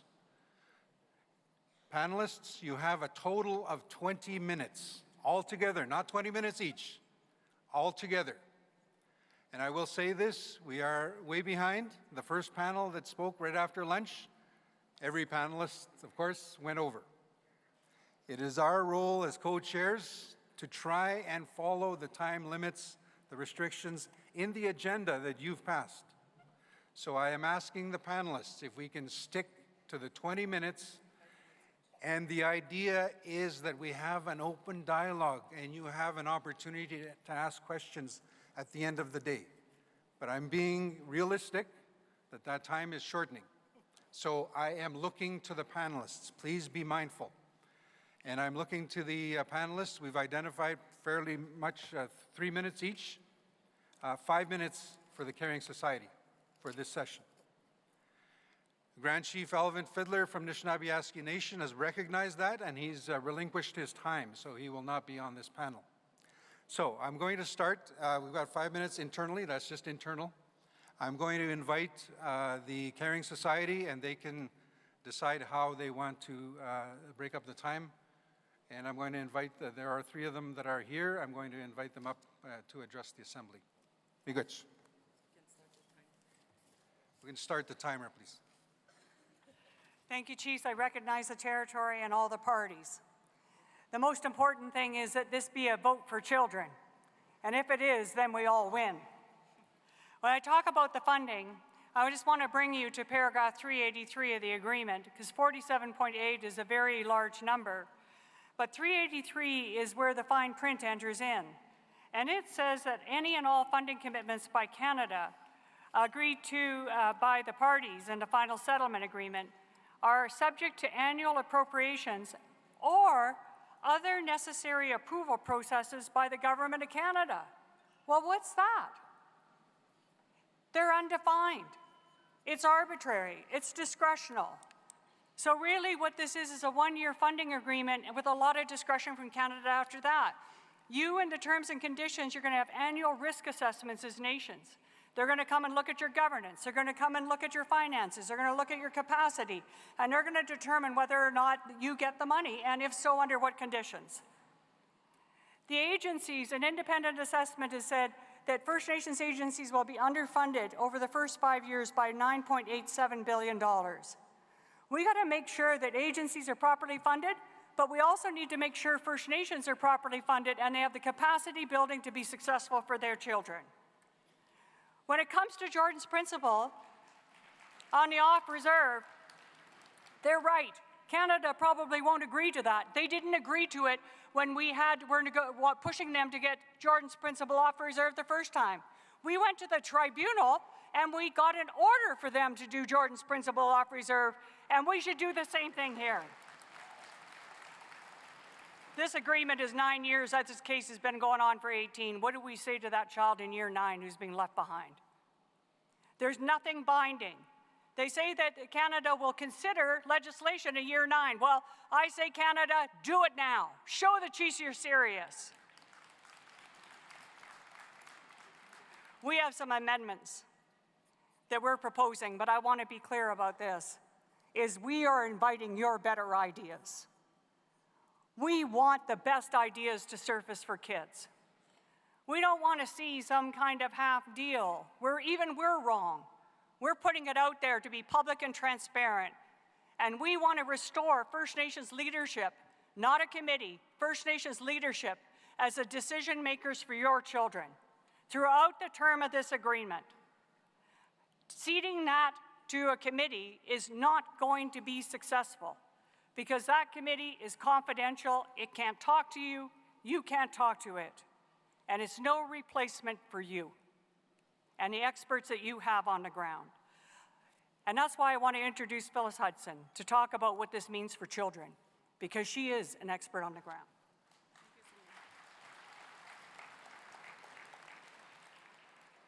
Respected elected chiefs, and I mean respected. At the end of the day, it's me as a social worker and you who answer that door at the middle of the night to a call of our people for help, for safety, for our children.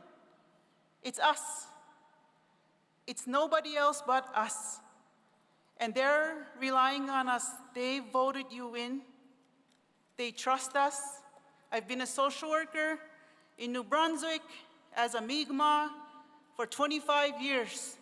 And I've seen a lot of people come and go. Not because they wanted to, but because the system failed them.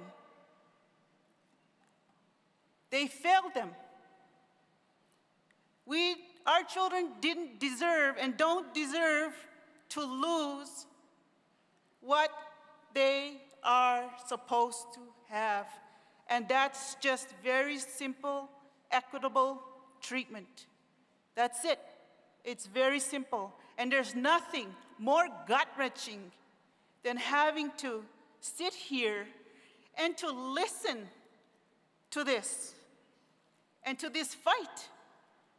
And at the end of the day, who is responsible for these children is you, respected elected leadership. And I, as a social worker, and I, as the social workers that represent New Brunswick, and I'm very honored, Cindy Blackstock, for allowing me this time, because I'll probably never get it again. Thank you.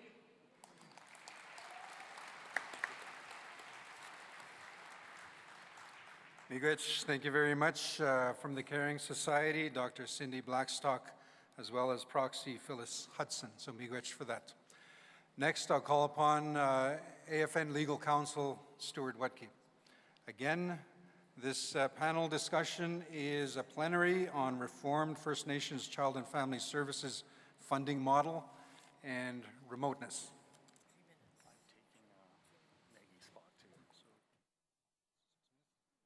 If I can get the timer set to 6 minutes, please.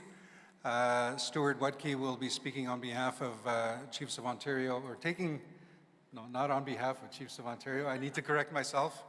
We'll be taking the allocated time that Maggie Wente from Chiefs of Ontario was going to speak. So, Stuart Wetke. Yes, good afternoon once again. Stuart Wetke, General Counsel for the Assembly of First Nations. A lot has been said about this settlement agreement, and it is a big decision. There are a couple things I would like to highlight, though. With respect to the arguments that this agreement is not enforceable, if this agreement is approved by the Chiefs in Assembly, it will be signed. It becomes a legally binding contract. Once it's signed and legally binding, of course, Canada has the honor of the Crown and all the rest of those aspects under law that they have to abide by. What we also intend to do, the agreement, of course, if it's signed, it becomes legal binding, but there is one caveat that we have to get the CHRT approval of the settlement agreement. And once the CHRT approves it and we get an order from the tribunal, we'll have a CHRT order, which will also file with the Federal Court of Canada. So it'll become a federal court order, much like we did in 2016 with the merits decision. So it will be binding. And if Canada breaches that agreement, we have the ability to go back to the tribunal or to the court to enforce it. Now, with respect to the funding, there's been questions on, whether Canada is funding appropriately, that type of thing. And obviously, we feel that Canada could provide more funding, and they should be. These are our children, our most precious resource. But to put context, right now, Canada is spending $2.7 billion in CFS. When you add in the other enhancements, such as capital and stuff like that, they're spending $3.2 billion per year. They are complying with CHRT orders at this time. They're spending 3.2, you multiply that by 10 years, that's $32 billion. Under the settlement agreement, First Nations will receive much more. So that is an important consideration as well. The last thing I would like to talk about in the time I have left is really about the intentions of the agreement itself.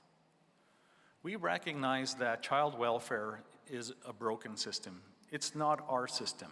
It's a very European, Eurocentric model. And we've used examples in the past, such as, for instance, if a single parent is working 2 jobs, trying to raise a child. In the past, that child would be removed because a parent is not supervising them properly, under neglect. Here you're taking a child from a loving parent and placing them in a foster home and paying strangers to raise that child. That is not in any First Nation value system whatsoever. That is a European model.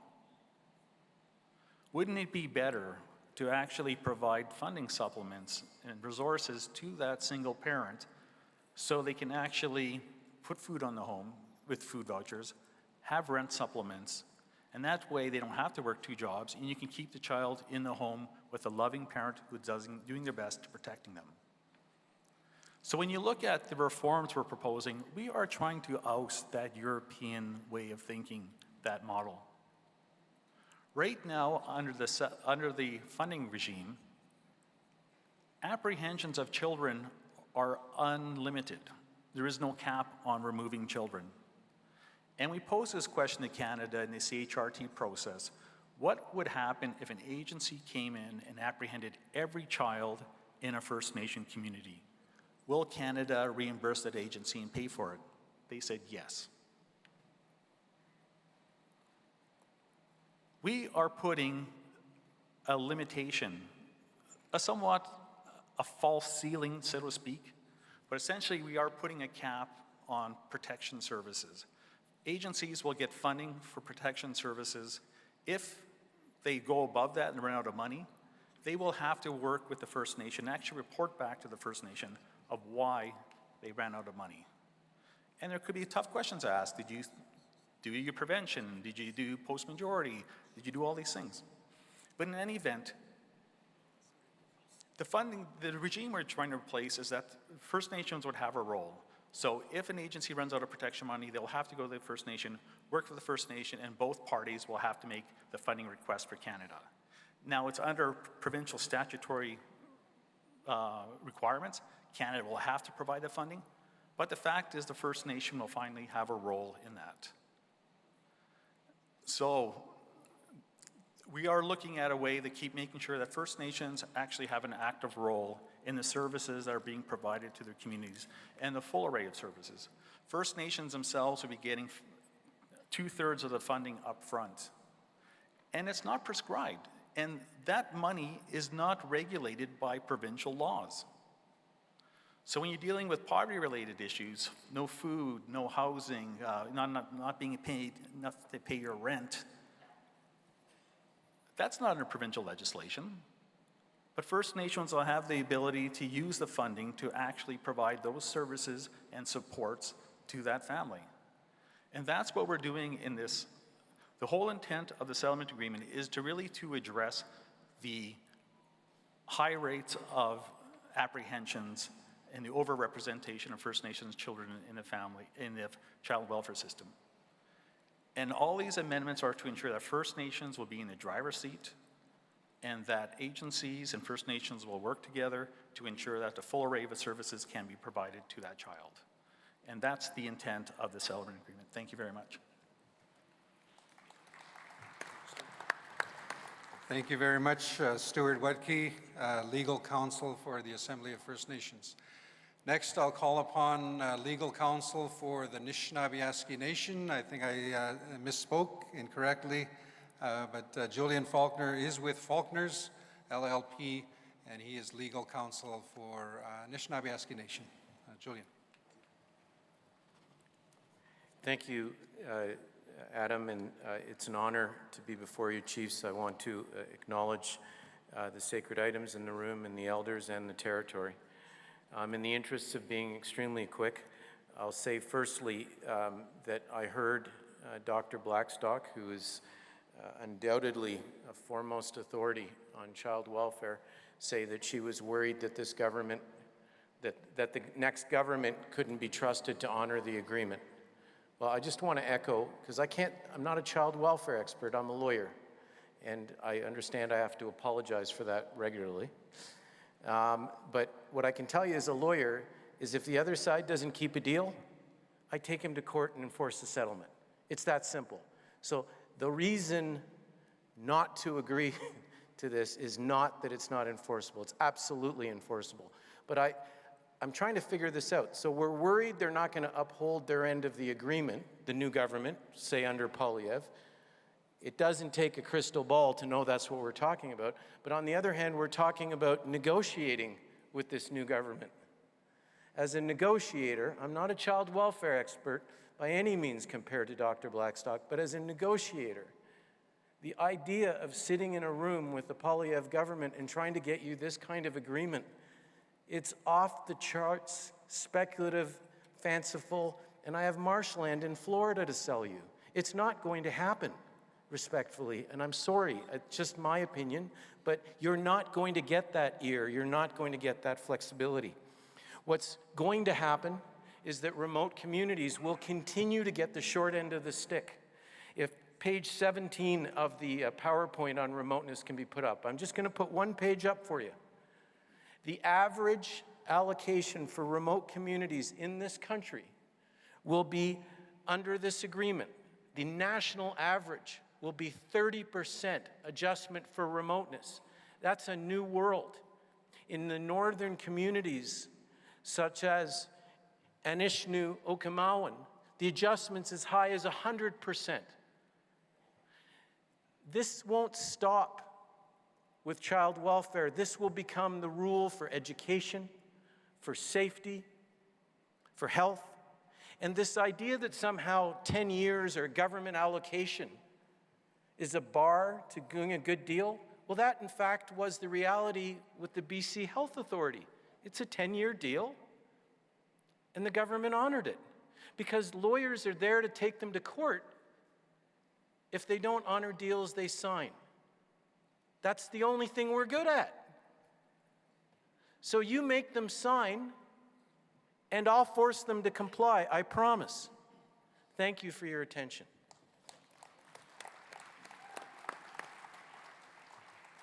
Thank you very much, Julian Faulkner, legal counsel with Anishinaabe Nation. Final speaker, I'm going to call upon Deputy Grand Chief Bobby Narcisse, Anishinaabe Nation, to come and address the Assembly. Again, Grand Chief Alvin Fiddler was on the list, but he's deferred to the other panelists. Bonjour, Wachiek. I'd just like to follow on what Julian was saying in terms of working with remoteness and why Anishinaabe Nation really intervene on the area of remoteness. I just got a call from one of our chiefs in Attawapiskat, Chief Sylvia, and she basically said to me, before you go up there, can you ask the chiefs, like, how are the chiefs in the Assembly going to help a community like mine, like Attawapiskat, who's particularly in like third world conditions, you know, especially with this, with the fact that many of our programs and services, we have to leave the First Nation to really access those services. The cost of living, the cost of fuel, the cost of all these different areas are really so far advanced. And that's why that we worked so hard to develop the remoteness quotient, the RQ that we call it. We worked on it for many years to really look at an empirically based, evidence-based look at quantifying remoteness. How much does it cost to deliver child and family services? And this is what we want to bring to the table.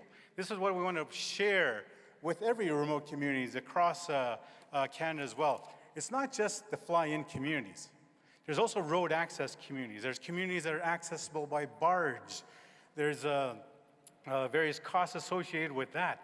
That's why we want to really have this intervener status, not just for Anishinaabe Nation communities, but also communities in the other regions of Canada that have those challenges with remoteness costs. And you've seen your numbers, you've seen your profiles, your community profiles, and how much remoteness top-ups are you going to get? Speaking of remoteness top-ups, I think I need a top-up on my time because I need remoteness. Okay. But anyways, so the thing is, the fact of the matter is, the reason why it's so important, especially with our communities to have this remoteness, is so our chiefs have said, give us the tools, and we're going to be developing our own systems through our own languages, our own culture that's more representative of the people who we come from. We're very diverse, and I think this agreement will have that opportunity to influx those resources for them to start building it. Many people say, well, they don't have the capacity. They're not ready to accept this money. Well, when are they going to be ready?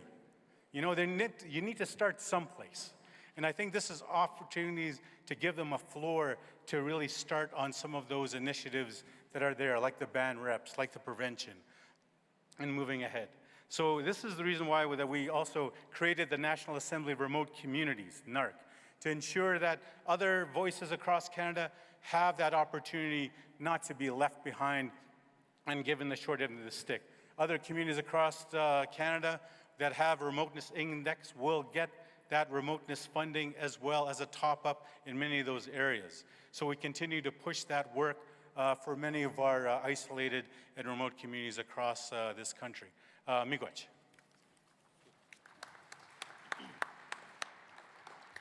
Miigwech, thank you very much, Deputy Grand Chief Bobby Narcisse.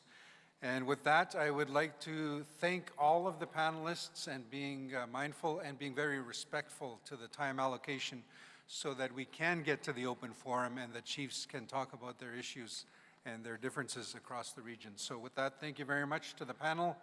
We will move along to the next panel discussion. And before we do that, I'm going to turn it over to my colleague Weena just for some very brief announcements. Thank you very much, Adam. I hope you are all full of energy because we still have a long day to go ahead, but I'm sure you have. So 2 quick announcements. First thing, a bracelet was found this morning in this room. It is a very nice bracelet. Don't want to keep it. So if you lost it, please go to the co-chair's assistant table. They will help you find a way to get your bracelet back. The co-chair's table or assistant is just at my right at the stage, or your left. Yeah. So, second, Candice Keshan, I'm sorry to say your name out loud here, but you're needed from Yellow Thunderbird Lodge CFS, you're needed or invited to go back to the registration to get back what you forgot there. So on that, I will now turn the floor to Adam. Thank you very much. Thank you, Miigwech. Thank you very much, Weena. For the next panel discussion, I'd like to invite Andre Baer and Jessica Saunders. If you can make your way up to the front, they will be making the presentation on behalf of the Caring Society. And I'll just give them a minute to make their way up to the front. Mina kakinagwa jimnawa majugo numunenda gaisek kwaya kirtajinjanong. Kchige gonega dajinjaga dega benonji shag. Ego mina nigan gen madzwach. Mianuga dajmenda. Ego kchige gonwe. Ego bayta go dajinjanong. Is baksenjgadek. Kenin numunendan nexchihama gmayo magwa. Nego zagning out sewach. Keno ependa ubizindamwach kchige gonga dajinjagadek. So, we will be following the same format. This final session before the open forum is a plenary on governance of the draft agreement and alternative dispute resolution under the draft agreement. So those 2 issues. Again, the format we will be following is I will ask the representatives from the Caring Society. We've allocated 5 minutes. And then we will be going to legal counsel from the Assembly of First Nations, Adam Williamson, 3 minutes. Maggie Wente Legal Counsel for Chiefs of Ontario, 3 minutes, and then Julian Faulkner, Legal Counsel for Anishinaabe Nation, again, 3 minutes. At that point, we will be getting to the very important open dialogue discussion, a chance for you to ask your questions and have your discussion. So with that, I'm not sure who's speaking first, but from the Caring Society, invite you both, Andre Baer, Jessica Saunders, and you can make that decision who's doing what.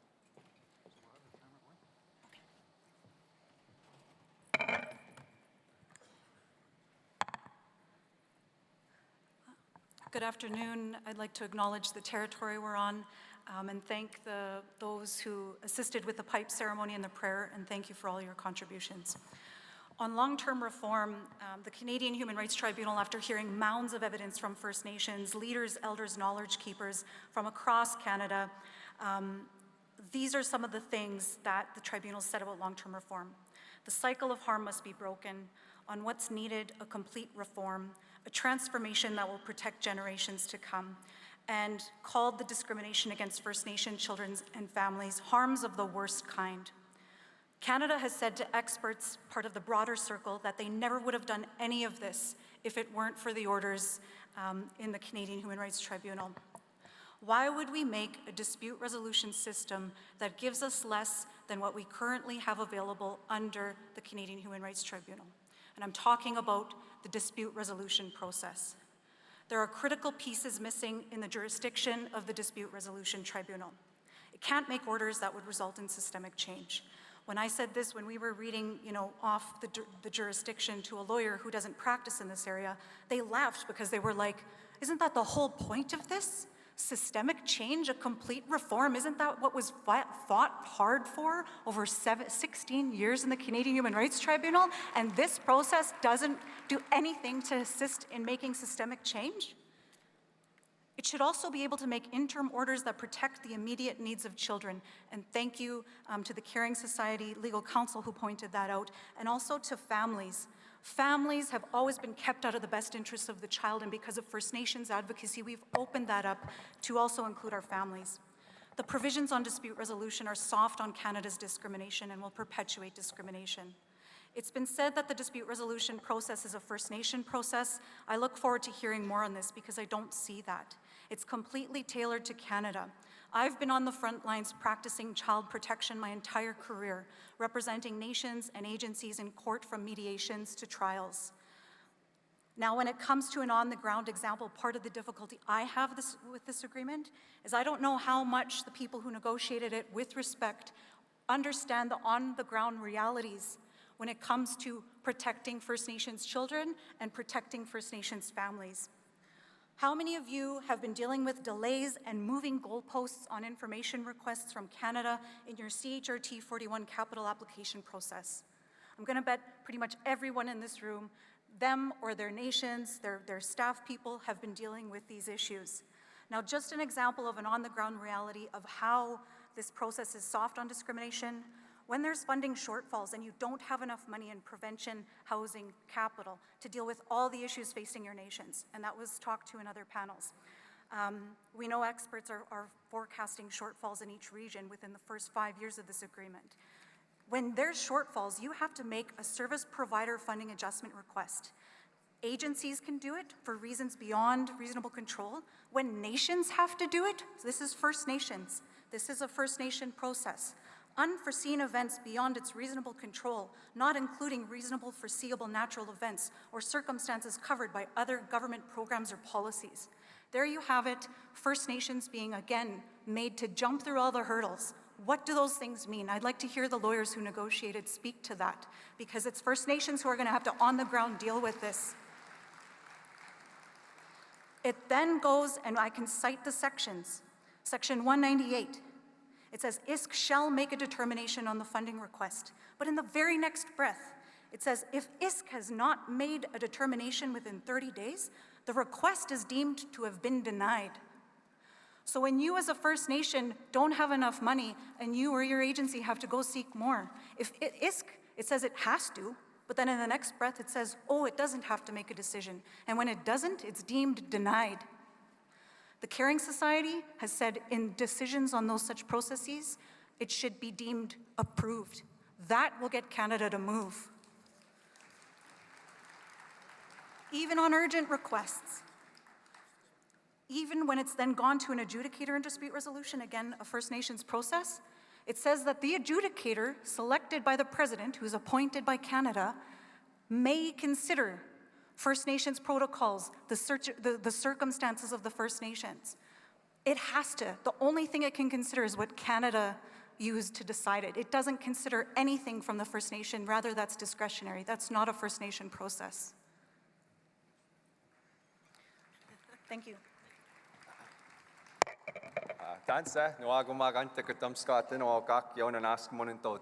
My name is Andre Bear, and I'm a former child of care.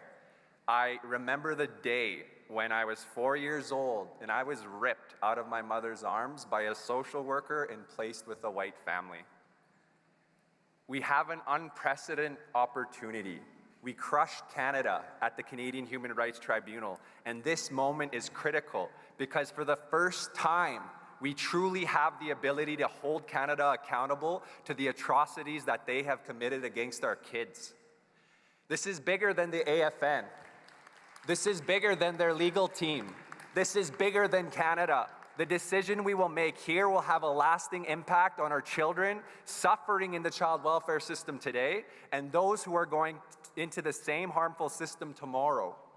For a moment, ask yourselves, how many of your children do you have in care, and what is your responsibility to protect them? Now ask yourself, how many children does the AFN have in care? The AFN, nor their legal counsel, can decide the fate of our rights holders and our future generations. We have the inherent right to care for our children. We've never given that up, but we also have the responsibility to care for our children, and that was given to us by the Creator. This is why it's unfair that the parties are controlling negotiations to decide the fate of our children and their future. Why did it take this long for the parties to graciously agree that the other regions now have a say in what happens to their kids? Ask yourself, why would it ever be okay for one region and their children to get more funding than the others? Wasn't that the point of this, to end the discrimination against our kids? We have an opportunity now to establish a governance structure like it has never been done before. The Reform Implementation Committee cannot overlook the inherent rights of our chiefs nor their governance processes. Ask yourself, for all the First Nations who are not in the room and who are not participating, whether it's okay for us to make binding decisions for them, their children, and their future generations. I believe we need a National Chiefs Commission on Children and Families that is led by you, the rights holders of our First Nations across the country. This cannot be something where decisions are made behind closed doors. This cannot be something that is staffed by Indigenous Services Canada. We need a completely open and transparent process where our chiefs can clearly see what's needed to stop the discrimination of our kids for good. We believe the National Advisory Committee needs to come back on board and support the leadership in real time, because it's our experts that we put faith in and our trust in to guide our decision-making to do what's best for our kids. We are not putting our faith in Canada nor the AFN. It's important that the Expert Advisory Committee be included because it's their job to reform the department. Never forget this. The CHRT had said themselves, it's the department that needs to change.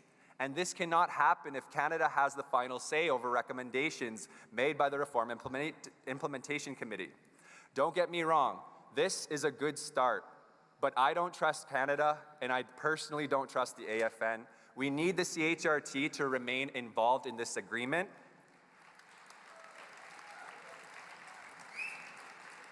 We had an unprecedented win at the tribunal. We need to build on those wins to ensure the discrimination of our kids will never happen again. Thank you.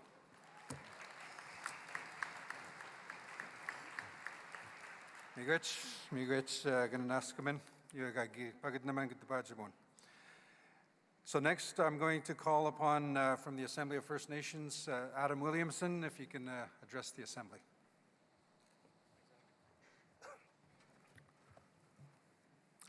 Good afternoon, Chiefs. My name's Adam Williamson. I'm a member of Mooster Point First Nation, and I'm Senior In-House Counsel with the Assembly of First Nations. And I've been involved in these negotiations since I started, about a 5-year period. I want to be very clear, it's been a long period of time. This isn't an agreement that just materialized overnight. This is something that has had dedicated staff and experts and regional consultation from the agreement in principle in December of 2021, which outlined significant elements of what you're seeing before you in terms of this draft agreement. In the context of governance, we've made the amendments to ensure there is regional representation in the context of the RIC. You know, we're hearing people saying, okay, you know, this should be expanded to something else. This should be something greater and better. But we've given regional representation in the context of the Reform Implementation Committee, and it's not a secretive process. All reports are public, all recommendations are public.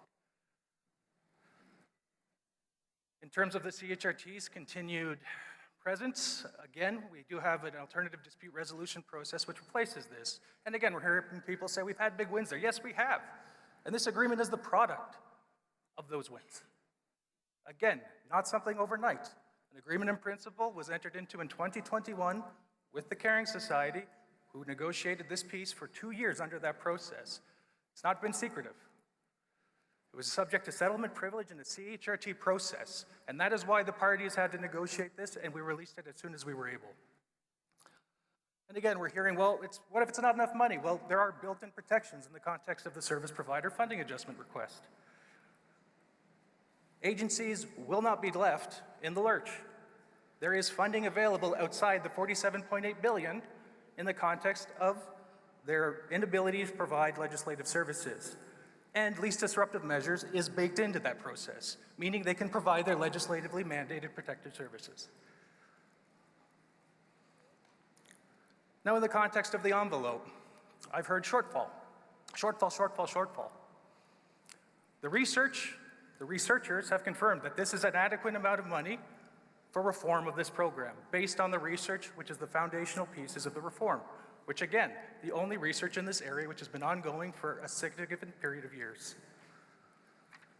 People are trying to frame it as agencies will see significant shortfalls. Well, I've talked about that. You have the service provider funding adjustments. At the end of the day, what we're talking about is a shift in the program, a shift where First Nations are involved in the space. And that seems to be a bad thing from what I'm hearing. $16 billion in prevention going to First Nations. That's the difference here versus being split with agencies. And they're saying that's a bad thing. They're saying agencies should be dictating to First Nations when they can start assuming these services versus the other way around. Where is the accountability of those providing services to the First Nations they serve? All that being said, that's my time. We appreciate, obviously, all of you being here. This is your agreement.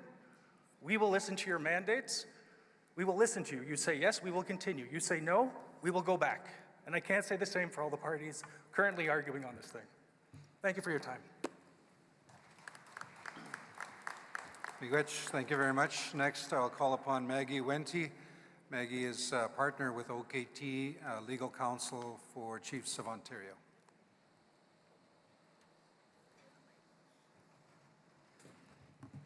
Ani, bonjour, Maggie Wente Nadishnakaz, Serpent River Dunjba. Thank you for having me here. Thank you to the drum, to the elders for their opening remarks. I am counsel for Chiefs of Ontario, and I'm a member of Serpent River First Nation, and I have an MSW and have been practicing law for 22 years for those who are interested in my qualifications. I just want to talk a little bit about these the alternative dispute resolution process and some of the questions that have been raised just now. So I think it's very important in the concept of amendments and amendments that have been raised to remember that in order to make an amendment to an agreement, all parties must agree.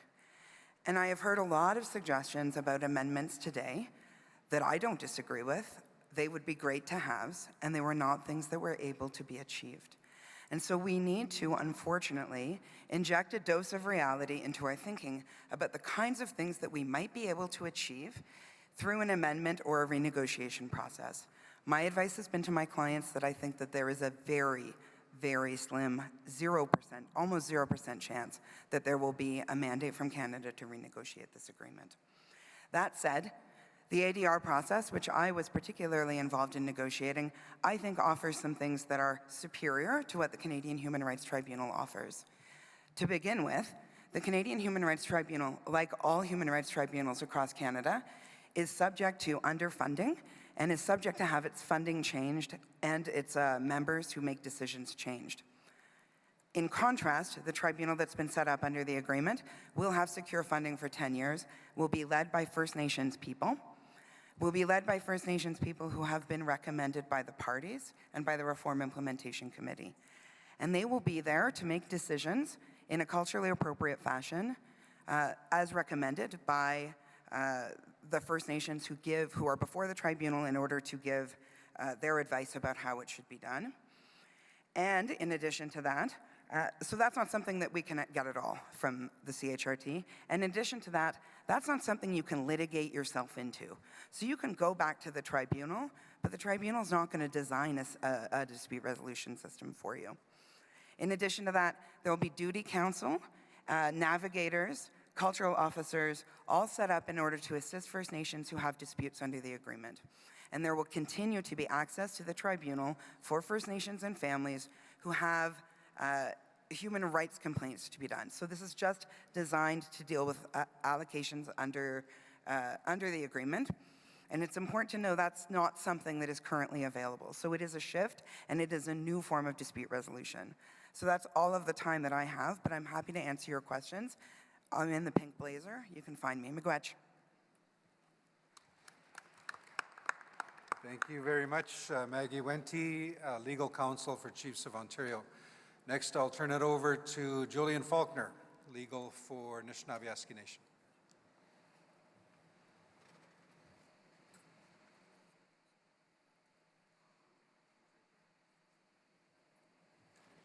Thank you. Hello again, Chiefs. Yes, I'm still a lawyer. I'm still sorry. So I found it very compelling, Andre Baer's story, and I want to acknowledge that. But I do want to make an observation that optimism, we can do better. This is a good start. We can do better. I'm stuck as a negotiator. I don't get the luxury as a negotiator to lead, respectfully, a cheerlead. I have to deal in reality when I make recommendations. The we can do better is in the context of an incoming Poilievre government. Let me explain what the Conservative government in Ontario, and I know there's places other than Ontario. I was born in Quebec, in a small French Quebec town, son of a black Jamaican, and my mother's a Jewish survivor from Poland. So I'm a strange Jamaican-Polish stud, right? But I had to get that in eventually. But in Ontario, when the Ford government took over in 2018, guess what the first priority they had? And they did. They defunded the Ontario Human Rights Tribunal. Of course they did. This is not rocket science for a Conservative government trying to diminish your human rights. It's not rocket science. They just cut and slashed their budgets. So adjudicators all of a sudden aren't available to do hearings. Hearings back up. The tribunal becomes ineffective. So I hear what Mr. Baer says about what he can hope for the tribunal. But that's a tribunal in the current conditions, not what I as a negotiator fear is going to happen. And it's not rocket science. That's how it works. And when I'm told that we can go back and negotiate A, B, and C, who is that with? It's not with the Trudeau government. It's with the Poilievre government, whose mandate, when they succeed, is to stop giving you money. So what troubles me is that the focus needs to be respectfully on the agreement. I'm going to ask for Section 132 to be put up on the screen. Can we get that up, please? Well, I'm not having a lot of success. Section 132 is a provision that provides in clear terms for a recognition of your inherent right to exercise sovereignty. It is a section in the agreement, 132, which I was hoping to get on screen, which specifically says that a First Nation that exercises its rights under Bill C-92 is entitled to, as a minimum, the funding it got under the program, as a floor. So you enter this deal, hypothetically you enter this deal, you receive your funding, and 3 years down the road you decide to exercise your inherent sovereignty under Bill C-92, and the agreement requires that the minimum number you get is the funding you received under the program. Why do I care? That means you're entitled to do all those things Mr. Bear talked about. But you have their money because the agreement provides that the money is the floor, the minimum you get. And of course you get more because you will have taken over potentially for an agency. So when I hear the words, we can do better, we need to exercise sovereignty, the agreement contemplates it. I ask you to look at 132 because there's no doubt in my mind that that is the way. We talk about the importance of you taking care of off-reserve children and your off-reserve members. Guess what? You can take the money they give you, and under 132, you can take care of your off-reserve children because your inherent sovereignty mandates it, as I've heard continually from the chiefs. The point is, you can set up the money as a baseline and then do with it what you want under Bill C-92. That's in the agreement because the idea was that this is a growth stage. And I simply ask you to consider that.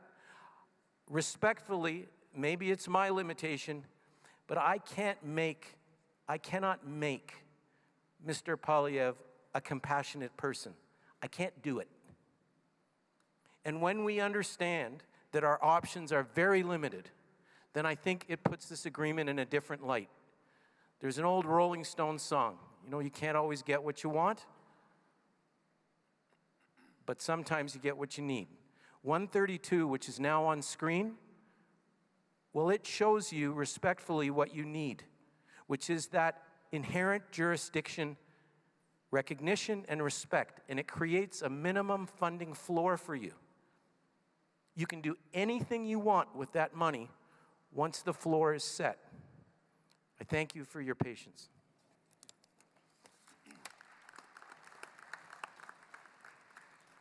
Thank you very much, Julian Faulkner from Anishinaabe Nation Legal Counsel. I can't sing, but I now have a Rolling Stones song in my head. You probably do too. So with that, that concludes this panel discussion. I'd like to thank and acknowledge, on behalf of the Caring Society, Andre Baer, Jessica Saunders, on behalf of Chiefs of Ontario, Maggie Wente, Anishinaabe Nation, Julian Faulkner, and Assembly of First Nations, Adam Williamson. So thank you very much for the presentations. Thank you. Before we turn it over, I'm going to turn it over to my colleague Weena to open up the next very important discussion. Just a reminder, Chiefs, it is obvious we do not have consensus at this point. This three-day assembly was set to come and make a decision. A final agreement has been negotiated. You all have copies. The decision is whether to accept it or not. The way that's done is through a resolution. Chiefs, we have draft resolutions that are conflicting with each other. We do have a resolution that's worded in such a way that you accept the final agreement. We have 4 other resolutions that say we do not accept the final agreement, and they call for changes to be made. With those 4 resolutions, they conflict with each other as well. There are different terms and conditions that are called for.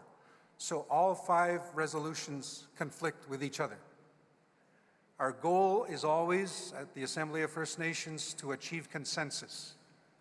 What I will say in my language, Nsidaunawan ega e wichine damom diak. Kawan megwach wichine damom tsimen. Miach tau migatsik. So, we do not have consensus. A reminder that this evening at 6 o'clock, there is a session that has been planned. It is organized to be in this room. The goal is to build consensus. So we will have a facilitated discussion with the Honorable Tony Mandaman. Tony Mandaman is a retired judge of the Federal Court, the Trial Division. He will be here to bring parties together and have that discussion to see if we can build consensus. We are inviting all of the movers and the seconders of each of the resolutions, as well as any chiefs that are proposing amendments, to please attend. As well, Justice Mandaman says that this needs to be an open, transparent process. So everyone is invited to be here and listen in and participate. So I just wanted to remind everyone that is scheduled for 6 p.m. here in this room. So with that, I'd like to thank the panelists, and I'd like to turn it over to my colleague to start the next agenda item. Miigwech. Yep. Miigwech, Adam. As he mentioned before many times now, his language grounds him, and I think it has an effect on everyone when we all speak our language. It has a positive impact on everyone, I think. But chiefs and proxies, here we are. We have now completed the 4 information sessions. Yes, we did. And thank you to all panelists and to you, chiefs and proxies, for your presence, your active participation by listening to that and being patient, and to those chiefs and proxies and participants joining us online, thank you for still being here, because it is not a time to hear from you, chiefs and proxies. We want to hear your perspectives and your recommendations. That's what you asked for, and that's what we are here for now, because we want to create a safe space to do so and an open space. And for that, I will need your help, your collaboration to you all. As per the adopted agenda, we have until 5:30. So I will ask Encore if you can please put back just for us as the full 90 minutes on the screen. And so we have 90 minutes in front of us. This represents a considerable amount of time and valuable time. So in order to hear from you and as many chiefs as possible, I would ask you, if possible, to be brief and concise and precise in your comments or questions, because I will now ask the parties to the draft agreement, so the AFN, the First Nations and the Caring Society. So the AFN, the COO, NAN, and Caring Society to please stay close by, because if there's a question addressed to you, we would like you to be in a position to address that question. And so on that, chiefs and proxies, this is your time. We want this space to be respectful, of course, but this is all yours. On that, we will keep with the same process. We'll go to microphone number 1, 2, and 3, which is the one online. So I will check the list of participants for raised hand. This is the way to let me know that you want to speak if you're online.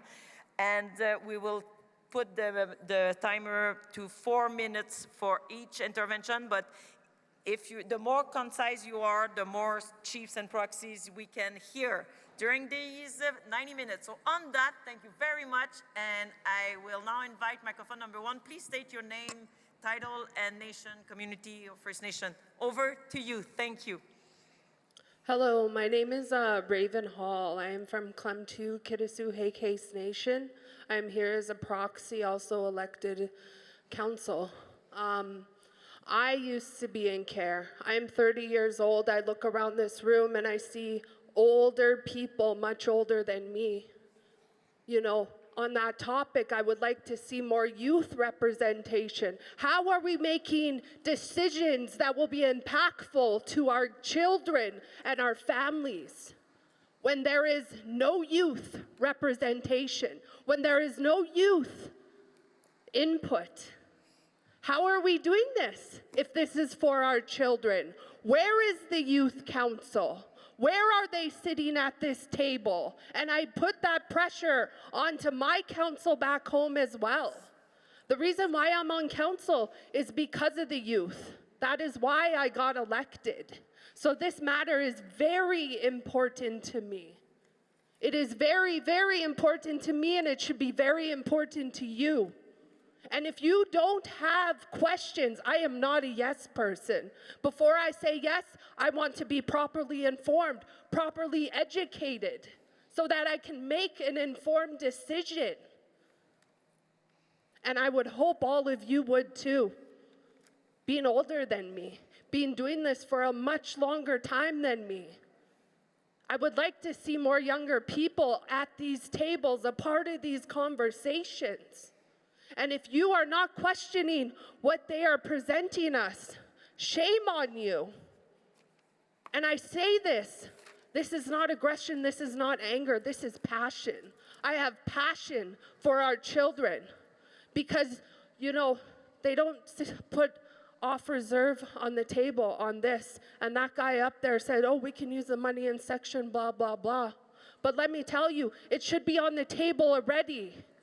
It should be a part of it already, because Noello Soup was off reserve in the care of MCFD. She went missing. I am also a MMIP advocate. I am not for discrimination. MMIP, missing and murdered Indigenous people.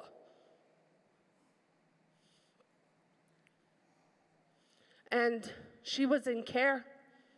MCFD still has not spoken up about her missing and then being found unalived, murdered inside a trash can. Let this be something that touches your heart and is impactful. Because when we are talking about all youth, we are talking about every youth in every single city. All I hear is colonial structures, time management. That is colonial. I come from the longhouse and the big house. When we start something, we go until we are done. And sometimes that lasts until 4 in the morning, 6 in the morning. There is no time structure. This is a colonial structure. How lucky are we to have AFN sitting at government table? How lucky are we? But it is still colonial run, colonial structure. 30 seconds. That is very, I'll be back up then, but that is very disrespectful. I want to see more representation from us, and I want to hear less from legal. I want to hear from people who have lived experience, which is a big majority of us in the room. So feel it in your heart if you want to get up and talk and you are shy, because I've never done this before. But I feel strong for our children. I feel strong for our people. Thank you. Miigwech. Thank you very much.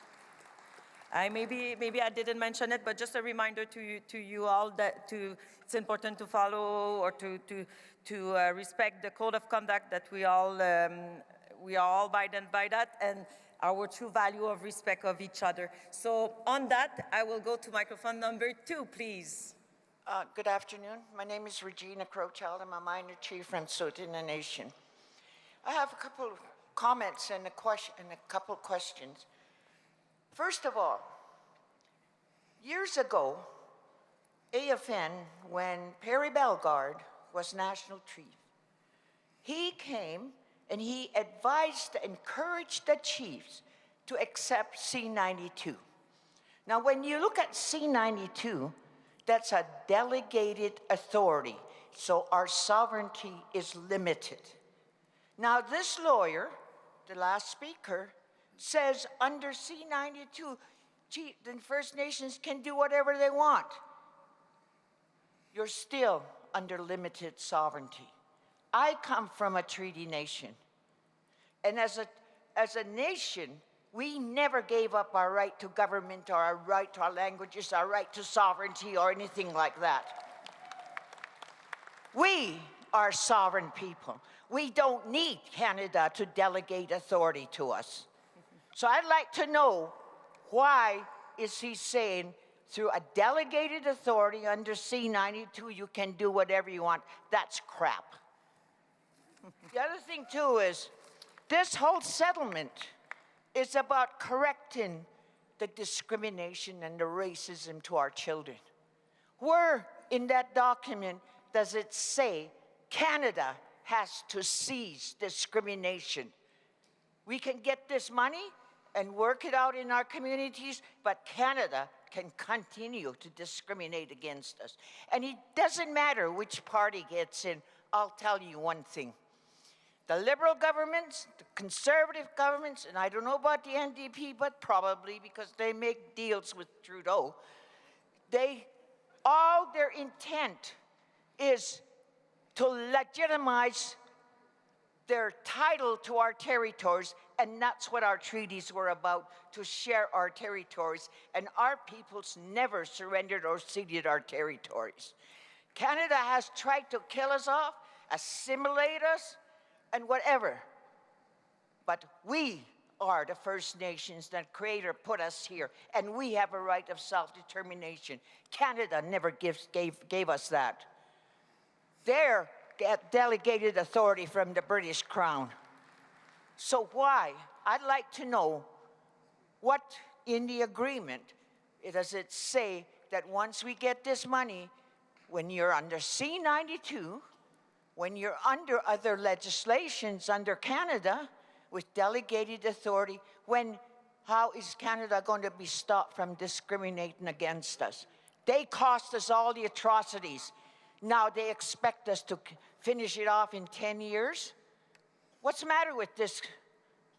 Come on, guys, chiefs, think about your people. Our people are the ones you're elected for. Now think about them. Thank you. Miigwech. We will now go to microphone number 3, and I will now invite Chief Lance Amon to speak. Good afternoon. Can you hear me? Yes, very well. So my name is Lance Heyman. I'm chief of the Algonquin community of Quebec First Nation in the Quebec region. But today I'm also representing regional chief. I'm the proxy for regional chief Picard. And it's been a long day. I know that heard a lot of the discussions and support, a lot of the positions that have been indicated and the concerns around the FSA. We in Quebec region, have, strong regional entities like our Health and Social Service Commission. Grateful for the fact that, they have taken, the time and given the effort to analyze, this agreement. Coming from a small, Algonquin community, it's clear that, as individual communities, we don't have the capacity, to review a 186-page document with a number of appendices and make sense of it. So I'm really grateful for the work that our region has done in terms of highlighting, what's good about the agreement, but also importantly, what are the shortcomings that are found in this agreement. And so, we've met as our region numerous times on this issue, most recently in the last couple of weeks to talk about, amendments and improvements that we would have liked to have seen going forward in this agreement. While AFN has got some amendments and some of them we are in agreement with, many of them are not.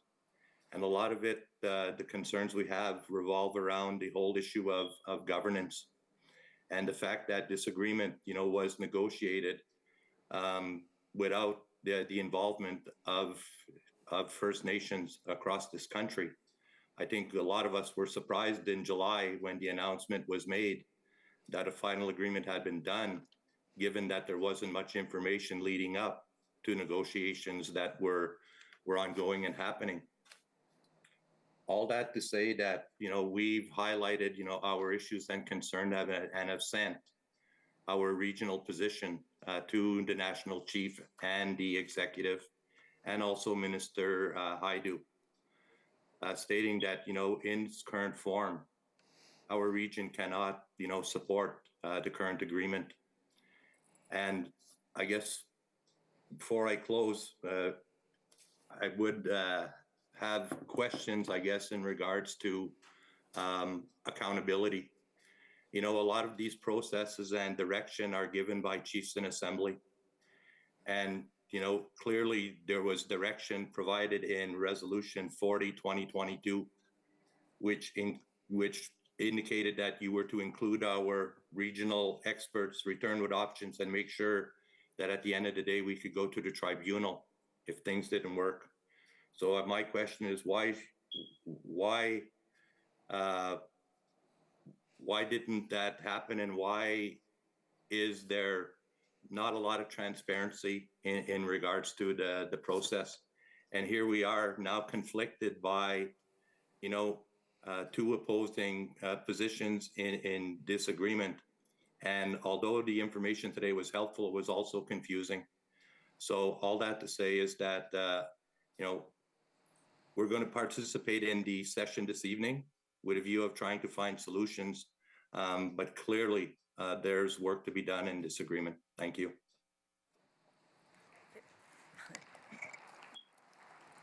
Jimmy Gwich, Chief Amond, for your comments and statements. On that, I will now invite microphone number 1, please. 4 minutes. Ujuni Chiogamakanak, Niban Makwa, Indishnakas Makwan Totem. I'm Derek Niepanak, Chief of the Minnegozibi Anishinaabe, also known as the Pine Creek First Nation. We're a Treaty 4 and 2 community. There's about 5,500 of us. Most of our members live off reserve. I'd like to acknowledge Treaty 7 territory we're on. It's a beautiful, beautiful location here. I'd like to acknowledge all of the presentations today, the professionals who are giving us good guidance as we deliberate on this issue. I think one of the responsibilities that we have in community leadership is to draw from the abstract concepts that are being shared today and find practical application for some of these conversations. And I speak specifically to the issue of the prevention money and the representation money that's currently flowing, because I think it's very important that we identify that some of this final settlement agreement is already being implemented. And for the past 2 years, we've all received prevention dollars. And one of the things that I've heard as a criticism of the agreement is that it's an on-reserve agreement only. But yet when I look at the application of the prevention money that's flowing to the communities subject to this agreement, we're not discriminating. We're not discriminating between on and off reserve families. And I think that that's a very important clarification that needs to be made, is that when we're creating work plans and budgets at the community level, we are not discriminating based on who's on reserve and who's off reserve. And I did consult with another chief from another community, and they're doing the same thing. They're taking care of both the on and off reserve population with the budgets that they have to work with. And that's a practicality I think that we all have to face in leadership, is that when the Canadian dollar reaches our accounts, we have decisions to make each and every day on how that Canadian dollar is being spent towards addressing the trauma and the daily crisis that many of us face in our community. Just for example, sitting here throughout today, I've had no less than 6 messages from the community about families that need emergency support. And there's a crisis unfolding in my community as we speak. but yet we're asked to sit here and have these abstract conversations and talking about how, you know, the money's not enough. I don't know. Like, I really think that there has to be some reasonable practicality considerations brought to this forum, and I'm gonna play my cards early. I'm supporting the agreement. I'm supporting the agreement because I do not see a barrier in the agreement that prevents us from taking care of one another in our communities. Because isn't that what we're trying to do? Aren't we trying to move from where we're at to a new place where we take back responsibility? And anything that can create a practical solution that I can take home and be supported by people who are willing to step up is my responsibility to bring back home. And that's what I'm doing here. The real question to me is not, is Canada spending enough money or they're not spending enough? The real question is, back home, do we have people who are willing to step up and change the system? That's the real question. Do we have the capacity to do that? That's one of the questions that we ask ourselves every day back home. Are enough people getting the training? Do we have enough people willing to step in harm's way to help their neighbor with their addiction? Do we have enough people back home who are willing to help that little kid who might not have a proper bed to sleep on? But with that prevention money, we can buy that bed for that little one. Maybe they get a good sleep that night. There's practical implications here that we're not focusing on because we're caught in this abstract conversation of big words. So I appreciate the clarification from everybody that's been up there to speak. Very, very fortunate, and I'm very grateful that we live in a place where we can have very, very conflicting opinions and challenges and still shake hands and hopefully find agreement. Miigwech. Miigwech, Chief. Over to microphone number 2. Chief Wilfred King, Kias Zaging Nishnabek, Gulby First Nation. Gulby First Nation is a signatory to the Robinson Superior Treaty of 1850. We have approximately 1,700 members, citizens. We have 400 on reserve, and we roughly have about 12 to 1,300 off reserve. We have one child in care in our community right now in Gull Bay. We're very proud of that, one child. We know that this money is for the on reserve, but we have a lot of issues with our members that are living off reserve, and they need the assistance that we cannot provide for them, and we have a lot of issues pertaining to that. My third point, I want to talk about a little bit of historically and personally. 1975, my parents separated.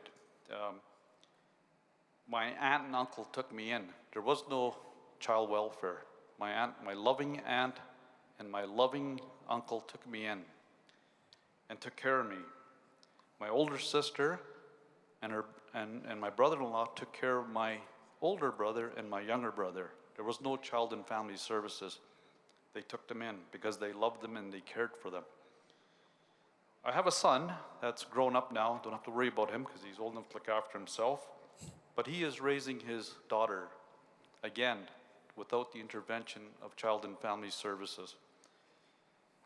I have a stepdaughter that's in her 3rd year of university, and she's well on her way, and hopefully that she will live a very good life. But I also have 2 grandchildren that I love dearly, and I can assure you that they will not be apprehended by child and family services, because if the parents doesn't step in, I will as a grandfather. We talk about child and family services. We have a child and family services in our area too, but it's provincially mandated. And again, it's controlled by provincial legislation, which I hope that we can change. But I think what's important is that Gull Bay First Nation was one of the first communities to invoke customary care in our region. And now almost every case is a customary care arrangement. And a lot of the First Nations have followed suit. So prior to that, we had a lot of kids that were Crown wards and were apprehended by CFS or our child welfare agency. We put a stop to that. I think my most important message I have for the Assembly here today, and it's a question not for the lawyers, not for the experts, but it's to each and every one of you as chiefs, counselors, caregivers, and so forth, is we have to reconstitute our traditional roles. And again, You know, when I talk about my son not being part of the child welfare system, it wasn't because I was a good father, it was because he had a good mother. And I think it's really important for the women to really take upon that role again. What was their traditional role? What was the role of women, you know, looking after our kids? I think it's a responsibility, and also the men have that responsibility as well. So I think the lesson here, and that is true sovereignty, when First Nations do not use CFS systems. We don't use a provincial system. Even this system you're talking about, we have that responsibility to our kids, and we should all take on that responsibility. And I'd love to see the day where we don't have a child welfare agency in our community. Miigwech. Miigwech, Chief. I will now go to the microphone number 3, which is on the Zoom platform, and I now invite Chief Rebecca Knockwood to speak. Thank you very much. I am Chief Rebecca Knockwood of Umlum First Nation. My community is served by the Mi'kmaq Child and Family Services in New Brunswick. I'm a mother and a grandmother. I know what it is that's at stake before us at the Special Assembly.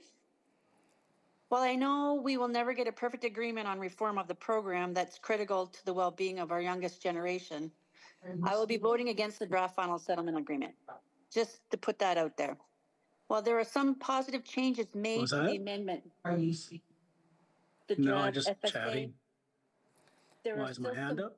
I'm sorry, Chief Knockwood, to interrupt, but you've been interrupted by I don't know who, but I will ask, please, AV, to make sure that all microphones are muted, but not the one of Chief Knockwood. So over to you, Chief. Sorry about that. That's okay. It says, I'll continue. While there are some positive changes made to the amendment draft FSA, there are still some serious shortcomings, including the FSA would still impose terms and conditions on the Expert Advisory Committee rather than as mandated by the tribunal to develop its own terms and conditions. The Dispute Resolution Tribunal would lack the power required to hold Canada accountable and ensure discrimination ceases and does not reoccur. Funding in the reformed program would still be based on ISK's registered on-reserve population instead of the actual number of people who are the residents and citizens of our First Nations. Approval of the FSA would result in ending the CHRT's jurisdiction. And the engagement and process for approval of the FSA is very problematic.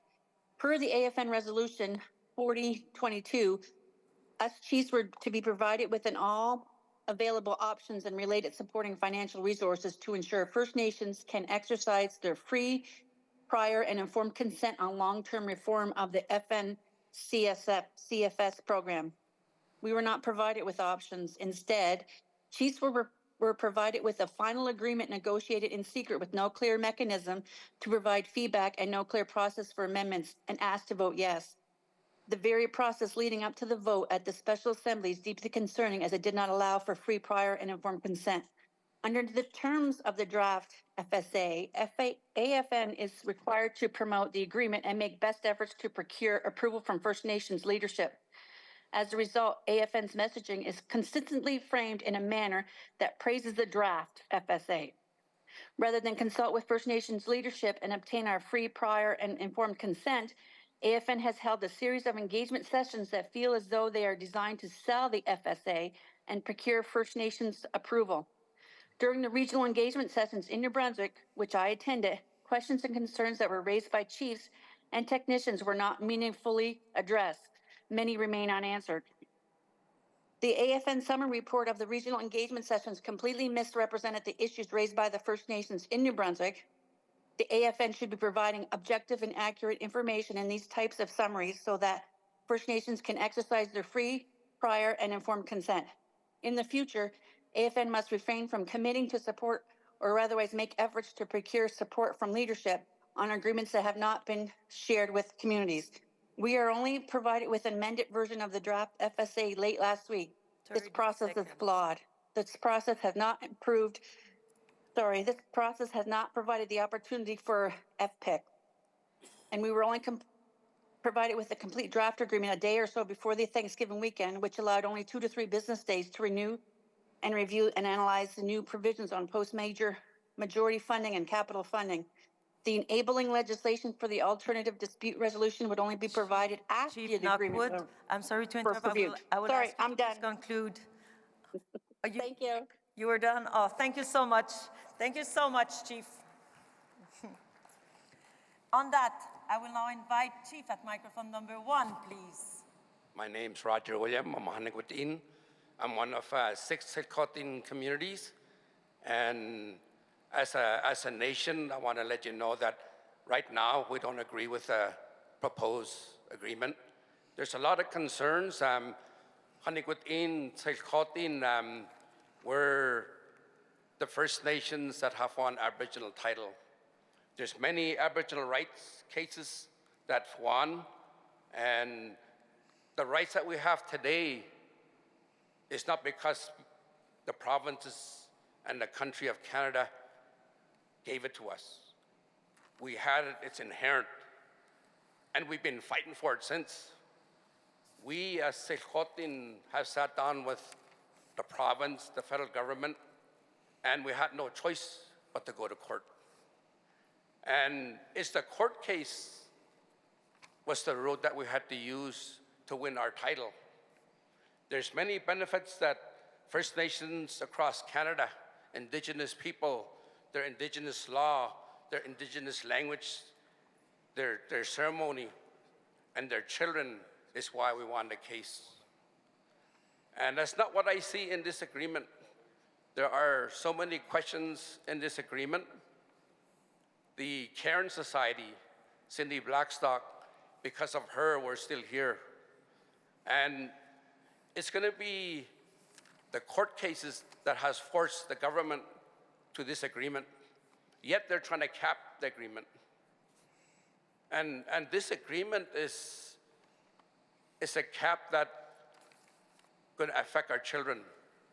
You know, my goal as an individual, as a person, as a father, as a grandfather, is to make sure that I don't give up any rights, that I don't give up any title to my children, my grandchildren, and to my unborn. And in this agreement, I see that. The funding, it's a huge number.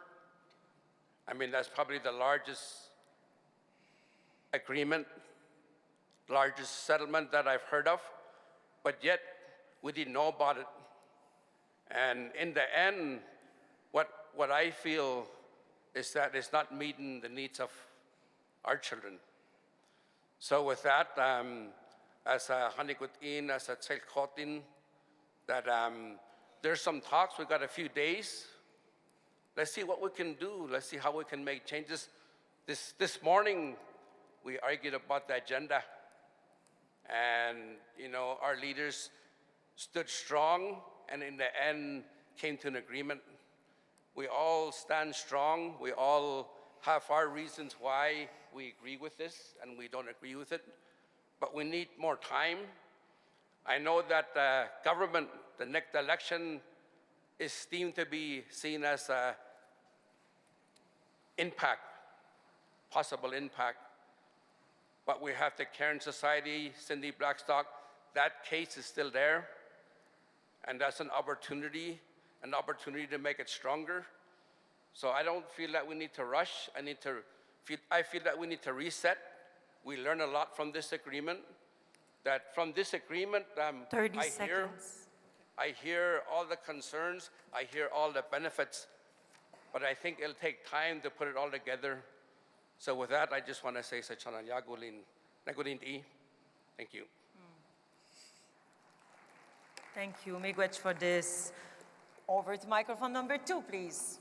Kelsey Nachas-Houché, Kozri through Chuktwe, Chief Coal Lake First Nation, Kelsey Jacko. As the AFN amendments, there's 1,638 changes to the document. You know, the CEO and NAN ratified this last week. Are the proposed amendments already in the current agreement? And I have a hard time, you know, as a Treaty 6 person in Alberta, working with Alberta. You know, we're a non-delegated band. You know, Treaty 6 never ever had an agreement with dealing with our kids with Alberta, you know, and it's a regional representation, like how are we going to get there? Because we're kind of divided in Alberta, you know, like regional. I would like to see Treaty 6 regional, but yet we're in the provinces and whatnot. But, you know, the province is still putting our kids in PGO, our reses are still not being notified. And, you know, it's kind of disheartening. You know, half of our membership lives off the reserve. We wouldn't be in that situation if the Alberta government give us a share of the revenues for housing. A lot of our bands are dealing with the capacity. You know, we got to get the best people working for our nations. But is that the case? You know, maybe some of our nations are going to be watered down. We heard it earlier here. You know, 176 page report. A lot of nations don't have the capacity to go over that. You know, it takes weeks and everything. I just feel like this process is rushed. You know, we need more time. You know, I seen the premier here today, and unfortunately she takes off like that. You know, it's like that all the time. And Minister Turin should be here to listen to our words. You know, our people are still suffering out there with addictions and everything. There must be a better way to do it. You know, we're going to get more money, but we have to deal with the province. You know, the province is not very honest with us. They're not very transparent, you know, and they're going to be holding this funds for us. How do we work with an agency that's not working very well with us? So, unfortunately, I can't be supportive of this agreement. Here in Alberta, we don't have a representative. Now, how do we get our words heard? You know, we never ever sign with welfare with the province. We never ever give up jurisdiction over our kids. I'll just leave it at that. It's kind of awkward, you know, when you give amendments and we're not in the proposed agreement.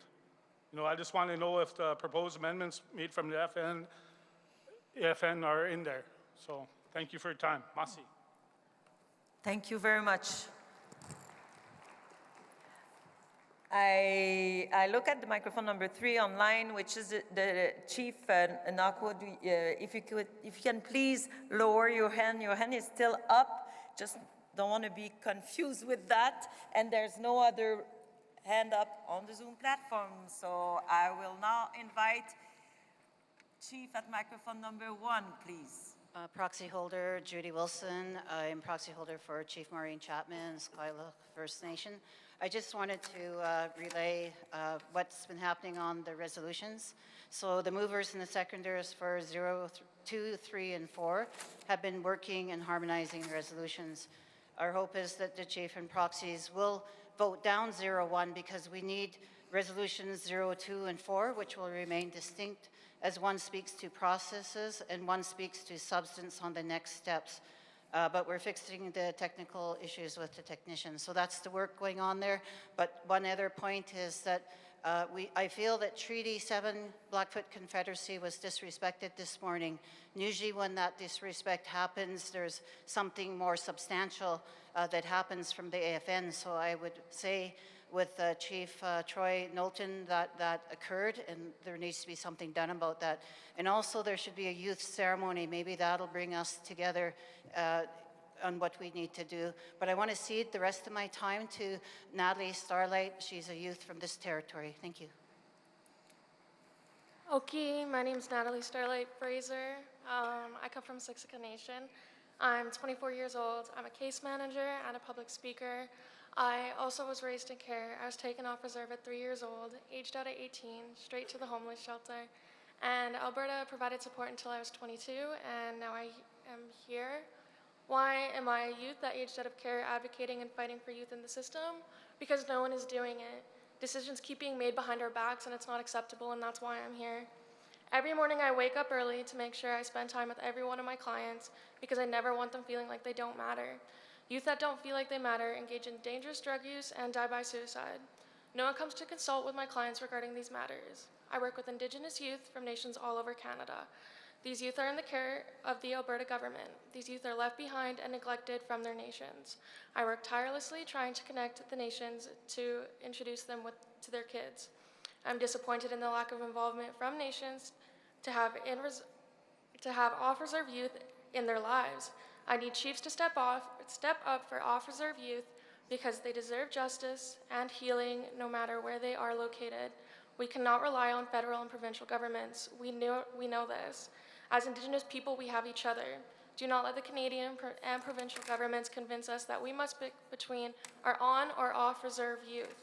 Reserves are a colonial concept. This is our land, these are our kids, and not being on reserve does not dictate their worthiness. It is not their fault they are in the Alberta system. Alberta policies make it near impossible to provide Indigenous youth a quality life.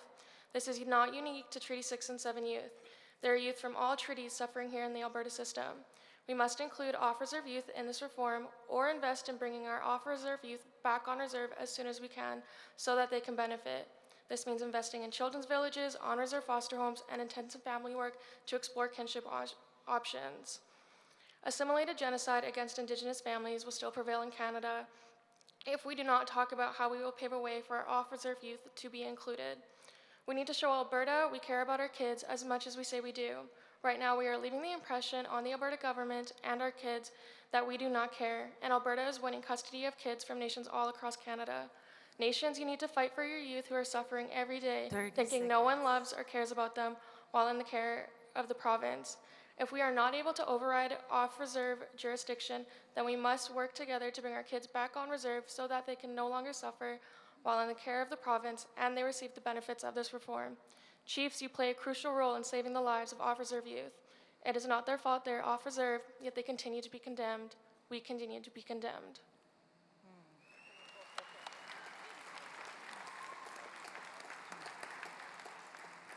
Miigwech for this. I now invite microphone number 2, please. Thank you. First, I'd like to recognize the rightful owners where we stand today and convene. Skolitzelton Bill Yoakams Stanable, which is Namo, BC. First of all, I'd just like to state on Proxy Chief Wise, on behalf of the Stanable people, is we're really, it's not comfortable to come up here with a conversation. I wish we were all coming together to work, well, we are working together, but more of a consensus. But we, over in the island, ourselves and many nations I work with, we are very disappointed in the process and feel BC might have not been heard, well, definitely in our area, considering that BC would be a good ally in this, considering the UNDRIP and DRIPA we have in BC. So that's a concern we have. It's like, and that's the first concern we have, one of our concerns that we have. But another concern we have as well is the process is we're all convened today in this room, fighting the right fight for the right cause. Absolutely. I think Chief Nepanak hit it right nail. There's prevention happening. People are getting creative where they can, and it's happening today. So I want a message, my messaging would be is this fear mongering, like it's like gonna come or go, because it's here right now, right? So what's really disheartening for our people is the architect of this whole conversation, why we're here today. It feels like it's gotten to a point of the AFN possibly, I don't know enough of the minute details, but Dr. Blackstock should be involved in this from the beginning and to the end, and it seems like she's been sidelined. And I don't know why we would sideline the architect, why we're all here today receiving dollars on prevention where it would never existed. I hear a lot of people championing this, but where were we before Dr. Blackstock, right? So nevertheless, I don't mean to get, I'm like everyone else passionate about this. So she should be here, she should not be sidelined, and she should be back to the table doing this. So what's concerning is being elected member of my nation since 2002 is in a lot of negotiations, specific claims. Also want to state coming from a pre-confederated nation of the Douglas Treaty, which we're utilizing in a proper manner from what our ancestors made and fight for us and rights. It's the birthplace of the White and Bob case. Many of you legals will know that. But what's really concerning about this agreement is it's subject to annual parliamentary appropriation. I heard some lawyers up there earlier, which I got a question in a minute, unfortunately they're up there to answer, is who in the right mind would negotiate these annual dollars on the mercy of whoever the political party's mood of the day? That's being blind what it comes down to, right? And then secondly is, I don't know who up there can answer this, but if this is not approved, does the order stay the same under the, so the reason I say that, if it stays the same, I need an answer for that because I'm definitely not a lawyer. Good at, bright on many other things, but nevertheless, so do the orders stay the same, Madam Chair? And if so, if I'm hearing people say it does, then what's the urgency, as some previous speakers have stated? Because this, in closing, most of this room's elected leadership and voted in by our people. I know my political career would be very short if I went to a room with a couple of my buddies and some advisors. That would not work very well with our people. And I think that's what's playing out today. It wasn't good governance, and I think we got to hit a restart and bring in traditional values because no nation, whether you're from coast to coast, would govern their people the way how this is rolled out in our view in Sustainable. Thank you so much.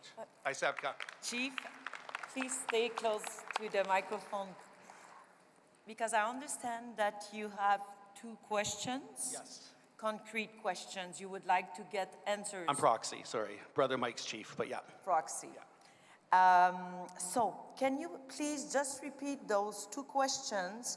And I will assume that the AFN is taking notes of those questions, good notes, and we will answer them a bit later during this session. That's what I propose. Did you want the question again, ma'am? Yes, please. Okay, the first question was, if this is not approved, do the orders stay the same? The rest of my other one was more of opinion on governance, so I'll just stick to that one question, please. Thank you, so everyone's time. Hi, Sabka, thank you. Thank you so much, Proxy. Okay, on that, we will now turn over the Zoom platform, and I'll invite Chief Darlene Bernard. Way. Good evening, everyone. Thank you, everybody, for the prayers today and all this and hearing everything that was happening. Anyway, getting right to it because I know I'm being timed. So I did participate in an engagement session here at Lennox Sound First Nation. I'm chief of the Lennox Sound First Nation on PEI. And my thoughts from that whole session was around like how it made me think that AFN was presenting something, but it wasn't what was written. Like the words were different than what the messaging was from the people who were presenting to us, and that really raised flags for me because at the end of the day, like I would say, well, it says this, and they'd say, oh no, but we're going to do this, and I said, well, given our history with the federal government, we need it in writing. So we did talk about amendments and things like that, but where I'm sitting right now, and I have to kind of go back to like my document here, in my opinion, the amendments do not address the most material and important concerns that I have with the FSA. The CRT jurisdiction will still be eliminated. All of the orders for actuals will be eliminated. The amendments do not mitigate our concerns with the ADR process. The ADR tribunal still will have no ability to increase funding or issue systematic remedies. The amendments do nothing to mitigate our concerns about holding Canada accountable to the First Nations children and families. The FSA is still subject to annual parliamentary appropriation, which the last person spoke to, so I'll just skip my points on that. And the amendments do not in any way, shape, or form address our issues around regional modifications. Canada is under no obligation to consider regional requests for funding that is different from the FSA. Programs that are unique and effective may not be funded under the FSA, and the FSA is a cookie-cutter type of agreement that would not recognize our unique programs cross-country. The amendments do not address the very significant concern provided to the breakdown of funding allocations per region.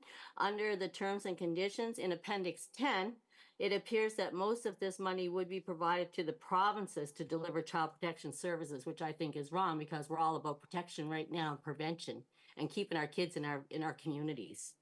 The amendment does not address our concerns that funding is only guaranteed for 10 years, and I think that someone else spoke to that, so I'm not going to go into that. And the amendments added regional voices to the Reform Implementation Committee. However, we still have significant governing concerns. Specifically, the committee will still make decisions in secrecy. Canada will be a part of the committee. This means that Canada will know more about First Nations children than we do. The Reform Implementation Committee does not have a reporting mandate to the chiefs. Chiefs will not oversee the work of the Reform Implementation Committee. And the committee will be staffed by ISK employees, which is concerning given the long history of discrimination by Canada. The agreement discusses liabilities of First Nations. We want to be clear that the clause will not eliminate potential liability to First Nations who provide services after the FSA comes into force. So if we're not funded enough, then we're not going to be able to meet our obligations. And there's a whole bunch of stuff in there that kind of talks to that. So anyways, I had some other things about capital funding 30 seconds. and how it's going to be described, but we need to talk about that as well. So anyway, that's my comments from Lennox Island First Nation. Miigwech Chief. I will now invite microphone number 1, Chief at microphone number 1. Good afternoon. Is it maybe good evening by now? Hazuman quenched and is quenched. Chief James Hobart from Spuzzum First Nation, the nation's Nklakutma Nation's capital, British Columbia. I wanted to just maybe reiterate some of the things that we've heard, and we've heard Canada could and should do more. In the same tone, we've heard that they've surpassed an unprecedented amount of money. Now, if we're thinking about our children as their resource, then yes. But if we think about the children as what they are, as our children, and we think about the resources that are extracted across Canada on our unceded territory, can you imagine the billions of dollars? It's like we're playing this kind of a game where take a look over here, but don't really consider. And I think my point is that at some point we're going to stop the conversation around the resources that are being extracted to a point when there's not going to be any left, and all that's going to be left is our conversations around our children. And I feel frustrated about that at this moment. I feel like right now, I live in a remote area, and I feel like what I've heard is that if some lady in some moment didn't call some person to say, what about my remote community, it would not have been on the amendment. How many other phone calls should they have waited for, including my communities? Like that's how by the seat of the pants, it sounds like the amendments were created. By the way, are you heading to that meeting? Yeah. I just wondered if you thought about remote. Okay, we better add that on there. And I know I'm a bit of tongue-in-cheek here, but that's what we're being fed right now today. That's how the remote areas were included, because somebody made a phone call. If you would have listened in British Columbia and the remote areas in the Yukon, there are so many of those phone calls that could have been made that would have been totally different and would have totally added to the conversation. And that's really sad that they weren't. And so now we're at this spot where we're trying to make a decision around stuff with not enough information, and there's people frustrated that they didn't get heard. I'm from a province of 204 First Nation chiefs, and I'm telling you that I wasn't really consulted about this, not to a point where I feel like I could go back to my community and say, I took your words and went there. And you know why? Because I didn't have the phone number of that guy to call. Cookstem. Miigwech Chief. I now invite Chief at microphone number 2, please. Thank you, Chair. Yeah, I'm going to try and get through all of this. Hopefully it will happen in 4 minutes. So in the negotiations of the court actions or the rulings, agreements around the tribunal, we often talk about no one gets left behind. And when you're talking about that from the Kwakwaka'wakw perspective, and I'm going to name and I just want to make clearly that I'm not talking for them, but rather of their situation. Mamalilakla, Atlasikula, Slawitis, and Danakdak have no on-reserve populations. One of these 4 has about 20 people living in their community. And there are between 1,100 and 1,000 and 1,100 other people who comprise those 4 bands that are not accounted for in this agreement. Where does that leave our children, and how do we fix that? There are further 4,000 to 5,000 people in remote, 400 to 500 people in remote communities in Kingham and Guilford Island and Hopetown, who also have very few people in their populations that are living on reserve. And so how does this agreement address their needs? Not to mention the other 12 Kwak-Wakiwak First Nations who all have 1/3 to 1/2 of their population living off reserve. So how does this agreement address their needs? And respectfully,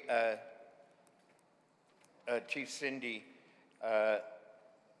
it's not an equal opportunity as you say it is, that this will be a fair and equal process, because just by what I've just noted, it's obvious that it's not fair to the Mamalilaklatlat, to the Tlatlasikula, to the Tawadenuk, to the Kwekwasununuk Hahwatmis, to all of these, to the Slawichis. It's not. It's just not going to be. And also, our Kwak-Wakiwak First Nations do not belong to a designated agency. So money's going to go to designated agencies. How is that going to address us when we don't have designated agencies? So there's another unfair or unjust situation there that I just really like to know how that's going to be resolved. I really don't want to see this fail. On the other hand, there are so many concerns about it. If we're really going to work together, why can't we come to a conclusion in these next couple of days, or wait until we can come to a fair conclusion so that we can resolve all of these concerns? Stuart Watney said, Stuart Watney was talking about being able, I think a couple of the legal people talked about being able to bring it to court. Who wants to go to court again? We've been to court we heard this morning that there have been more than 30 appearances in court. 30 seconds. And it still hasn't resolved things. Canada still isn't willing to deal in good faith. There's a reference to FNHA, and these are going to be my final words. FNHA, we celebrated the Health Authority First Nations Health Authority in British Columbia. We celebrated 10 years last year. We're not done, and we're one province. This is a whole country. Miigwech, Chief. No hand up on the Zoom platform, so we will now invite Chief at microphone number 1, please. Thank you. That's a good tamaskat no gaganotagaek. Oh, istapo tayo pisa pigiskon. Tiaganas simon. Munagagan sto tagagot. Magan tinimak tatamaskat no gagano. Gumagana kita tamaskat no minagi no gapiagota mante Augusto. My name is David Munias. I'm the chief of the nation for Sovereign Nation Gulf Michikamak. One of the things that we are doing right now is that we're trying to create our own law to make sure that we meet the needs of our people, meet the needs of our community, our nation, and to ensure that our children are protected regardless of residency. We're moving in that direction because we want to make sure that Canada and everybody else recognizes that we have a responsibility to our children regardless of residency in Canada, and we should be providing those services. And that's what we want to do. But in the meantime, while we're doing that, we are creating our own law, and we're almost finished creating our own law. I hear a lot of questions being asked. You know, I don't want to see this agreement fail either. But there is a lot of concerns that we need to be addressed, and I think that you know, I'm glad that we're having a forum to address those concerns, to trying to see if we can make changes. But one question we have to ask ourselves first is, are we still negotiating? Or is this the final agreement that we just have to approve or not approve? Because if we are negotiating, then we continue the discussions. If we are not, then let's just vote and either reject it or accept it. That's why I'm thinking, are we still negotiating? You know? Otherwise, we're just wasting our time standing here and sitting around and stuff like that and listening to everybody's concerns. But what I do want to ask is that, well, if we reject the agreement, what concrete steps and strategies do we have in place to secure a better funding, greater autonomy, and culturally appropriate services for our children, our families, and our communities? How will we protect our sovereignty and ensure we don't lose the limited leverage we currently hold? So that's one question I have. If we accept this agreement, how will we ensure that it leads to long-term improvements in funding, sovereignty, and culturally appropriate services? And what mechanisms will be in place to continue negotiating for greater control and representation for our First Nations in the near future? We are in the process of creating our own law in Pimicikamak. Will our sovereign law be subject to the terms of the agreement if we sign and agree to it? Or is it just the base funding levels that will be applicable to our implementation of the law? So that's another thing I wanted to ask, because I am creating our own law. We are creating our own law. And I'm scared in terms of what effects this will have, whether it's rejected or even whether it's accepted.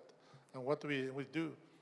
Manitoba has one of the largest number of children in care across Canada, 11,000 children in care, and it continues to keep growing. Under the current arrangement, it keeps going, and they keep growing, and they keep taking our children away.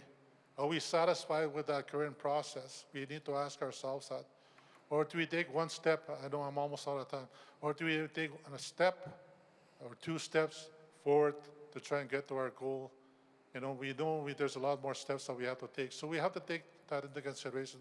Keep that in mind as you're deliberating whether you accept it or not accept it. What are the effects on our children in care? 10 seconds. What's going to Sorry. happen? What's going to happen to our children in care? Are they going to keep going or not when we accept this or reject it? I would say thank you, and let's go now. Chief Monias, I would like to check with you just to confirm the questions, because I hear from you that you have concrete questions you would like to get answers to. Am I right? Okay. So the first one was talking about concrete steps in place to secure better funding. If you can please, Yes. I tried my best, but... What concrete steps and strategies do we have in place to secure better funding, greater autonomy, and cultural appropriate services for our children, families, and communities? How will we protect our sovereignty and ensure we don't lose the limited leverage we currently hold? I'm sorry, Chief. Will we protect our sovereignty? And ensure we don't lose the limited leverage we currently hold? Question mark. And if we accept the agreement, how will we ensure that it leads to long-term improvements in funding, sovereignty, and culturally appropriate services? And what mechanisms will be in place to continue negotiating for greater control and representation for our First Nations in the future? Thank you very much, Chief. Thank you. Thank you. And what I propose here is to reserve some time at the end to get answers to your questions. But we want to hear from you all, hear your perspectives, and give you the most time to that. So we'll get back with answers. Microphone number 2, please. Sim gigat sigdam hanach gant kabuilsip mach marewe wilps hanamuch. I am the elected chief for Gitwangak First Nation in northern BC, and my name's Sandra Laren. I am here not as representing the title and rights holders in our Gitxsan territories, but because we still have to abide by the colonial structure of government and make sure we have representation for funding. And I just want to respectfully ask why we have so many lawyers addressing us in this important discussion, because the last time that I was entered into a negotiation, the lawyers take direction from those that employ them. The lawyers are the ones, and we heard it very distinctly from the representative from Falconers, that he's a lawyer and he apologizes up front. He's not an expert. But where is he getting his direction from, and what concessions were actually made at that negotiation table that we should be aware of? Not following the policy and the direction from those chiefs in assembly of which I partaked, and not bringing us what those options are, specifically some clarity and facts around how you came to these numbers and why going back to a head count model isn't discriminatory. I love how everybody's talking about having a floor, and this is now the floor. I don't have a foundation to put that floor on. I may have a delegated agency. I also have so many off-reserve members in care that I don't know where they are or who they belong to. That takes a lot of time to bring them back. But if I have to deal and still deal between the province and the federals, which is what got us to Jordan's principle in the first place, and let's not forget how Jordan died because the province and the feds couldn't agree, how am I supposed to navigate that in this modern negotiation when I don't know all of the factors that you're even open and have the humility to ask what is acceptable for us to give you feedback on and not on? We provided feedback, and Grand Chief, you were gracious enough to come to the BC caucus last week, but we didn't have a lot of time for discussion. And we didn't have a lot of time to really get those facts on the board. And when I joined, or when I was elected, I came into this stupid and naive. I thought my education and my willingness and my passion was going to be enough, but it's not. Having the humility to sit with your elders and with those that are in care, to sit with a crack pipe in the living room, talking to teenage parents about how I can't house them, or if I could, I might be able to get them 400 square feet because that's all the province is willing to give me. I need to be able to go back to my communities and stand in front of them and the villains online on social media to be able to say that I've done my best. And my question is, I'm feeling held hostage by the fact that Pierre Poilievre has always been an asshole from the time that he was in Osgood. And I shook his hand at the Canada Day Parade. I don't care. We shouldn't be doing that. We should be spending as much time with our public relations, letting Canada know that this, if that is where we're really at, this is just a political issue and not about the kids. Let's just be honest about it. Thank you. Miigwech, Chief.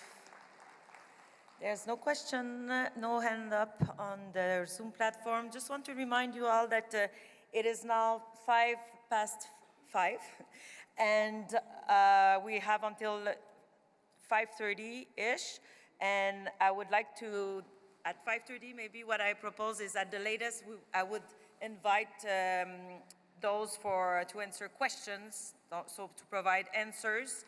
So we still have time to about max 8 chiefs if you all take the 4 minutes. So if the shorter you are, more chiefs we can hear. So I'll leave it up to you for that. And I will now invite microphone number 1, please. Good afternoon, Chiefs. Loretta Belrose, Whitefish Lake Atikamig, Niwonyanan Kigat and Tata Tepahiskanoche. I come to you with a heavy heart today. The allocations to our First Nations are just barely rolling out to what they're going to be agreeing upon in a couple of days. In preliminary review, the prevention funding, we see it's $2,600 per registered on reserve. But I'm afraid that the post-majority funding should at be minimum the same amount, and I'm not seeing that in there. As 38 Urban Office, Child and Family Services, my other hat, the CAO, we've been delivering a program for post-majority a year and a half. We were the first out the gate as a pilot project across Canada. And I gotta tell you, they're broken people. Originally, Canada came and sat with us, assisted us to how to project our funding in regards to delivering the services. They assisted us in that process. What it says in those guidelines is formerly in care and aged out of care. If I'm saying it correctly, those are two separate groups. So I have a lot of formerly in care, but they weren't 18 when they were in CFS. And we know when they're 16, they leave the system as soon as they can. Sorry, but this funding is not for them. So these people that I'm serving, 77 young people and 24 babies in addition to that, the majority of them are not going to qualify for this funding. Today I stand here with a heavy heart. I heard one of the chiefs saying, you have grandkids? These are my kids. These are my kids you gave me to provide supports for them. And now I have to tell them, some of them that I picked up in the homeless streets to bring and create a program and deliver a service out of Siwatsuin. But now I have to bring you back to where I picked you up from because you don't qualify. So I'm going to talk to you as I cook them. When you say discrimination and who is left behind, my babies are being left behind. And they have nobody else to speak for them. So I'm talking to you right now. What about them? Make Canada honorable. They gave us the funding. You leave these kids alone and they get the services because some of them are in education programs already. They're in career construction job sites. They're doing the work. Some of them have gone to treatment 3 or 4 times to get to where they're at now. And now I have to end a service in a program? That is discrimination. And that is leaving the vulnerable behind. And that is not right. So if I can plead with Cindy, with the chiefs, this is not working for those ones, and there's more of those than the ones that aged out. There's more of those, and they're just as broken. One day in a foster home is a day that shouldn't have never happened. And it's still a colonial system that created these systems that have impacted our families and these 77 and the 24 babies that I'm talking to you about. This is where my heart is. I see the prevention, but at minimum, because I also see the reform is blocking your post-majority. And it shouldn't be blocked. We have incident reports by month. We have behavior reports. These are emergency numbers, and your post-majority cannot be blocked. Thank you. Miigwech, Chief. Microphone number 2, please. Good afternoon. Deborah Foxcroft, proxy for Sishot First Nation. I just wanted to hold up my hands and thank those youth that were in care that spoke, because it's really important to me that we hear the voice of our children and youth that have been in through the system. There's reasons why they were there, and that they can speak the truth about what's going to work for them, what isn't going to work for them. I think it's really important to hear that voice. And I really just encourage all of our leaders to connect our minds to our hearts, because this is heart work. And we need to ensure that we put our children and our youth in the center of any decisions that we're going to make for them today and into the future. So I just wanted to hold up my hands and acknowledge the ones, because they have a voice and we need to hear it. I did have a question about the resolution that was the AFN Resolution 42022. And I think the Chief of New Brunswick or Nova Scotia had addressed it. But my question was to Canada, or why did Canada and AFN not follow through with the resolution and bring options back for us to consider, not a fully baked deal, and that cannot be changed. So that is my question. Kleko chu. Miigwech, Chief. So your question has been noted, and we will provide, parties will provide answers later. On that, I confirm there is no hand up on the Zoom platform, so I will now invite Chief at microphone number 1, please. During Queensy, Pauline Frost, I'm Chief of Funtakwichan First Nation, referred to as T-Chick. I am the proxy for Champagne-Ajac and Selkirk First Nation in Yukon. So I'm here before you today to speak on behalf of Yukon First Nations. We clearly have some fundamental concerns that were not considered in this process. I want to say right off the hop that we have not devolved our jurisdictional responsibility to the Assembly of First Nations, to the Chiefs of Ontario, or to NAN to negotiate elements of family and children's services on our behalf. We have self-government agreements that define that process for us. We trigger negotiations with Canada. There are sections of our agreement, and I want to just talk a bit about remoteness factors. Remoteness does not qualify in Yukon as the only element of allocation, fair distribution of funding for Indigenous children in care. Our fiscal base defines our process with Canada. So the proposed First Nations Family and Children's Services Agreement does not address the unique circumstances of Yukon. We were not engaged. We do have deep concerns about possible impacts on our rights and interests of the proposed settlement agreement. We must represent our own rights, which is consistent with our self-government agreement, which we signed on. It's a protected constitutional right. We are recognized as third-order governments in Canada. We signed onto agreement with Canada. That includes family and children's services. So to discuss our children and use the allocation, the numbers and the data that you've used from the Indian Registry does not define the citizen base in our communities. Our numbers are fundamentally different from what you collect off of an Indian Registry system.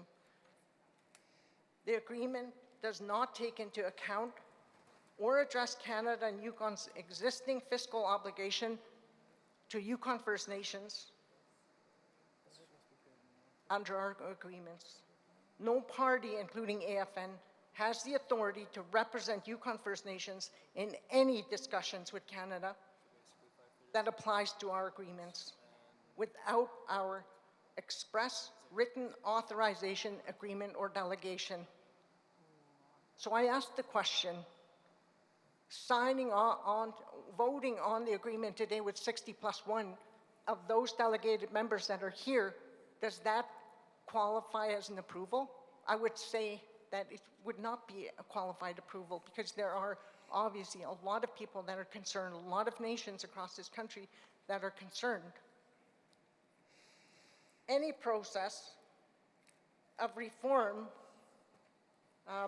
with respect to the service providers and the experts, our experts need to be at the table, our negotiators need to be at the table speaking on our behalf, not the lawyers that are representing the groups that have put this forward. I think I want to just acknowledge Cindy Blackstock for her great efforts, and I don't see her here, and I do believe that she has a place here because she brought this to where it needed to go, and I think we need to continue to support that. I want to just say that Yukon First Nations oppose any approval of the Family Service Agreement by AFN. We do not support the agreement for the reasons I presented. Masi. Miigwech. Microphone number 2, please. Good evening, everybody. My name is Judy Desmolin, Chief of Long Lake 58 First Nation. I'm a First Nation in Northern Ontario.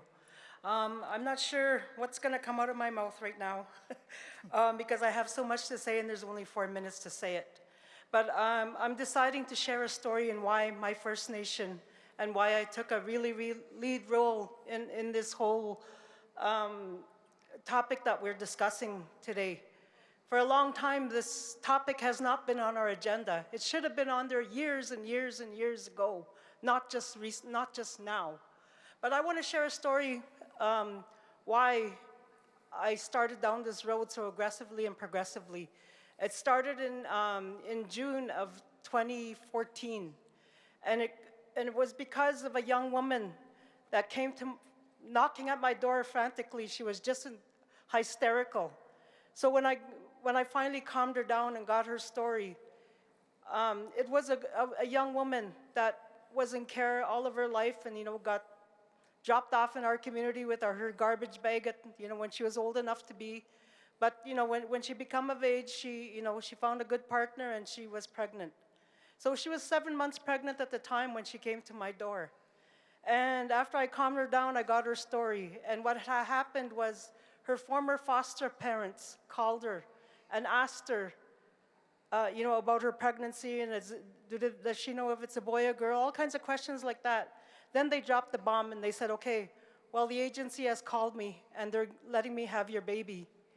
And I thought, no, that she did everything right. She vowed in her mind that this was never going to happen to any children of her own, when it came time. So she, make a long story short, I ended up assisting them, that little young family, when it came time for her birth. I arranged with the agency that, there's absolutely nothing wrong with this family, there should be no birth alert set on this child. But they did it anyway. And what ended up happening was, again, we were under the Child Welfare Act in Ontario, and nobody told us about Part 10 of that act at the time. And it was in there since 1994, but nobody ever stressed that to us. And I'm running out of time. But what happened that day changed my way of doing things and the way I thought about this process forever, up until this time. I had absolutely no money. There was no Cindy Blackstock by my side. There was no AFN by my side. There was nobody, no big leaders in Ontario by my side to do this work. And what happened was I challenged that day. And I took that mom out. I took that baby out. And they threatened to call security. They threatened to call the police. But I walked through that security. I walked outside and I thought there was going to be a fleet of police out there. There weren't any. I was able to take this family home. I'm leaving out a lot of details here to hurry up. But, that changed me forever. That changed our process forever. We've prevented 100-some babies from going into care since 2014. And this is the way that we're going to change things around. This is the way that we're going to be able to break the cycle of what's happening to us. The addiction stuff, that's a symptom of deeper things that are going on with our children and our families. So we know we need to start here. We need to get our kids back home to somebody. Doesn't have to be mom or dad if it can't be. Grandma, grandpa, somebody. And I find that this process is going to help do that. And we have to do our due diligence as chiefs and as leaders. We have to. And again, my time is out, but hopefully I'll get a chance to say more. Miigwech. Someone advised me that I don't have to say, your time is up, but time is up. So time is up. And we will now have the time to hear at least two chiefs. I'm sorry if we cannot get to you all in the time we have in front of us, because we want also to include the answers, and we have a working session here at 6, starting at 6. So on that, I will now invite microphone number 1. Chief at microphone number 1, please. Hi, I'm Neil Perley. I'm proxy for Chief Tim Paul. I was wondering if I could make a motion to add 30 more minutes to the advisory thing, or what we're doing now. I'm sorry, Chief, you're asking if you can introduce a motion here? Yes, to add 30 more minutes to this. We are not entertaining motion. Maybe if it's on a procedural matter, I don't know. But a question of order, things like that. But it's a discussion period between chiefs and proxies. But you can read it in your time. Okay. Oh, I guess that didn't work. So, like I said, I'm from Negdecook First Nation, but I am the proxy for Chieftain Paul from Woodstock. This agreement reminds me of Directive 20-1. It's population-based. Yes, you have made modifiers to increase the amount of funding, but it's still not enough. Again, it puts that you have to put children in care to provide services. We all say that we want prevention to be the main way that we want to practice child and welfare within our communities, but why is it capped? Tell me why it's capped. You know, it makes us do the discrimination when we want to provide services, because we only get the money for the ones that are on reserve. We can't provide services to our community members that live maybe just a mile outside the reserve. This agreement allows Canada to offload its responsibility and liabilities. It allows them to get out of CHRT orders. What's more binding on Canada? To take them to court over the FSA because they're not funding it? Or CHRT orders that are already in place? It's the CHRT orders that are already in place. That's reality. I was looking at some stats from ISK's website. In 2018-2019, we spent $1.2 billion on child and family services. The next year, we spent $1.46 billion, a 48% increase. Do you know why? Because we had prevention dollars at actuals. The next year, it went up again, 28% increase. However, in 2020, it only increased 1%. Do you know why? Because they capped it. The increases were getting too large for them. 30 seconds. I heard someone say that, the current spending is $3.3 billion. However, I've heard different views that currently they spend $4.5 billion. So, these numbers that are being thrown out aren't really telling the true story. What's the true story are actuals, and that's what it has to be based on. And this agreement is not finalized. There's still the legislation of the dispute resolution mechanism that has to be put in place that we don't even get to see or have comments in. Thank you, Chief. How do you sign an agreement when you don't know the full story? Thank you. Thank you. Miigwech. So we discussed co-chairs, and we heard you, and we know it's such an important moment. So here was we have to propose. We want to hear as much chiefs and proxies as possible.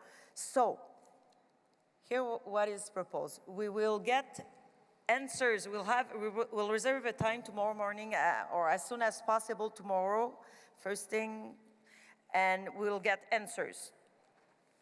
And we will continue to hear you until at 6 at the latest, because 6 the other session will start here in this room mediated with the former Justice Mandamin, the Honorable Justice Mandamin.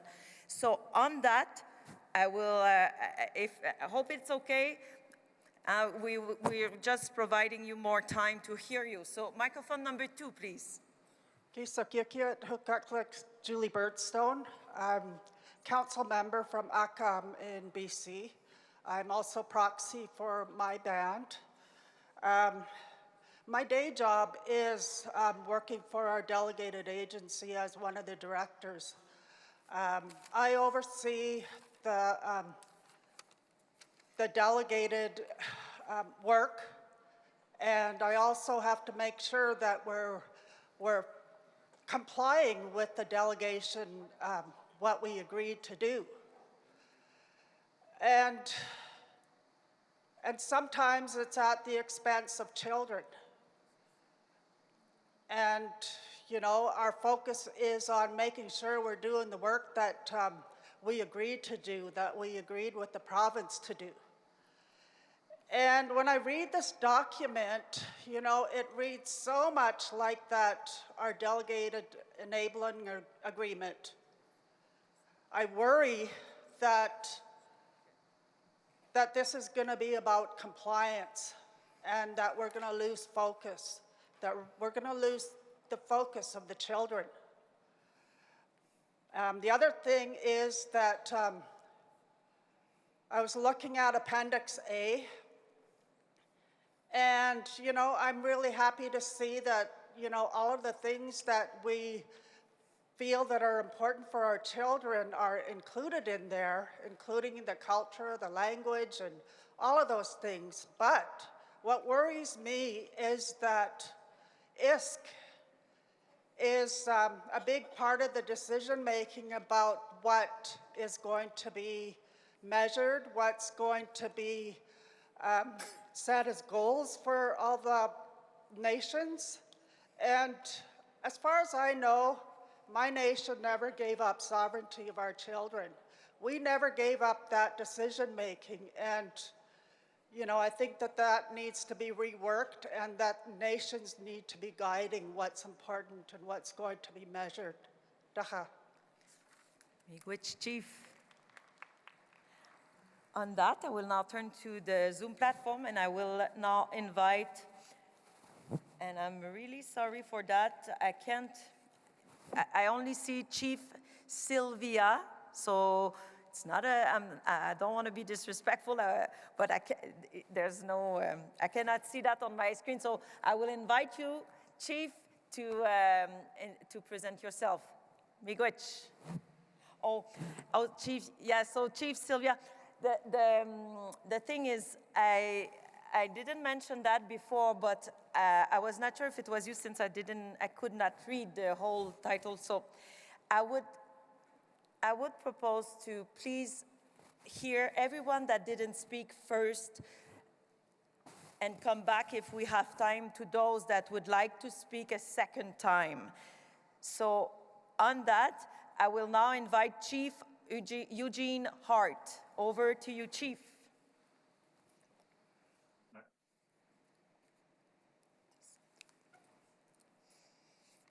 Chief Hart, you can unmute yourself.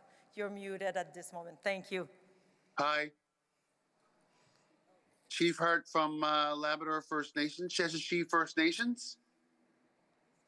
I'm sad to say that we got notified last week regarding this settlements for children that were in care.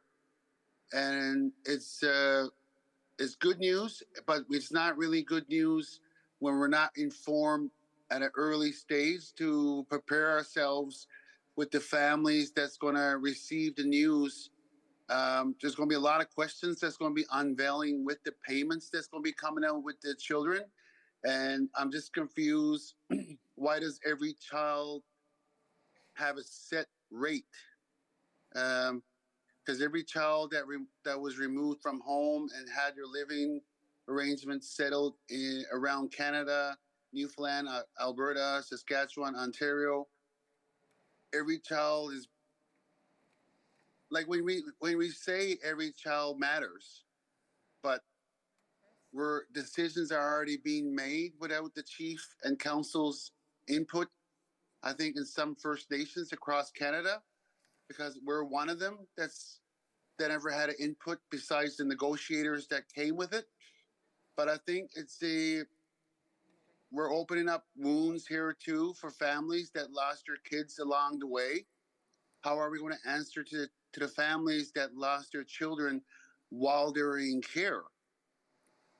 That's my thought, and my question to you guys is, how are we going to respond to the family members that lost their children that were in care? Even after the fact of the children coming back to our homeland in Tasinan, is we did lose children along the way. So who's responsible for their payments then? How is family going to receive those payments that never got the proper procedures, treatments, and help they needed from the get-go, from the beginning of all the removals? Just my biggest question. That's why I'm on this same topic for almost 4 minutes. But in a way, we need to sit down as First Nations and discuss our final say. But the final say is completely done. But I don't know. I'm confused as First Nations chief as well how this is unveiling. But it is good for the children that survived.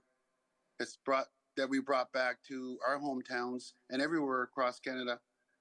So my question is, how are we going to respond back to the families? Because I don't think it's fair for chief and council to receive this news for us to be the messengers to the people. But we need positive messages to bring back to the people, because it is an important topic, because a lot of family members has lost kids along the way as well. How do we respond to them? That's my biggest question. And thank you for your time, but I'll try to make it to the next AFN meeting. This was important topic as well too. I think a few people from my reserve is online listening to other chiefs speaking, and it seems like this is all brand new to a lot of chiefs. That's like, seems like this was decision making that was done. So thank you. Miigwech, Chief. So we took good note of your question related to getting back and giving answers to the family members. So, yep, thank you very much for that. I want to announce one thing. There is smudging outside the doors here, if anyone needs it. And because the conference here doesn't allow to do that inside. So on that, Chief, at the microphone number 1, please.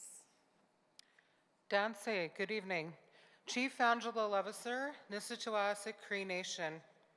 I want to begin by sharing that my first grandson was born this morning at 8:30 a.m.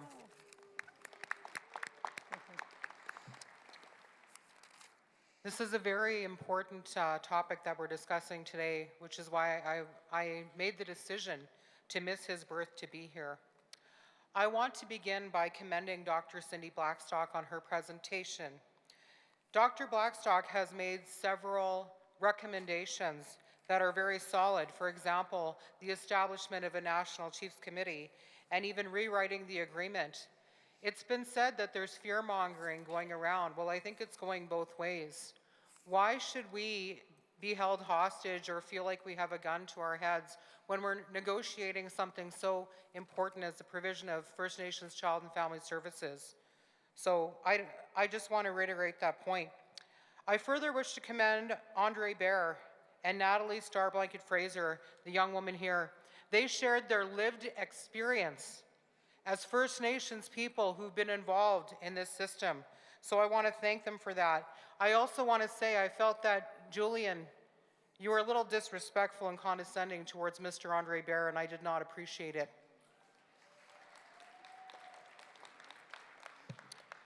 Now, this FSA arose with the ultimate purpose of addressing and eliminating, or at least alleviating, racism and discrimination in the provision of child and family services to First Nations.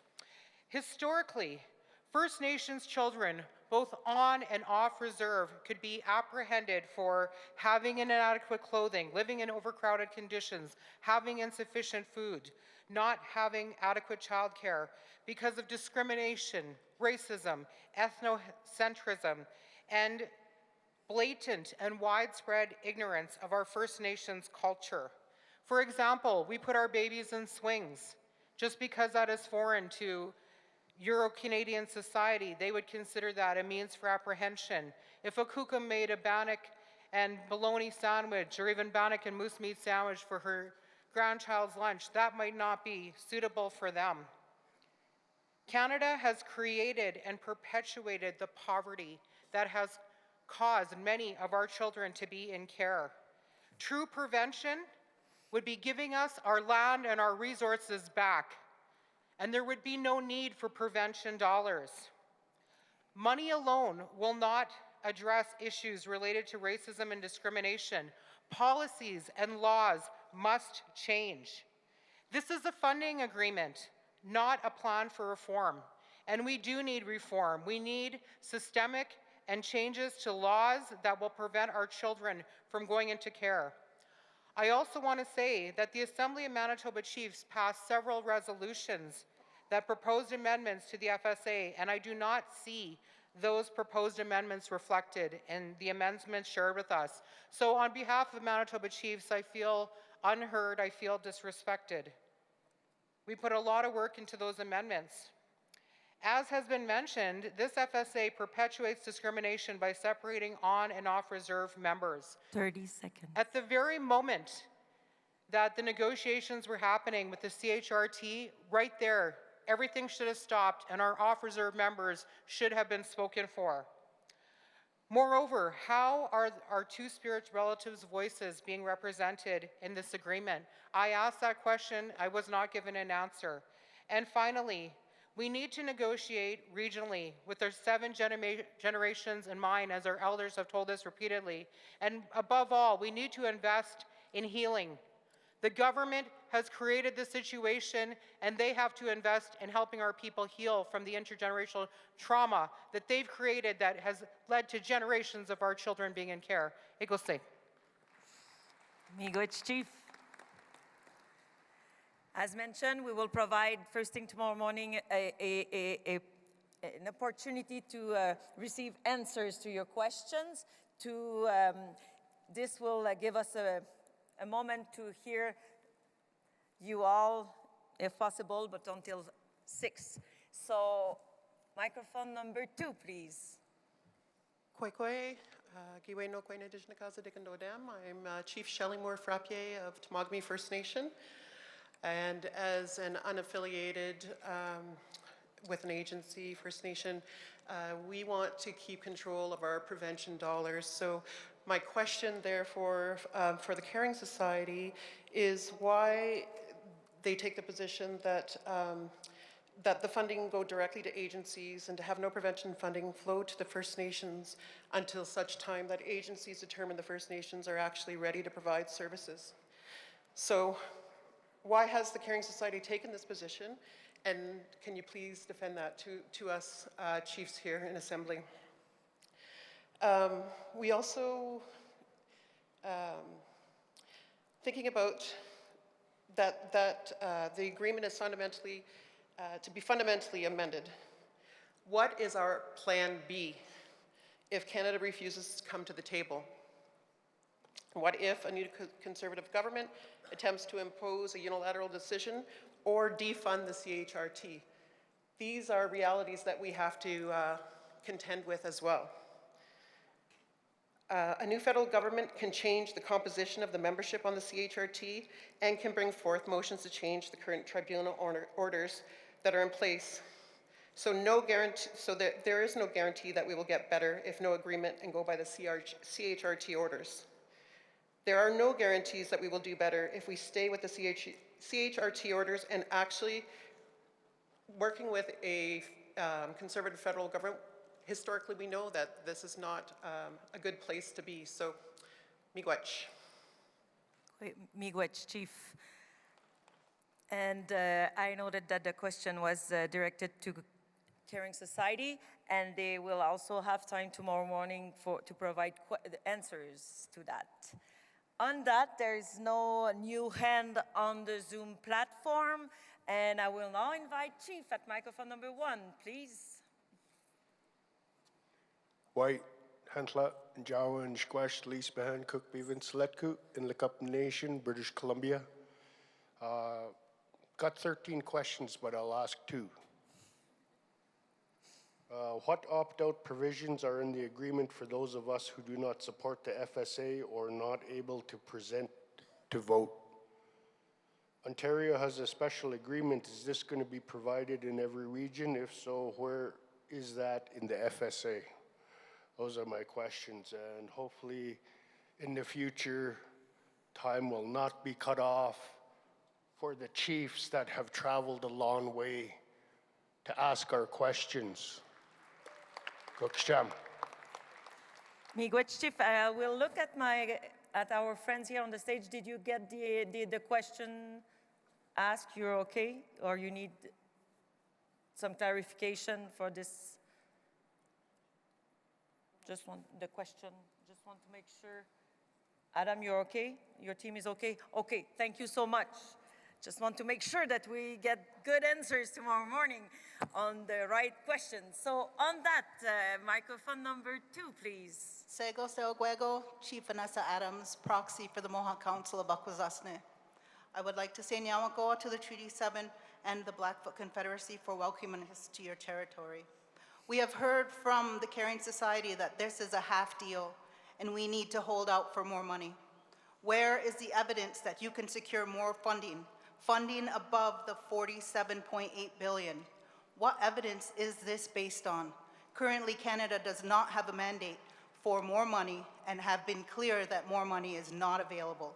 So how do we return to our communities, to our children, to our families, to those aging out of care and say, we decided to wait for more money? Nyawakoa, thank you for your time. Thank you very much for this.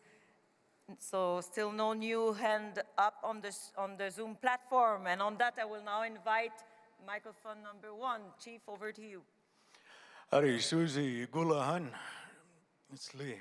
Hari Sultanina, it's Ekeze, Denise, Otai. I'm grateful to speak on the territory holders of this land. My name is John French, Takla Nation. My hereditary name is Gulahan.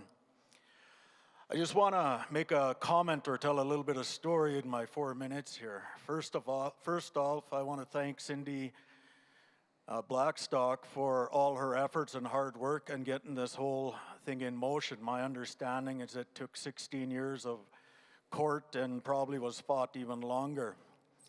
Second, I want to thank our member, Mary Teegee, who represents my nation as a delegated agency from CSFS. And I can tell you, when I started as chief 10 years ago, we were going third-party management. We have no resources, we have nothing.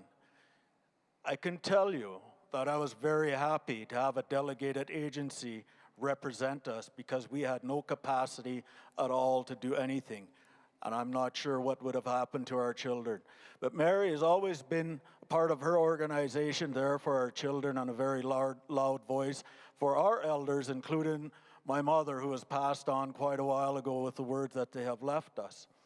I respectfully ask the AFN to treat Mary with respect and acknowledge her as a voice from the north in BC and central interior. She represents us and she represents quite a few of our communities.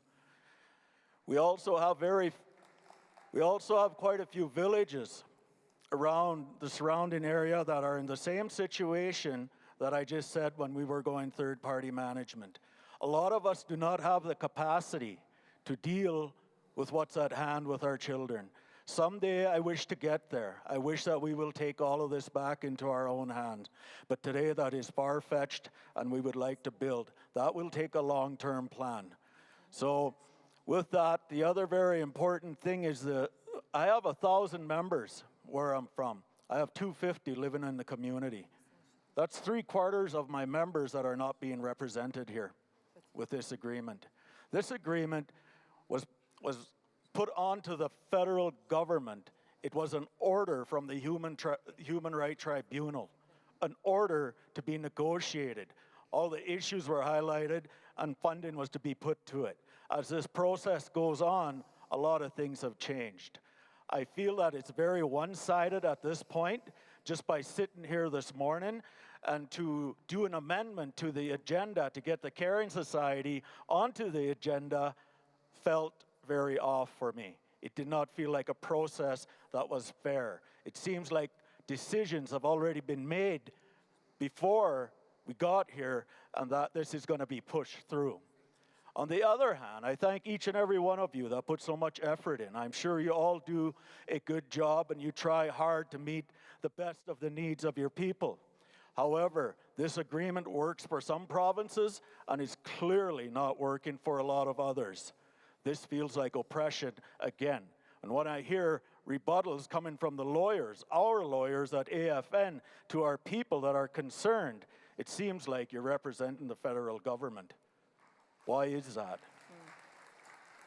With that, thank you for listening to me, and once again, appreciate you all. Oh, it's a Masai. Miigwech Chief. I will now invite Chief at microphone number 2, please. Why yell mikwam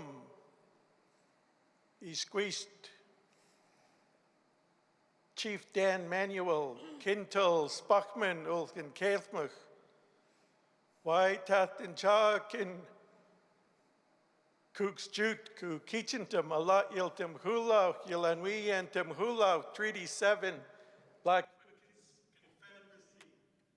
Lim Peace Seal.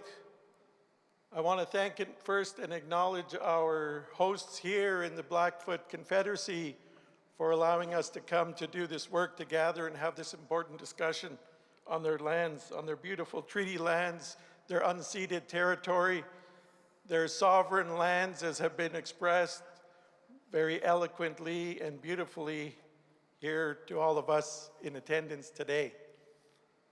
I also want to acknowledge the young people for sharing their experience and their words, the words of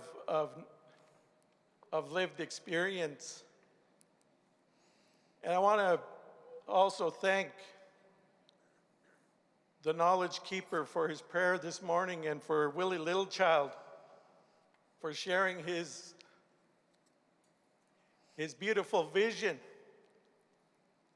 I was a young man in 1988 in this very city in Calgary. When I met Willie, I was 17 years old.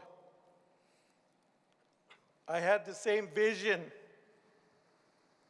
that our young people needed to be heard, that our young people mattered, that we were leaders, that we had a place.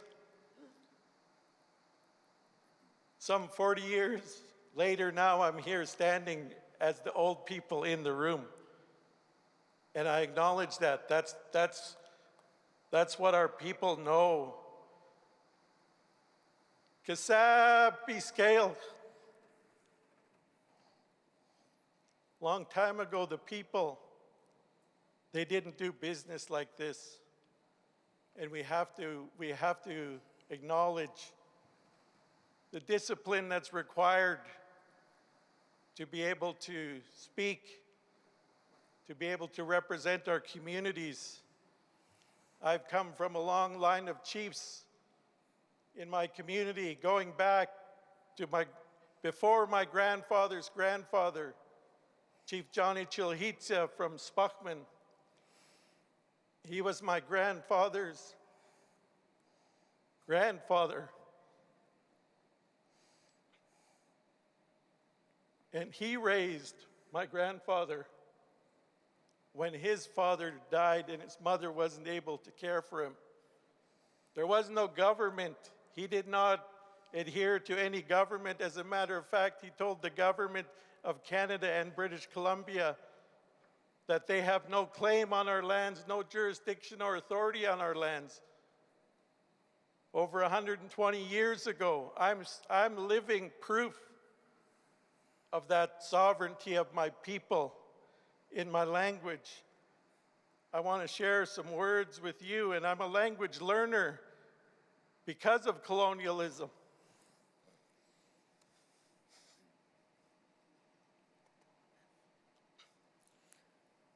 Ikusil achwil spakman nat in kefmich. Tiku nax lachastim. Item hulaktit, hati skulhaltit, na jechmalatit. We, the Okanagan people who live in Douglas Lake and Colchana, we are as one when we spiritually and put in high regard our land, our lives, and our children. We are caregivers. We're here to make a decision. I urge all of you to listen to all perspectives and collaborate to come to a resolution. Wailimlim. Miigwech Chief. We will now go online. And I would like to invite Chief Sylvia Kustachin Metatawabin over to you, Chief. I'm sorry if you waited long. Good evening.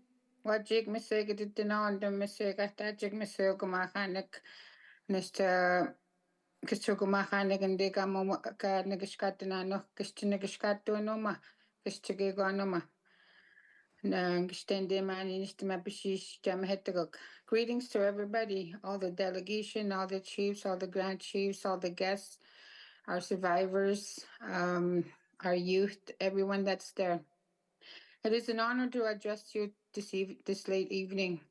I don't have questions, but I want to share something, and I want to be. I'm always trying to speak to the truth of where we're at today, for my community.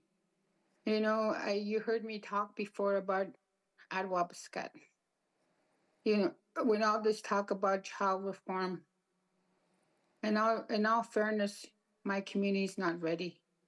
We're still battling the rural conditions. We're still fighting to acquire our land, to develop, to build infrastructure, to house our many members. That's a long listed waiting list for housing, proper homes, safe homes, healthy homes. And within these homes are children, the very children that we always allude to when we say every child matters. And yet my community, these children are suffering because they don't have the basics need in order to reach their full potential. It's a struggle. And many times I feel like I'm struggling alone and fighting the governments, both level of governments, just to acquire more land. We're situated in a half square mile of land. And yet the land belongs to us. We're trying to build, we're developing, we're trying to develop, we're ready. But these bureaucracies, these policies at play still control our lives. And it's not fair. It's not fair to our children. When we talk about fairness, when we talk about justice, there's no justice to this. Everything needs reform. The social policies, the policies that continue us to put us in these conditions, it needs to be changed. It needs to be a total reform, a systematic change on every level. Because we are people with rights. We never gave that. It was mentioned today too, every child has inherent rights and treaty rights. You know, our inherent rights and treaty rights is not a concession. We must assert our rights and stand up for all the Ottawapiskat out there so no one is left behind, so that each child has an opportunity to succeed, to reach their potential. Mr. Nindagan, because everything happens in the household. No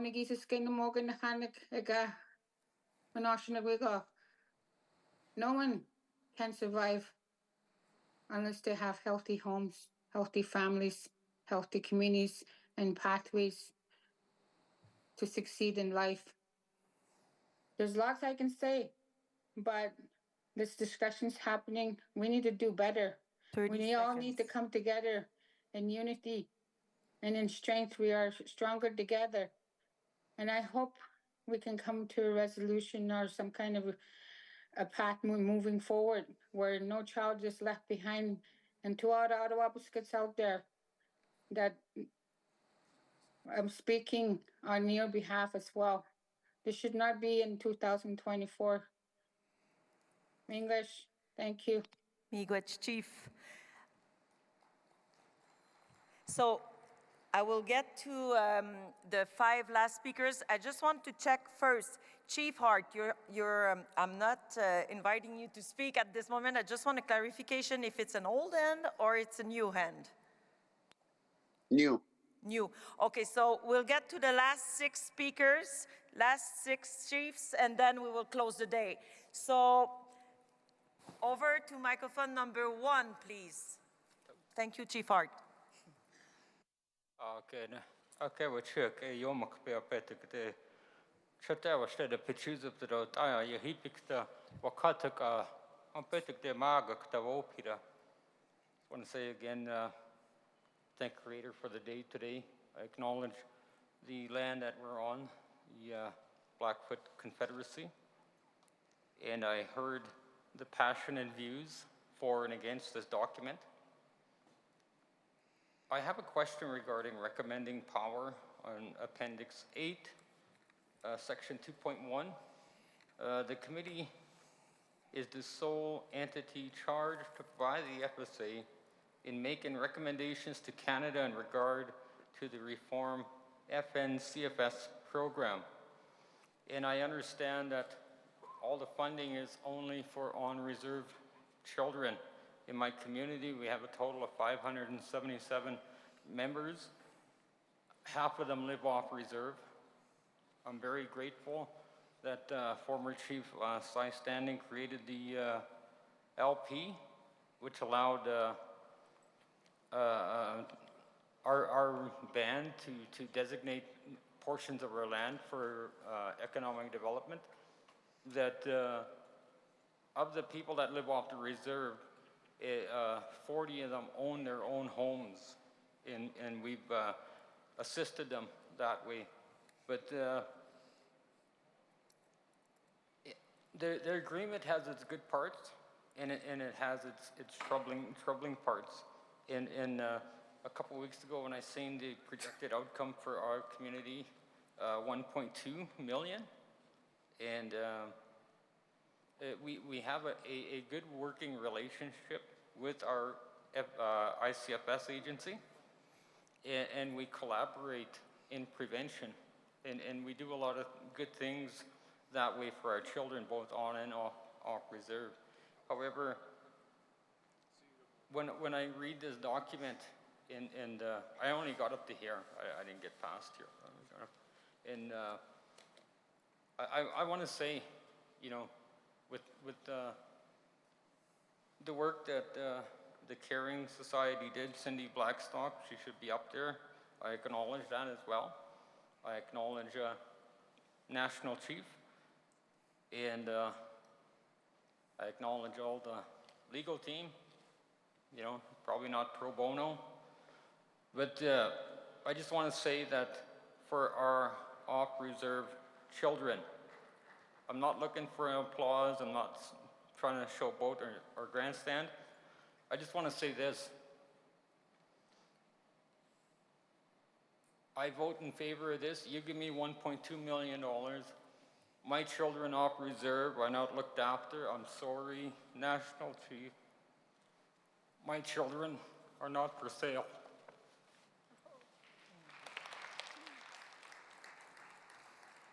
Miigwech, Chief. On that, just a reminder that the speakers list is closed, and we will now hear the last 5 speakers. And I will now invite Chief at microphone number 2, please. Good evening, everyone. My name is Deanne Sack, and I'm proxy for Chief Michelle Glasgow from Sabaganagadek, East Coast, Nova Scotia. And this evening, I want to share a best practice, a success story for my community. When we learned prevention was available to our community, we were very assertive. And we sent a delegation to Thunderchild and Saskatoon Council, and they were amazing. They shared their knowledge with our community, and we were able to build an amazing program for our community that's changed the narrative for our community. And just to paint a little landscape, my community is 3 kilometers from the residential school that schooled the children from Mi'kma'ki. And I would argue any day that our community has been impacted the most regarding the intergenerational trauma. So having this prevention money, which translates now to the Sabag-Anagatic Family Wellbeing Program. Sabag-Anagatic Family Wellbeing Program will work proactively and collaboratively with families and communities we recognize by administering our own programs that we can have greater support for our communities and families in Sabag-Anagatic. So I'm just going to scroll down. I'm reading through our annual report, and I want to share some of the best practices that took place as a result of acquiring our own prevention dollars. Our students, we have our Students to Stay in School initiative. You graduate from grade 12, you get $5,000. So I'm telling you, our rates of graduation have skyrocketed. So that's an amazing best practice on that. Of course, there's obvious housing repairs, the extensions, and there's an amazing team that was built, an amazing team of ladies and men to work collaboratively with our families and our communities. So just this year, we had Winter Fun Day, over 150 attendees. February, we had 144 families attend, cakes and crafts and stuff. Meet and greet, Family Fun Day, Mother's Day event. And this was really special because this is the first time a lot of our mothers were celebrated in a good way from their community and their children. And it was because of this program we were able to do this for our moms. Stay in School initiative that I just discussed, medicine bag workshop, medicine CMM family connection. Jingle dress, we're very heavy on culture and teaching our youth about the culture. Father's Day, Pride, Parade, and Walk. Learning to Lead the Youth Conference, and that was a big initiative that brought the Thunderchild community and members from the community into our community, and it was a really good event. The list goes on and on and on and on. So I just wanted to share with the communities out there, it can be done, and I'm very grateful for the communities of Thunderchild and Saskatoon Council. Thank you for sharing because you've changed the narrative for our community. Thank you. Miigwech Chief, we will now turn on to our microphone number three, number three, Chief Hart. You are our last online speaker. Over to you, Chief. Great. I'm just going to speak in my language first. Puhugadot inut, kra degatozin minut Quebec, Shehajit Labrador, Stude, Cross Canada inut puhugadot.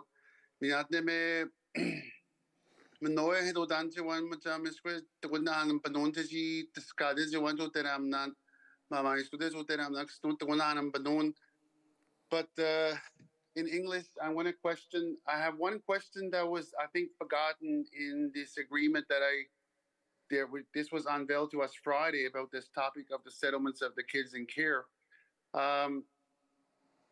Traditional adoption, I think, is very important to bring back to the table because in our community, we had a lot of kids that were taken away in the past, high numbers, and it's only 2017 we started receiving funds for prevention, helping out with families in the community. But I think when you look at the traditional adoption, we're forgetting the other families that went through what we're discussing here as one, and we're going to leave these children out in this discussion. Why we're discussing this today is I think it's very important for the kids that were traditionally adopted because the grandparents or the uncles or other family siblings, friends decided to do that because they wouldn't be sent away due to what was going on in each household. We don't know what went on, but I think it's very important to discuss the traditional adoption. And I think that's in my community, I think it's very highly traditional adoption back then was more like to prevent this child to be sent out from Labrador. And as you know, Labrador is an isolated place. We have Natwashish, that's more like an isolated place area. It's like an hour from Goose Bay. So when you really look at it, the real picture of it is the struggle along the way. So I think traditional adoption should be brought back to the table everyone should rethink about that traditional adoption, because that hits me hard, because I know a lot of people my age that grew up in the system in traditional adoption, and I think that's the big question that we flagged in our community, and I'm sure in other communities across Canada, is that where is the traditional adoption? That's the first question that's going to come our way. I know from my hometown. But I'd like to take the time for you letting me speak twice. So I'm sure we'll have more meetings along the way. And thank you to everyone that's involved and to make this happen, why we're here and discussing this today. And have a great evening, everyone. Miigwech Chief Art. On that, I will now invite microphone number 1. Chief, over to you. Olá, Samo, Leroy, Denning, Delusi, Leo, Sasoni. Hi, Chief Hart, long time no see, friend of mine, of the Northeast. Chief Leroy Denning from Muscazone, and again, I come from a community of 5,000 in Muscazone First Nation, and I'm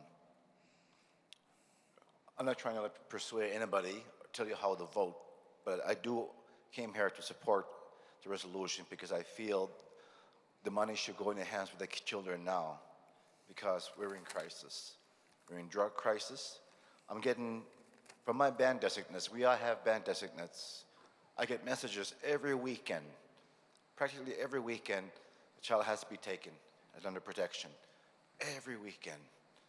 I'll get a call from a mother or our young father, I need help for my house, we're doing, my council and I are doing everything in our power, whatever resources we have, to try to help that family. But addictions get in the way, and we work with our agencies back home. We have our own agencies even within our community. Many of them are Mi'kmaq social workers. We work with them, but because of the inadequate funding and our hands are tied. We end up using our own monies, or we're just trying to find ways, and at times we fail them. The system fails them. So I came here on their behalf because every weekend we have these situations we deal with in our community. When will that stop? And I appreciate the expert panel we had there, and also I appreciate the AFN negotiation team and Nan as well for bringing this up. And I respect our lawyers and my heart to you guys for fighting, negotiating. It's not easy. I know, because we do a lot of negotiations. So what I'm trying to say here, I came here from my community to vote in favor because I'm very worried about what's happening in the federal government. The federal government right now is dysfunctional. Even the Liberal Party is falling apart. And we listened to the experts today that they're the experts, but I believe the chiefs are the experts too. The AFN executive are experts because they're leaders. Just my regional chief right here, Andrea, she came through the system. I heard her story. She shared her story. I won't say what was shared to me, but she went through the system. She was a chief in her community. Now she's our regional chief for Nova Scotia. We know what's going on. Chiefs know what's going on because we get these calls. First, foremost, we're frontline workers too, the chiefs and the AFN. We're all frontline workers here. When somebody commits suicide, who do they call? They call the chief. I'm our first responder back home. It's not fun. I've been dealing with PTSD. It's not fun trying to risk your body in the water.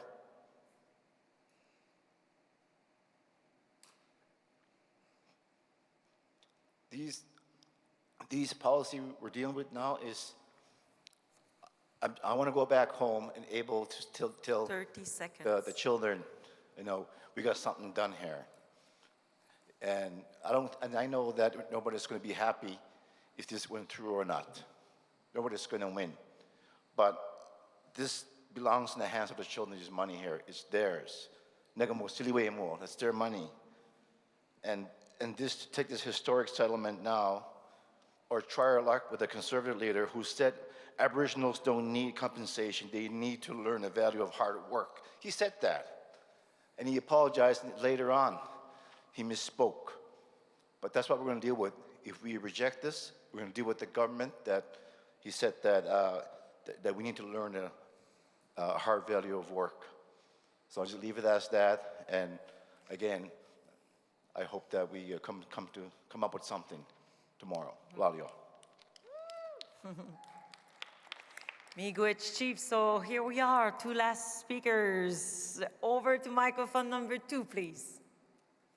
Abuju, Wasegij Gokwan, Dishnakaz, Mshikan Dodem, Kedronong and Dunjba, Nishnabe Kwandao. My English name is Charlene Altman, and I am proxy for Chief Leela Thomas. Our English name is Walpole Island First Nation in Ontario. I come from a fairly large community population. We are 5,000 plus, so one of the largest in Ontario. But yet we represent the minority in the province. We were one that voted no on the agreement. And that was a hard decision for us to make.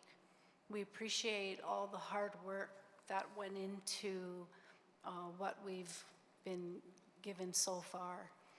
Before any of the CHRT orders, we had over 100 plus families that we were living with, or working with.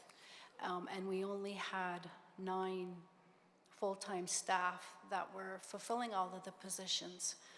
We also are not affiliated to an agency, so that meant all the work fell on our staff. And that comes, from previous councils that made that decision not to be affiliated years ago, decades ago. So today, we have a new chief and council in place, and this is what we are dealing with. So when these CHRT orders came in, we were able to start to slowly build some of the capacity. And one of the first things we did was hire a full-time child well-being manager. And prior to that, she has 30 years experience, direct frontline and management on reserve and mainstream with a non-Indigenous agency. And we had her do a needs assessment. So what our concern is that our data was not included in the research that was undertaken thus far because we're not affiliated to an agency. And so she conducted with another colleague some of the work on what our needs are based on our caseloads. And based on her assessment, she was able to determine that the money that was offered in the funding profile is largely inadequate. And again, our data was not included in the research that was conducted thus far. So we are greatly concerned. We also have a population on reserve, about 2,500, which means off reserve, half of our members live off reserve.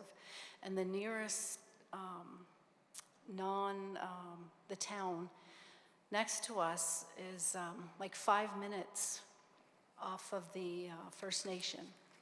And we have many of our members residing there, as well as in the 25 seconds. As in the traditional territory. But all of those members, many of them still receive services on reserve. Many of them still come to our school on reserve. The parents bus them there. And so that's one of our biggest concerns as well, as everyone else has echoed, is that some of our members are going to be left out. Miigwech. Miigwech, Chief. So we will now go to our last speaker for final words. So over to you, Chief. Anin Bojo, My name is Shannon Crate, and I'm proxy for Chief Donna Bigcanoe from the Chippewas of Georgina Island. And my husband would say, see, you always have to have the last word. I'd just like to give thanks to the chief that spoke earlier that wanted to hear from somebody that wasn't a lawyer or a politician, because that's me. And that gave me the strength to get up here. I've been given a funding formula for my community, what I will receive based on a fiscal year. And that funding is a lot. And it's a lot more than many of the nations around me. In fact, all the nations around me that are comparable in size in child welfare issues. And you would think at first glance that I would be really happy with this offer, considering I've been a band rep for 30 years, and for 26 of them, I've never gotten any funding for my position or my programming. But I'm not happy with it because I don't want to get more than the others around me. I also know it doesn't address the issues of my community's remoteness. Even though we're an island with no fixed link, we have no access to stores, gas stations. Our school only goes up to grade 5. Families like my own lose their parents, often trying to cross the lake just to get groceries for their kids. That remoteness is not factored into, just like we heard earlier from another chief, because we didn't make the call. What I also don't think is fair is that just because my community had me, an experienced band rep, and I knew about the actual orders, and I tried my hardest to build and spend money and make a program while putting out fires, responding to suicides, abuse, looking for missing persons.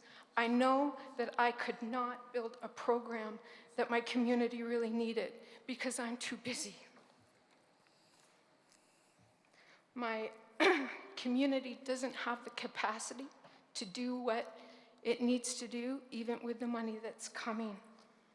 Not long ago, I took the province of Ontario, a Children's Aid Society, a provincial police force, the mental health facility, through an inquest because of the death of one of my band members in a group home in Hamilton. His name was Devin Freeman. He died, and he remained on the property of that group home for almost 6 months before he was found.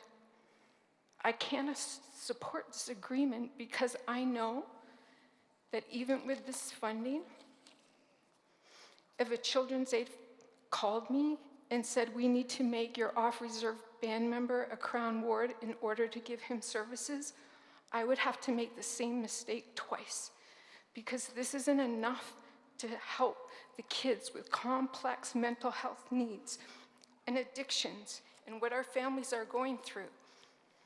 And you're putting that on us, the frontline workers, to sleep with every night. I have to know that I made a child a Crown Ward and he died in care because I couldn't provide the services that he deserved. I thank every one of you for all the hard work you did. And I thank Cindy and Sarah Clark for all the hard work that they do.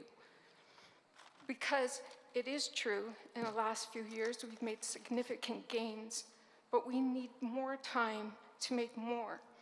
Miigwech. Miigwech, Chief. So we hear you all chiefs and proxies that came to the microphone, physical microphone or virtual microphone, but we spent almost 2 hours and a half, and so 2 hours and 20 minutes to be precise. So thank you so much, Chimigwich, to all of you, either you're here present in the room, online, Chimigwich, because it was such an insightful, important, and needed discussions between yourselves, between chiefs and proxies. So Chimigwich, and I know it has been a very long day and the week is not over yet, but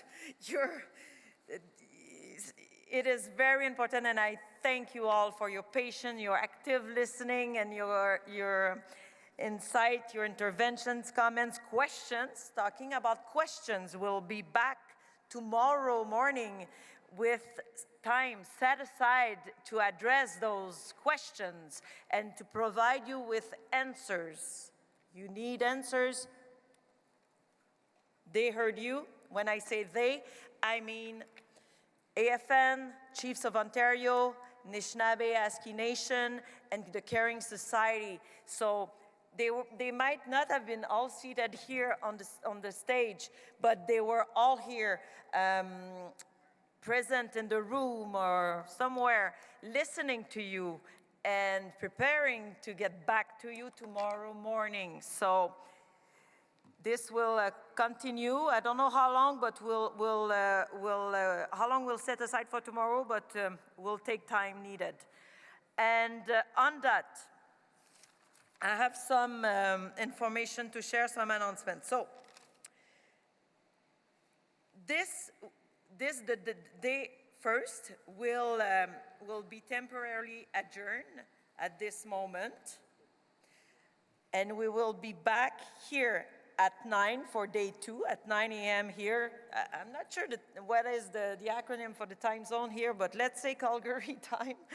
At 9 a.m. Calgary time tomorrow morning.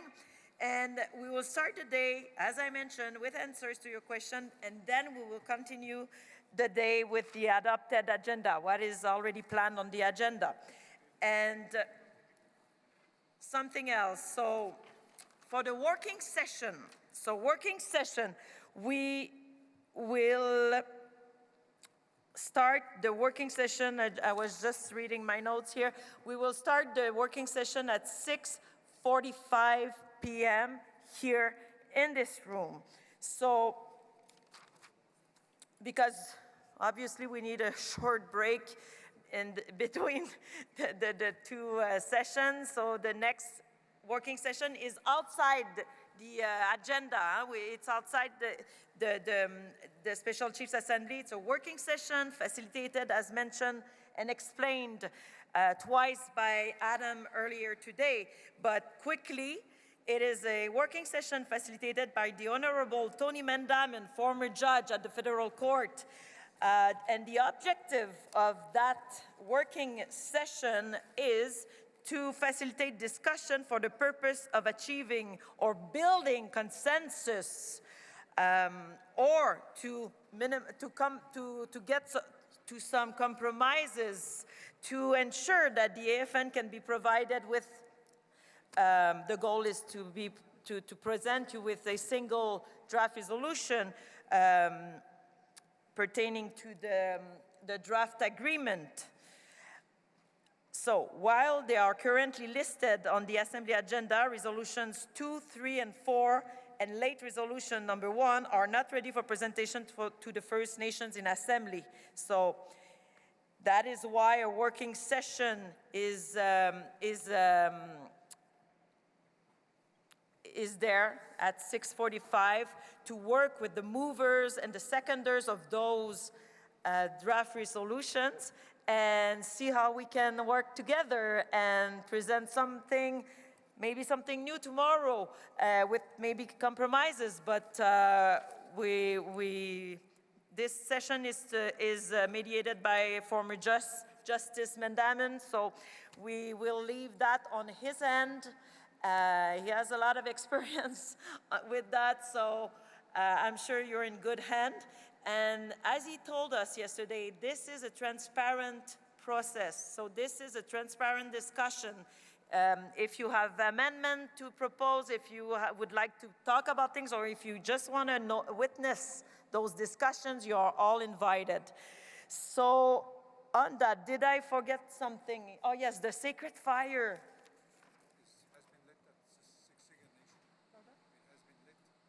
So there's a sacred fire that has been lit at the Siksika Nation. And Larry, you wrote to me that maybe you would have a picture showing the fire burning. So because the sacred fire keeper sent a picture of the fire burning at the Siksika Nation. So I'm not sure if Encore got now. So maybe later we'll show you that fire, that sacred fire, and we acknowledge that and we thank the Siksika Nation for that. On that, I'm getting tired to hear myself, so yes.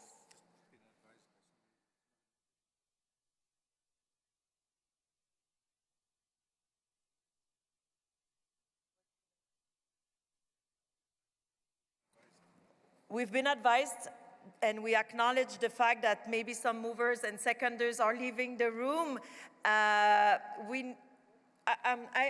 So day one is temporarily adjourned until tomorrow 9. We were now figuring out some things for some important things, procedural things for the working session. And on that, I would like to hear you, microphone number 2, please. Yeah, Judy Wilson. I am a mover seconder on the resolutions. We've been working, as I mentioned, to amalgamate 0, 2, 3, and 4. I have not seen any of the late resolutions. So how can we do that if we haven't seen any of the late resolutions? And also, I think we want to discuss them, but we've been working with them with Cosalem. So we've been doing that. We're going to continue to do that. We're actually going to another site to do that. And then we're going to, we want AFN to collect and compose list the amendments, because I only seen you write down one and I didn't see how all the amendments were being collected. And whatever the discussion is tonight at the working meeting, but all of the amendments that were being raised by the chiefs and proxies today. Because I'm very concerned about how all of these amendments are going to go in, because the process isn't a good process for even amendments, right? Okay, thank you. Chief Proxy Jody Wilson, so will you be present as a mover and the seconder for at the working session here?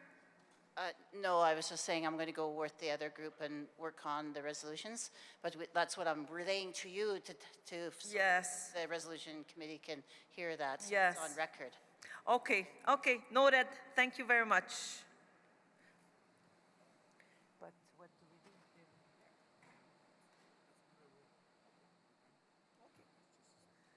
Okay, so we heard you, and on that, the working session will start at 6:45 here in this room with former Justice Tony Mendam. And so on that, our role here as co-chairs is done for the day, but we'll have full energy for tomorrow's second day of this special Chiefs Assembly on the First Nation CFS, so Child Family Services.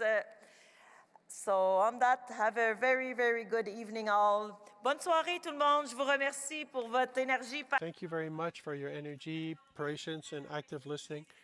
It's very good. I know it's a long day, but I also know that this is not the permanent time. This is that you stay late because we have so much work. We have done an excellent work. Thank you very much. Until tomorrow morning, 9 o'clock. Yonisi wanted to mention. The sunrise pipe tomorrow morning at 7 in plenary hall A1, 7:30 a.m. The registration will open, and at 8 a.m. regional caucus sessions are taking place. Alors, on that, bonne soirée tout le monde. Merci. Miigwech. Good night, good day, everybody. Miigwech. Thank you very much.